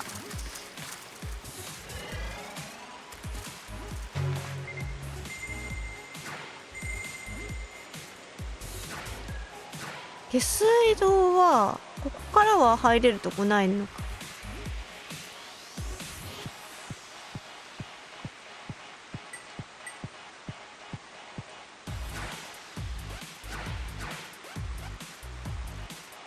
いやある？いやないよね多分。で次のミッションは出た？まだ出てない。出てないね。20分。代々木公園東に向かいが出てくるから、こっちでいいのか。じゃあ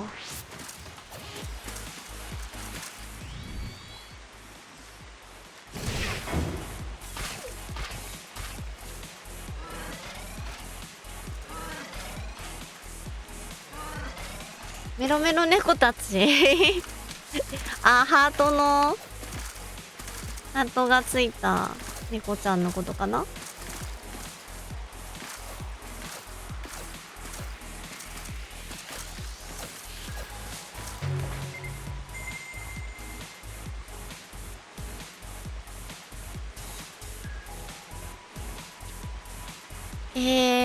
下水道行きたいんやけど行けないもんな。行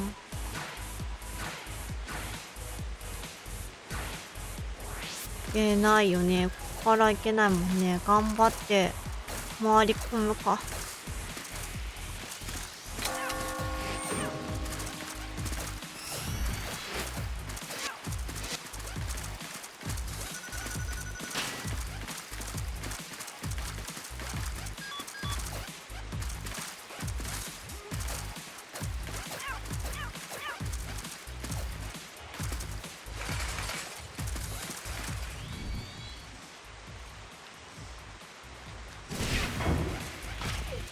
よし。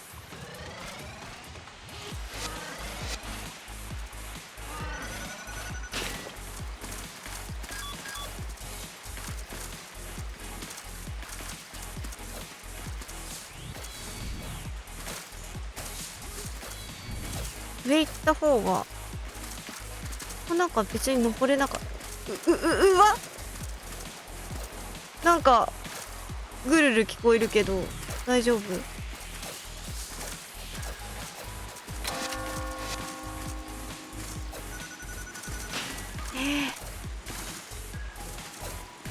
よし。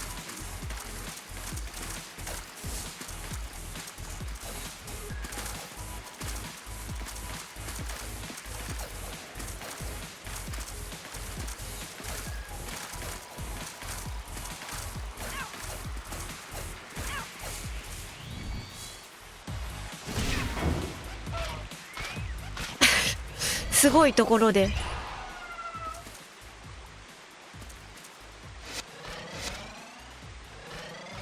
いいぞいいぞ。ジャンプして降りれるけど、あ、鹿か。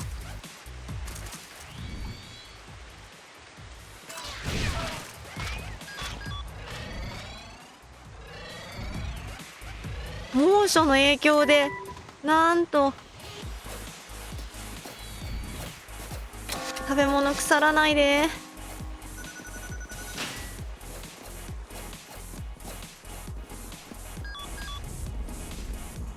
うわ、やだ。スモックやだ。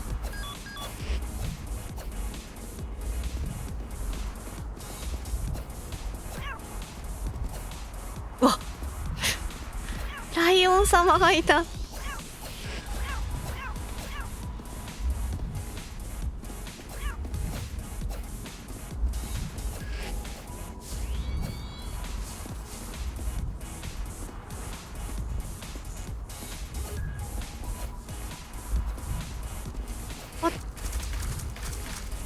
大丈夫？この水怖い。し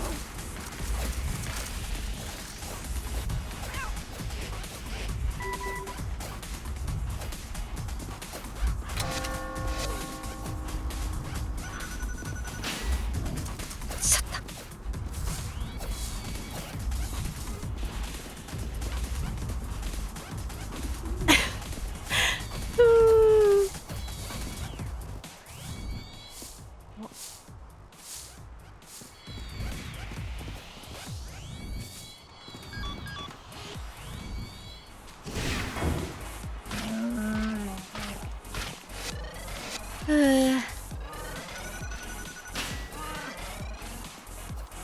いい調子なんだけどな。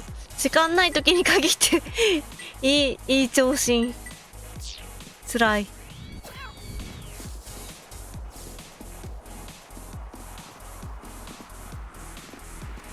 西に来た。いいんだ。こっから4つね。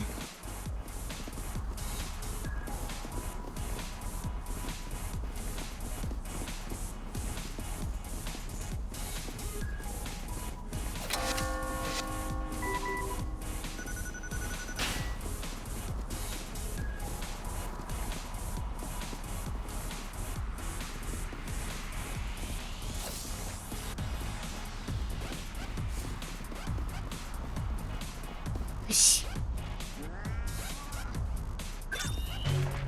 今のチャレンジはたくさん食べることと動物たくさん倒す。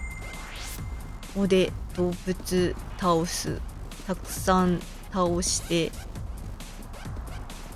強くなる。乗れなかった。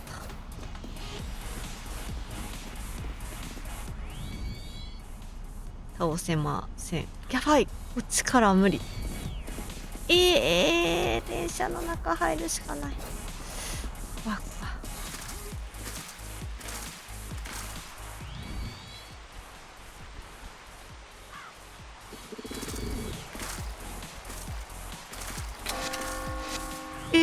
ちょっとささみ。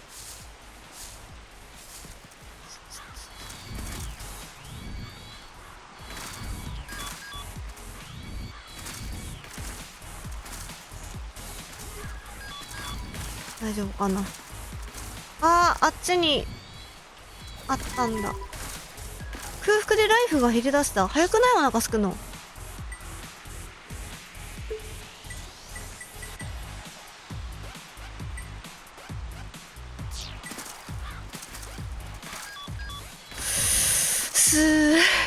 ダメだ。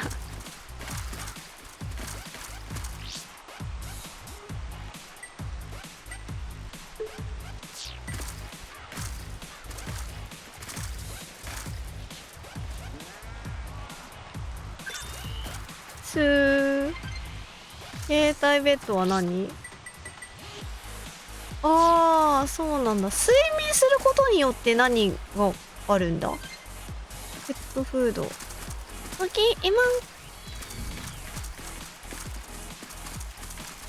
いやー、できればさ、いや、ホームに乗んのは危ないか。できればさ、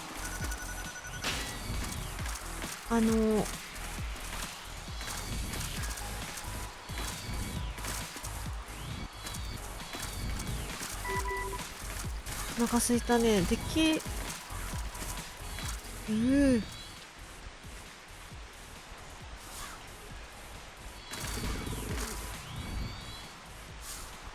れば、そこにね。よし。これで生きられる。そこに、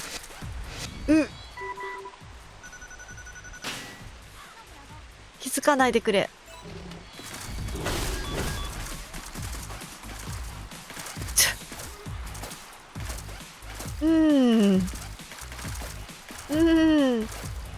これは後がないからこうしましょう。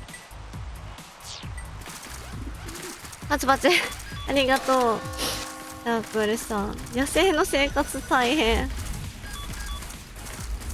そうだね、大変だね。ロックマンさん、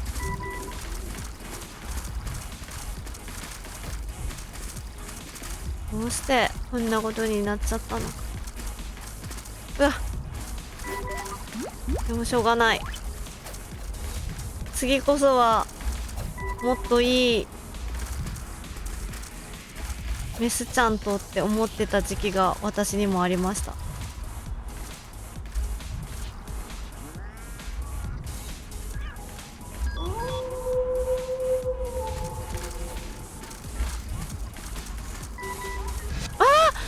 さっきここにプレゼントボックスあったのに消えちゃった。悲しい。寝袋を使ったら寝袋を使ったらまあなんか一晩寝ることになるから環境が変わるかもしれないですね。で、よよこ東に行かなきゃいけないから何も食べ物ないんよな。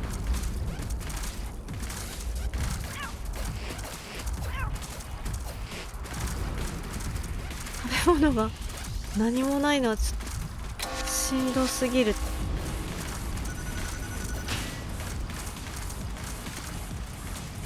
辛いね、ダークウルフさん。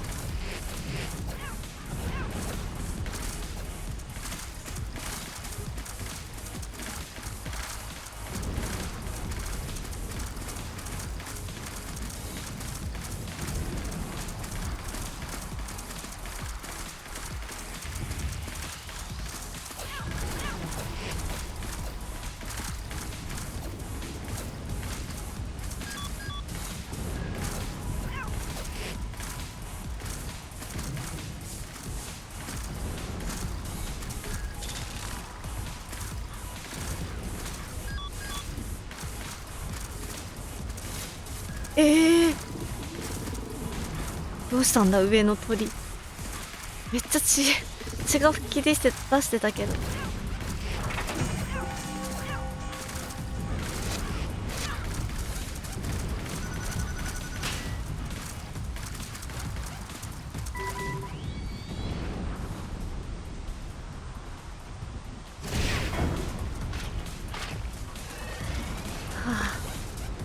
あんまりお腹膨れなかったけどしょうがない。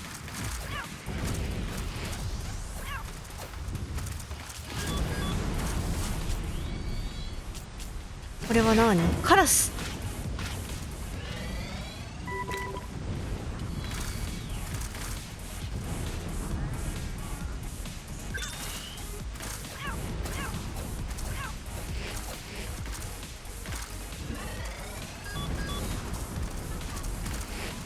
生まれたてなのにプレゼント、ああそういうことお祝いがね消えちゃった。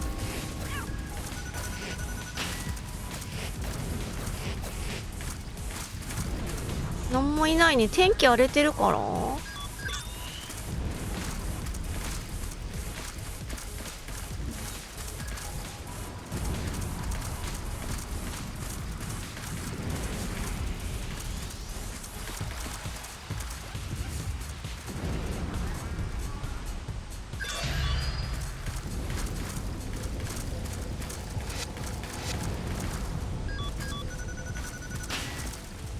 お願いします。え、ダメなの？なんだって振り向いて。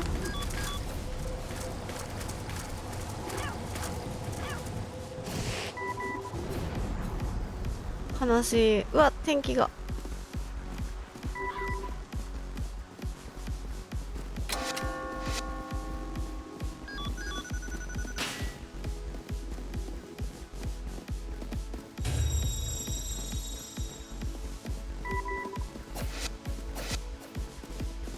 ご飯食べたいのにご飯が。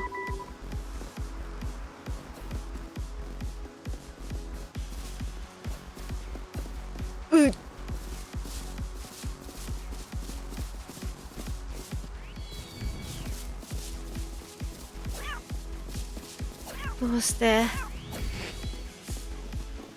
お水飲ます。お水じゃんな。お水だ。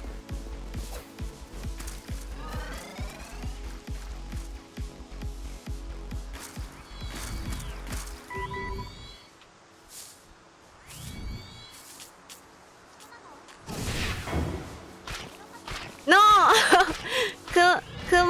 クマ is danger。これ多分貴重な鳥さんだよね。食べていいんか。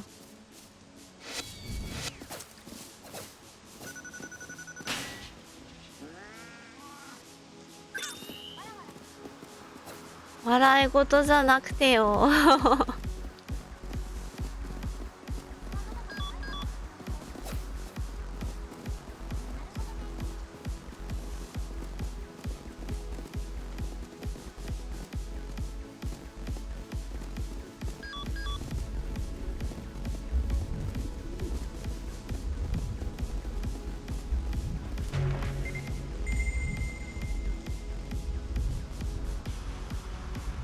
ランクボスじゃないからまだダメか。クマは倒せんよな。あれ？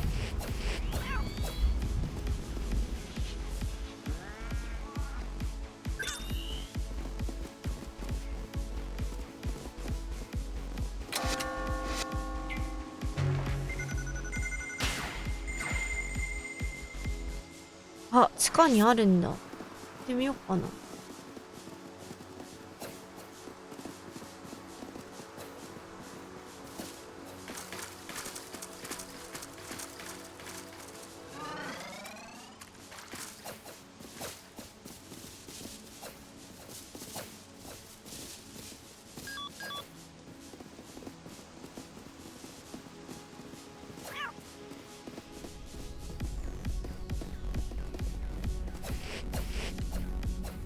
何いるんだろうここ。ブラ、何。あー、お猿さん？オランウータンかなんかいる？違う。山嵐？いや、いる。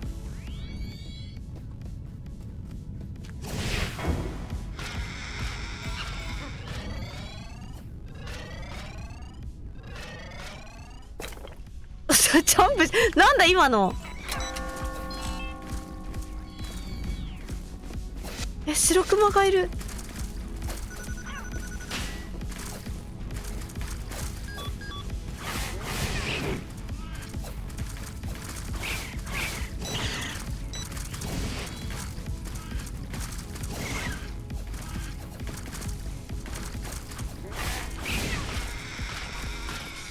白熊ではない。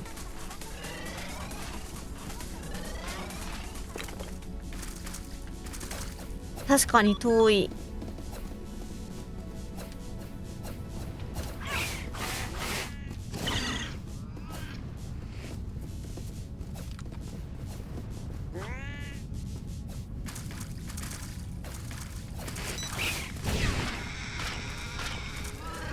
間違った。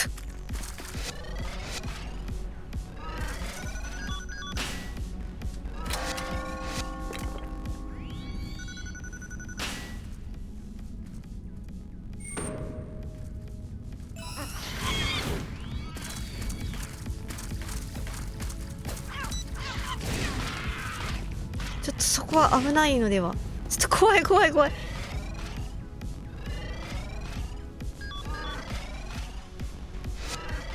そっち行くな。クマに見つかる。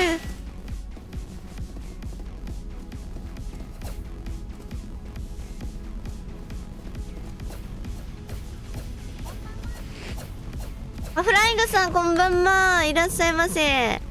来てくださってありがとうございます。今日は東京ジャングルやってます。あ、そうです。もう終わりたくて、このプレイが終わったらストリーム終わるつもりなので、トレードできない設定にしておきました。トレード来ちゃうと申し訳なくて、その分長くやろうとしちゃうので、すいません。いつもレイドしてくださってありがとうございます。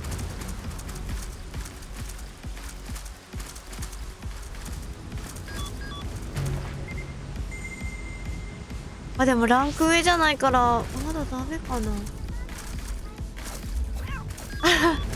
ありがとうございます。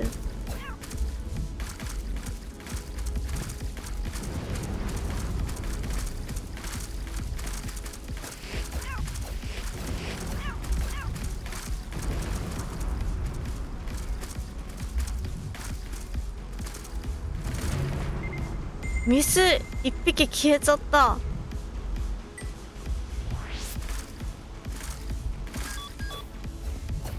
怖いから。こ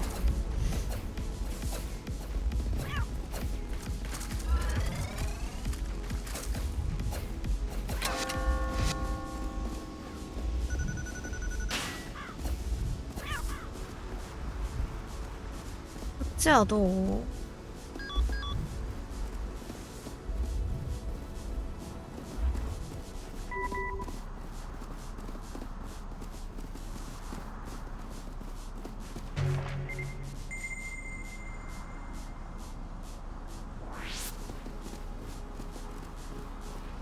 あ、ここでさ、もしかして、あ、フード。こ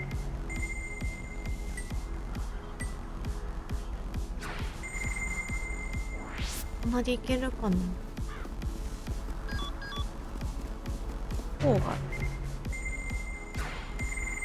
郊外はあっちだから関係ないの。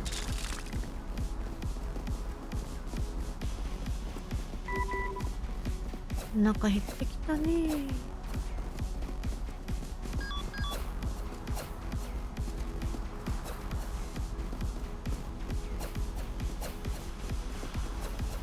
動物全然いない。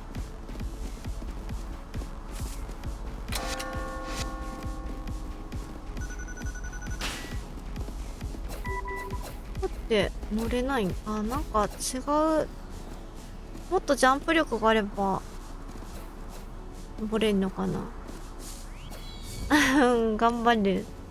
まだアイテムがあるから回復するタイミングを間違えなければ死ぬことはないと思うんだけど。中にいる猫ちゃん。私たちの猫ちゃんじゃん。あ、ここ出れないんだ。やっぱ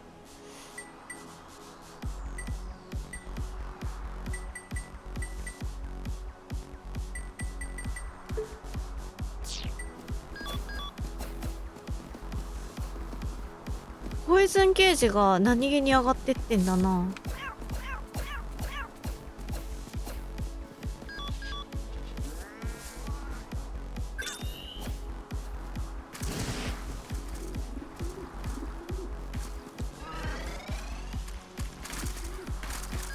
水でもポイズンゲージが10減ってくれる。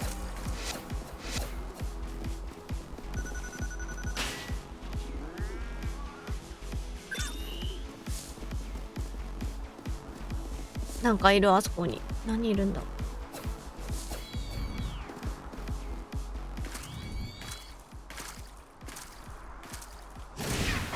よし。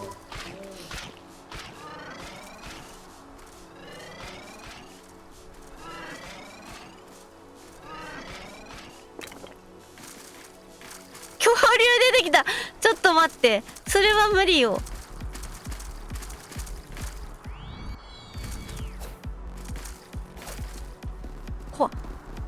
なんとかギリギリ通れたけど、恐竜いるの？恐竜まともに会ったことないからわかんないんだけど、でも強いんでしょ？お強いんでしょ？何だったら恐竜倒せるんだろう。たやちゃん、それ確かに恐竜なんだけどさ。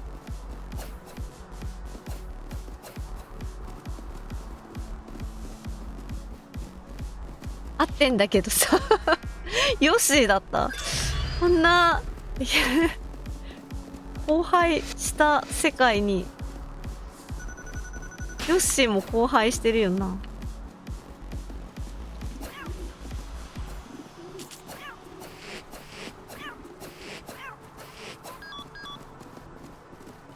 あ、ナオズさん、こんばんは。いらっしゃいませ。来てくださってありがとうございます。なんもな。今日は東京ジャングルやってます。ポイズンがやばいね。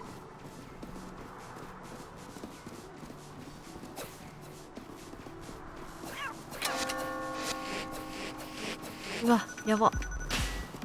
100% はやばい。本当にちょっとだね。使うタイミング間違えちゃったかも。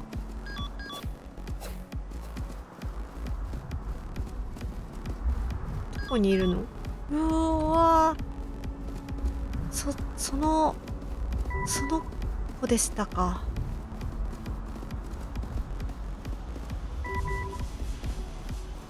あ、ね、お腹空いちゃったよね。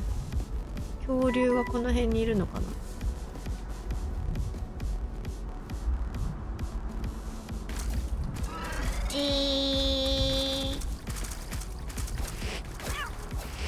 あ、バクスさん、Thank you ラーキン。ライオンがいる。あ、きついな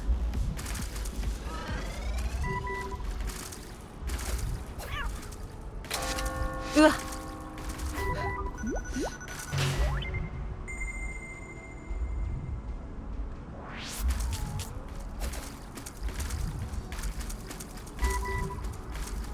飲み移された。もう嫌だ。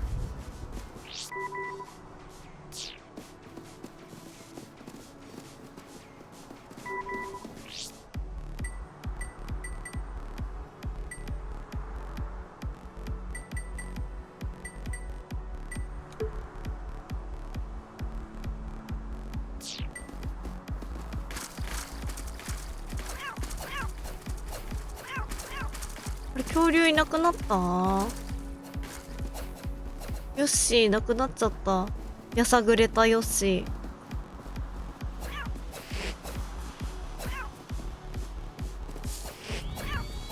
ー。マリオおよび任天堂と出会わなければああなってたんだろうな。おかえりなさい。ウェルカムバックロックマイさん。よし、寝ちゃった。寝ちゃったか。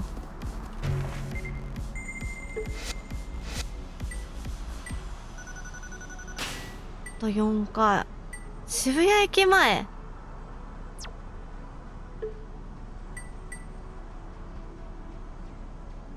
ぱい。60年。今何年？うわー、帰れるかな。頑張りたいけど。こっから降りれるんだっけ？よ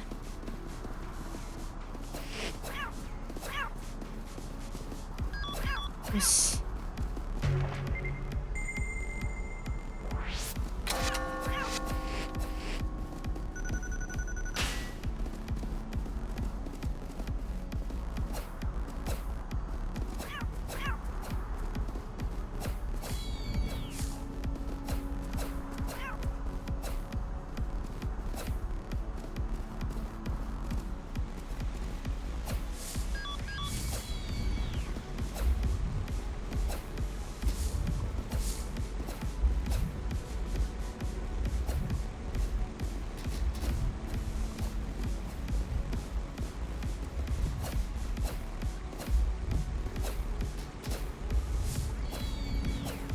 一応マーキングしないとな。クエストチャレンジにあるもんね。この水はやばいな。水じゃなくても全体的にやばいな。は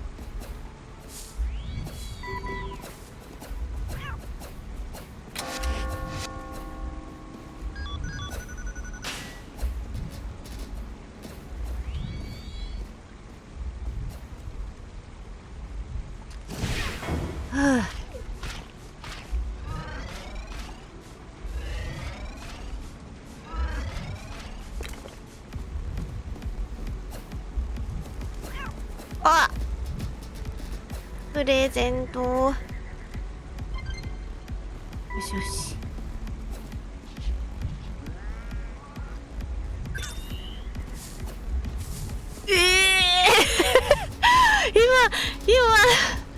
今よく通りだね。全然気づかなくてさ、そのまま行っちゃったけど、よかったよかった。怖いですね。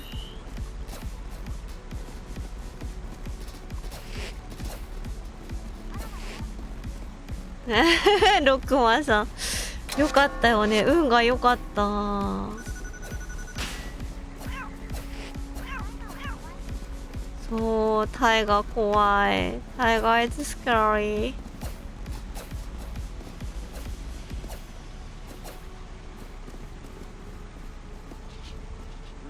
ハードハント。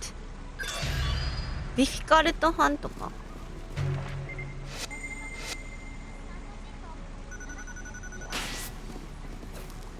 56年。ありがとう。あ、でもそうだ、渋谷に戻んなきゃいけないんだっけ。ありがとう、ダークルさん。まあ、生き抜きたいじゃないや。良き伴侶も見つけたいけど、渋谷にも戻らなきゃいけない。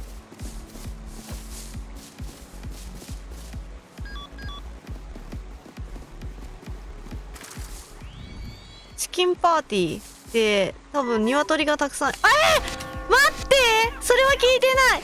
うわー、ダメだったんだ。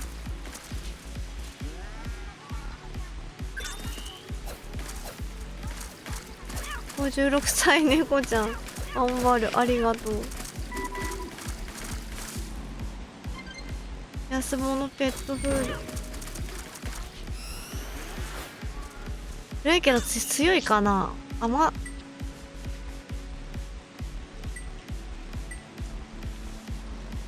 ライフゲージこ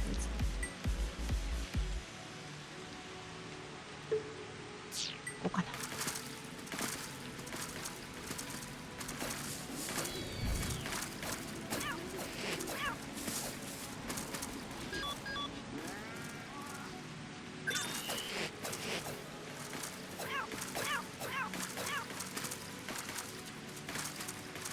なんか点がある。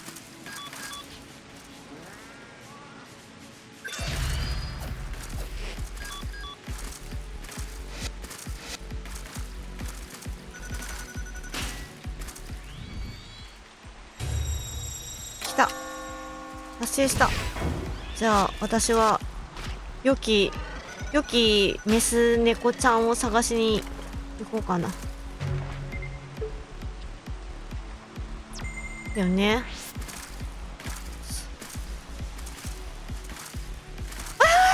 最高じゃん。間に合うかな。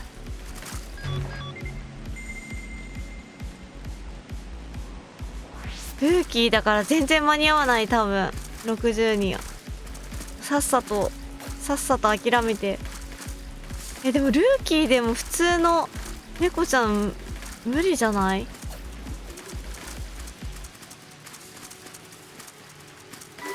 もうこれで大丈夫です。これで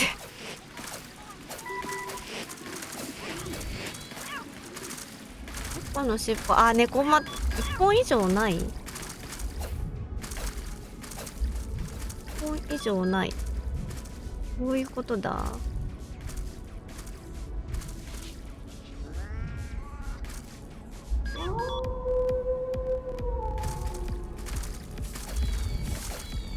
きついね。猫股は2本以上があるってことだから、多分翻訳が間違えてるんじゃないかな。ドックマンさん多分翻訳貼ってくれてるんだよね。トランスレートした文章。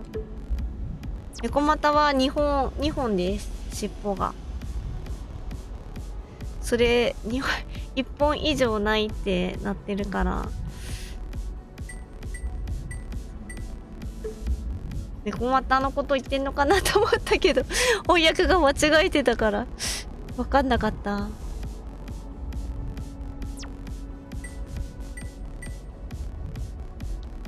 難しいですな。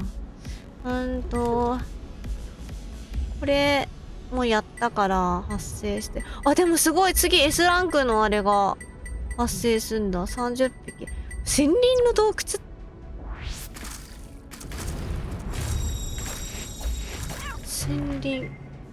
森林って渋谷森林だよね。洞窟、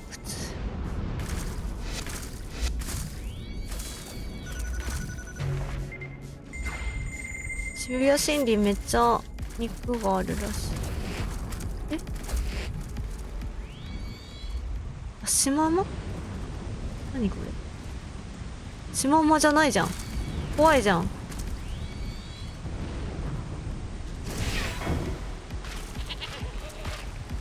ダメちゃっ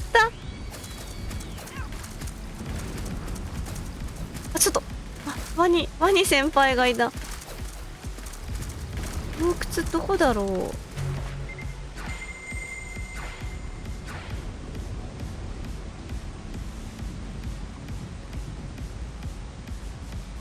森林の洞窟、下水道ってわけじゃない。あそこか。一番右かな。どうしよう、ここ。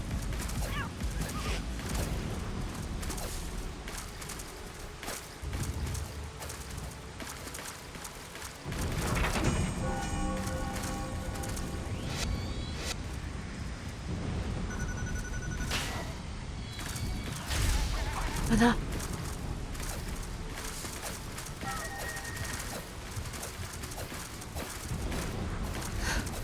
ルート変えよう。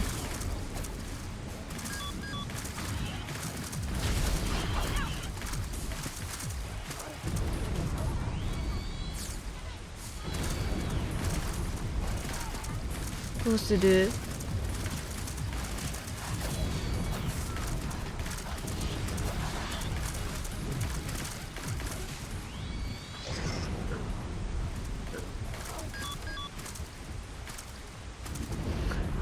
どうしよう。どこも言えない。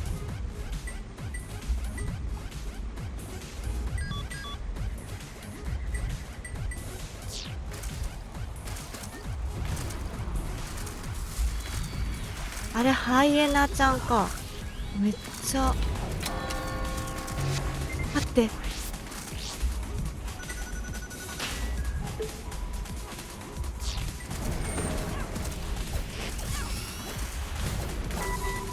うわ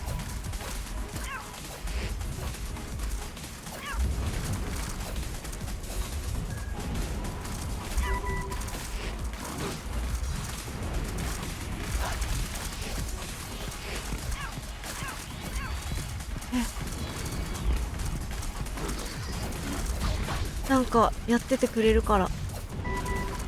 うわー、ちょっと待って。空腹でこいつゲージも空腹もだけどこっちもでしょ。で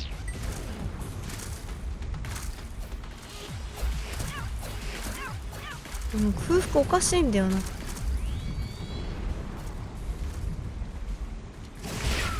多分毒になってるだろうけど。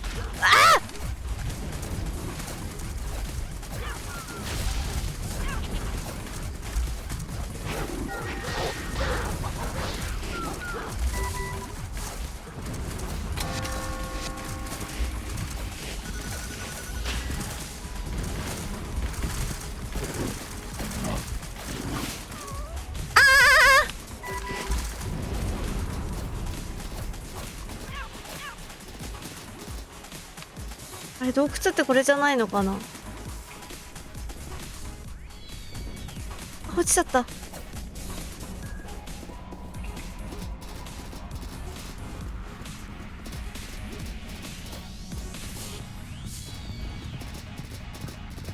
勝手にここかなと思って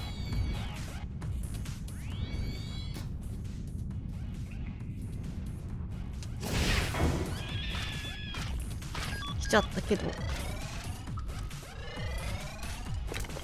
あ、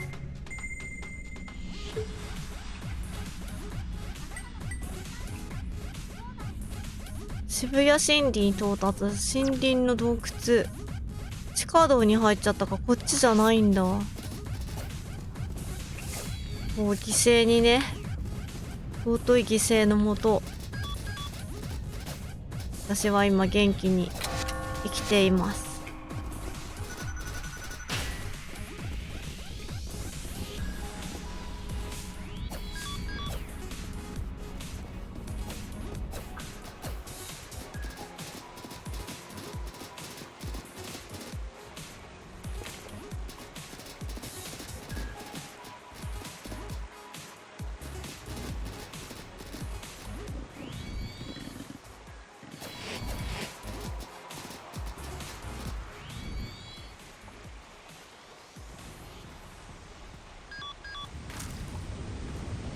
あ、いなくなってる。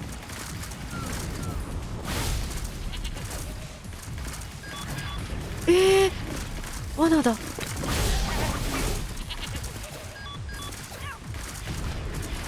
罠だった。ワニ先輩もいる。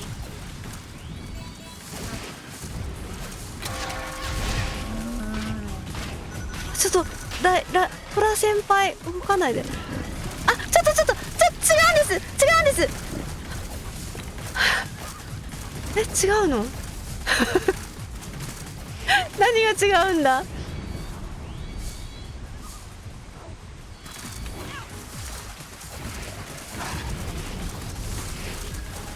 なんかやってる。今の私じゃなかったのにダメだっ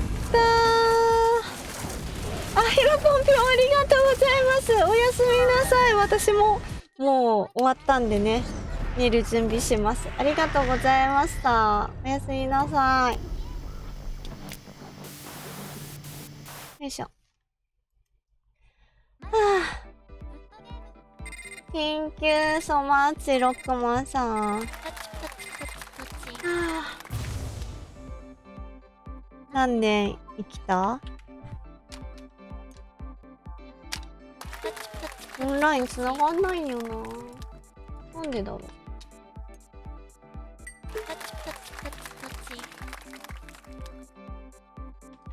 何年まで生きたんだこれ。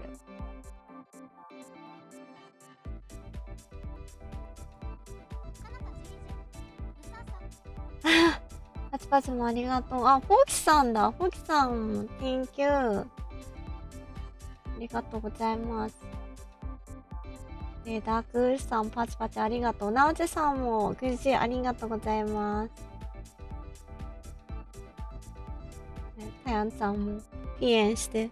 何年まで生きたかちょっと見てなかったから、今見て終わりたいと思っています。やー、長かった。もっと早く終わりたかったんだけ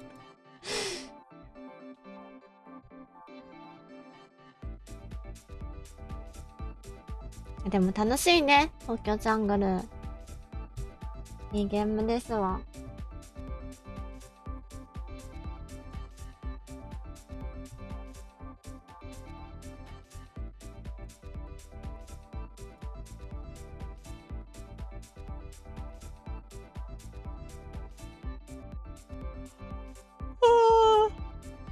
あ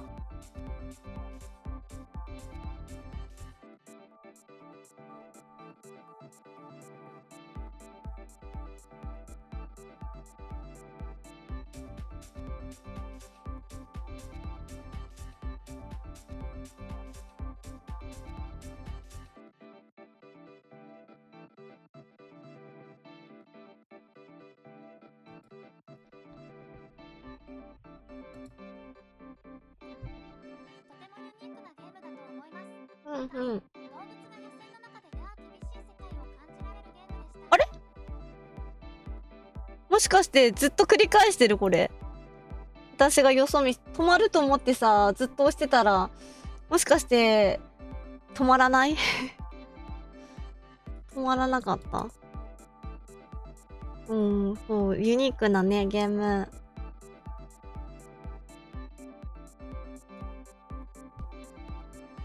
だなって、私も思います。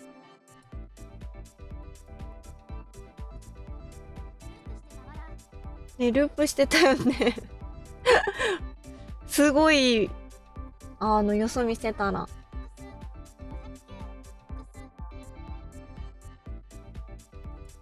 ね、なんか、野生で生きていくって大変だよな。大変だよね。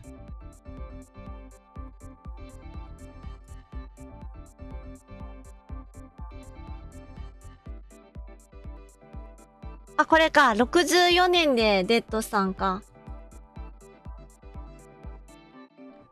よいしょよいしょ。ふぅ。オッケー。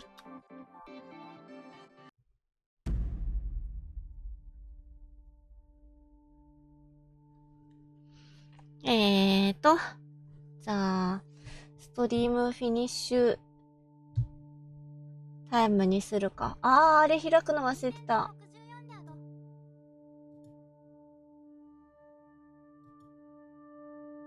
任天堂60任天堂64は、任天堂64はね、もっとない前に、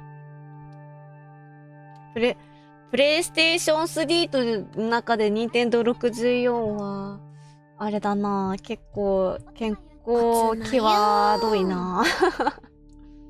あ、今日そういえばあれだね、宣伝の画像とか出してなかったな、チェキの。まあ、後で紹介させてもらうか。じゃあ、エンディングストリームフィニッシュタイム。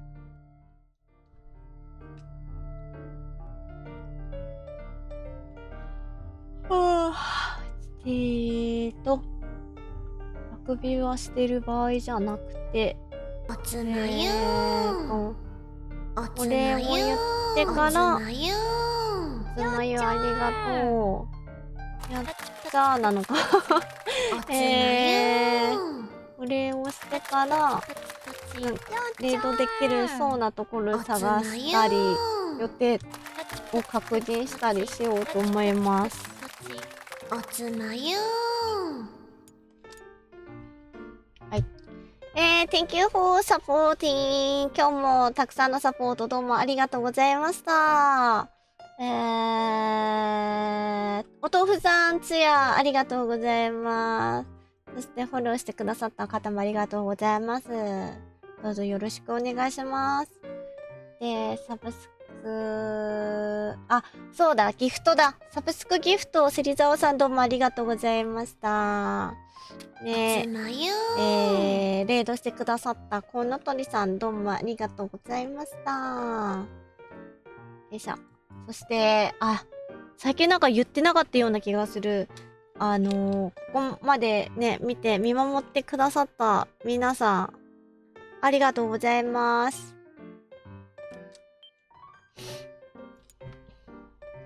ね、見守ってくれたり、チャットしてくださったみんな、ありがとう、どうも。おつまゆロックマンさん、You're welcome and thank you for supporting. おつまゆじゃあ予定の前にお知らせね、ここにありますけど、お試しチェキ販売してます。ブースの方でね。まだ在庫はあるけれど、在庫がなくなり次第終了なのと、あとは、締め切りが、1月、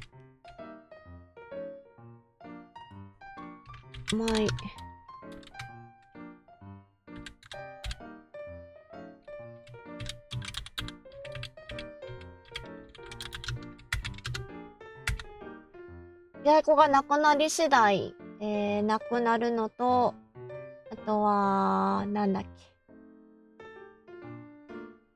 なくなったら終わりなのと、1月31日までの販売になりますので、よかったらチェックしてみてね。よいしょ。さて、レートじゃないや。予定だね、スケジュールと。次のストリアムは、日曜日か。明日、明後日はできないと思うので、日曜日の朝、よちよちエーペックス。朝じゃないか。これ朝じゃないや。多分ね、午後になると思う。午後になるんじゃないかな。よちよちエーペックス。と、あとはレトロゲーム枠。一応予定では、ファミコンの火の鳥をやる予定でいますんで、遊びに来てくれると嬉しいな。よろしくお願いします。はい。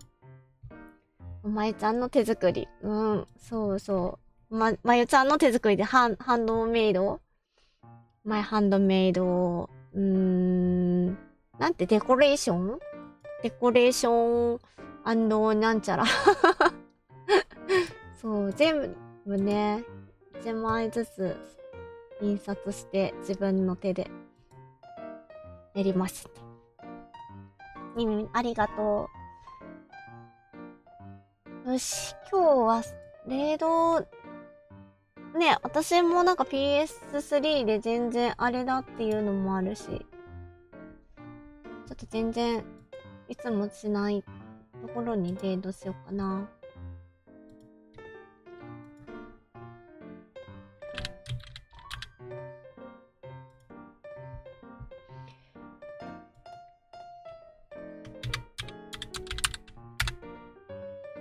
そうだ、このコメンドさ、みんなこのお知らせ見えてる？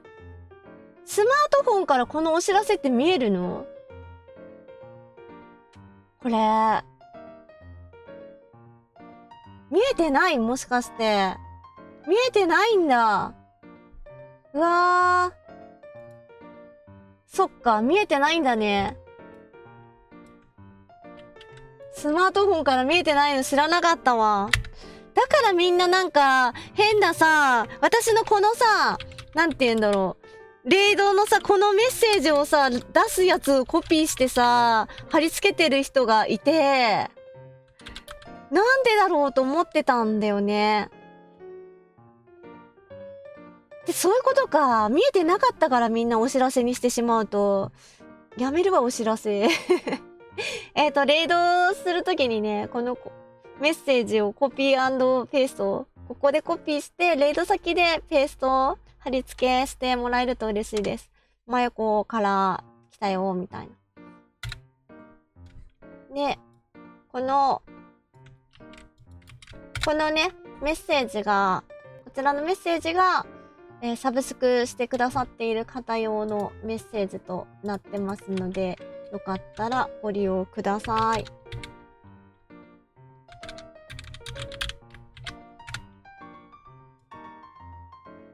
うんうん、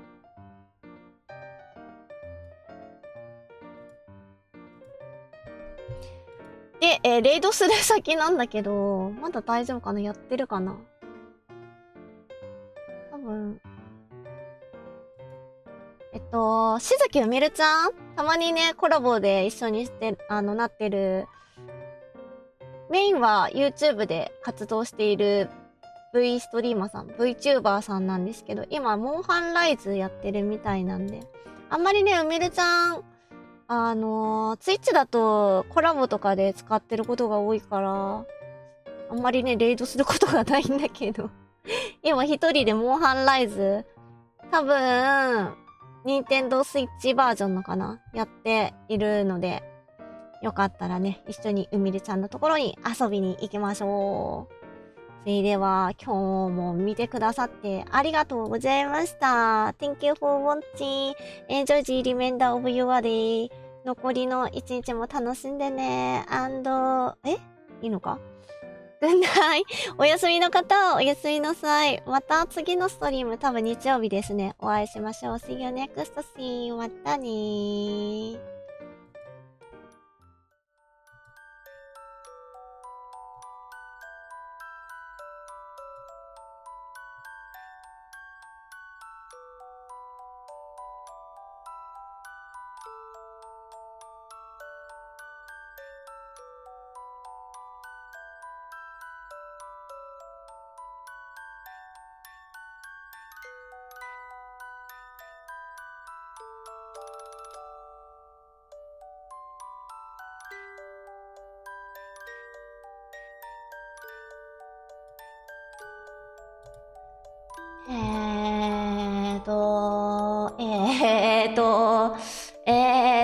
誰だちょっと待って、流れてわかんないや。なおじさん、ロビーちゃん、テアンちゃん、ダークリフさん、ホーキーさん、バクスさん、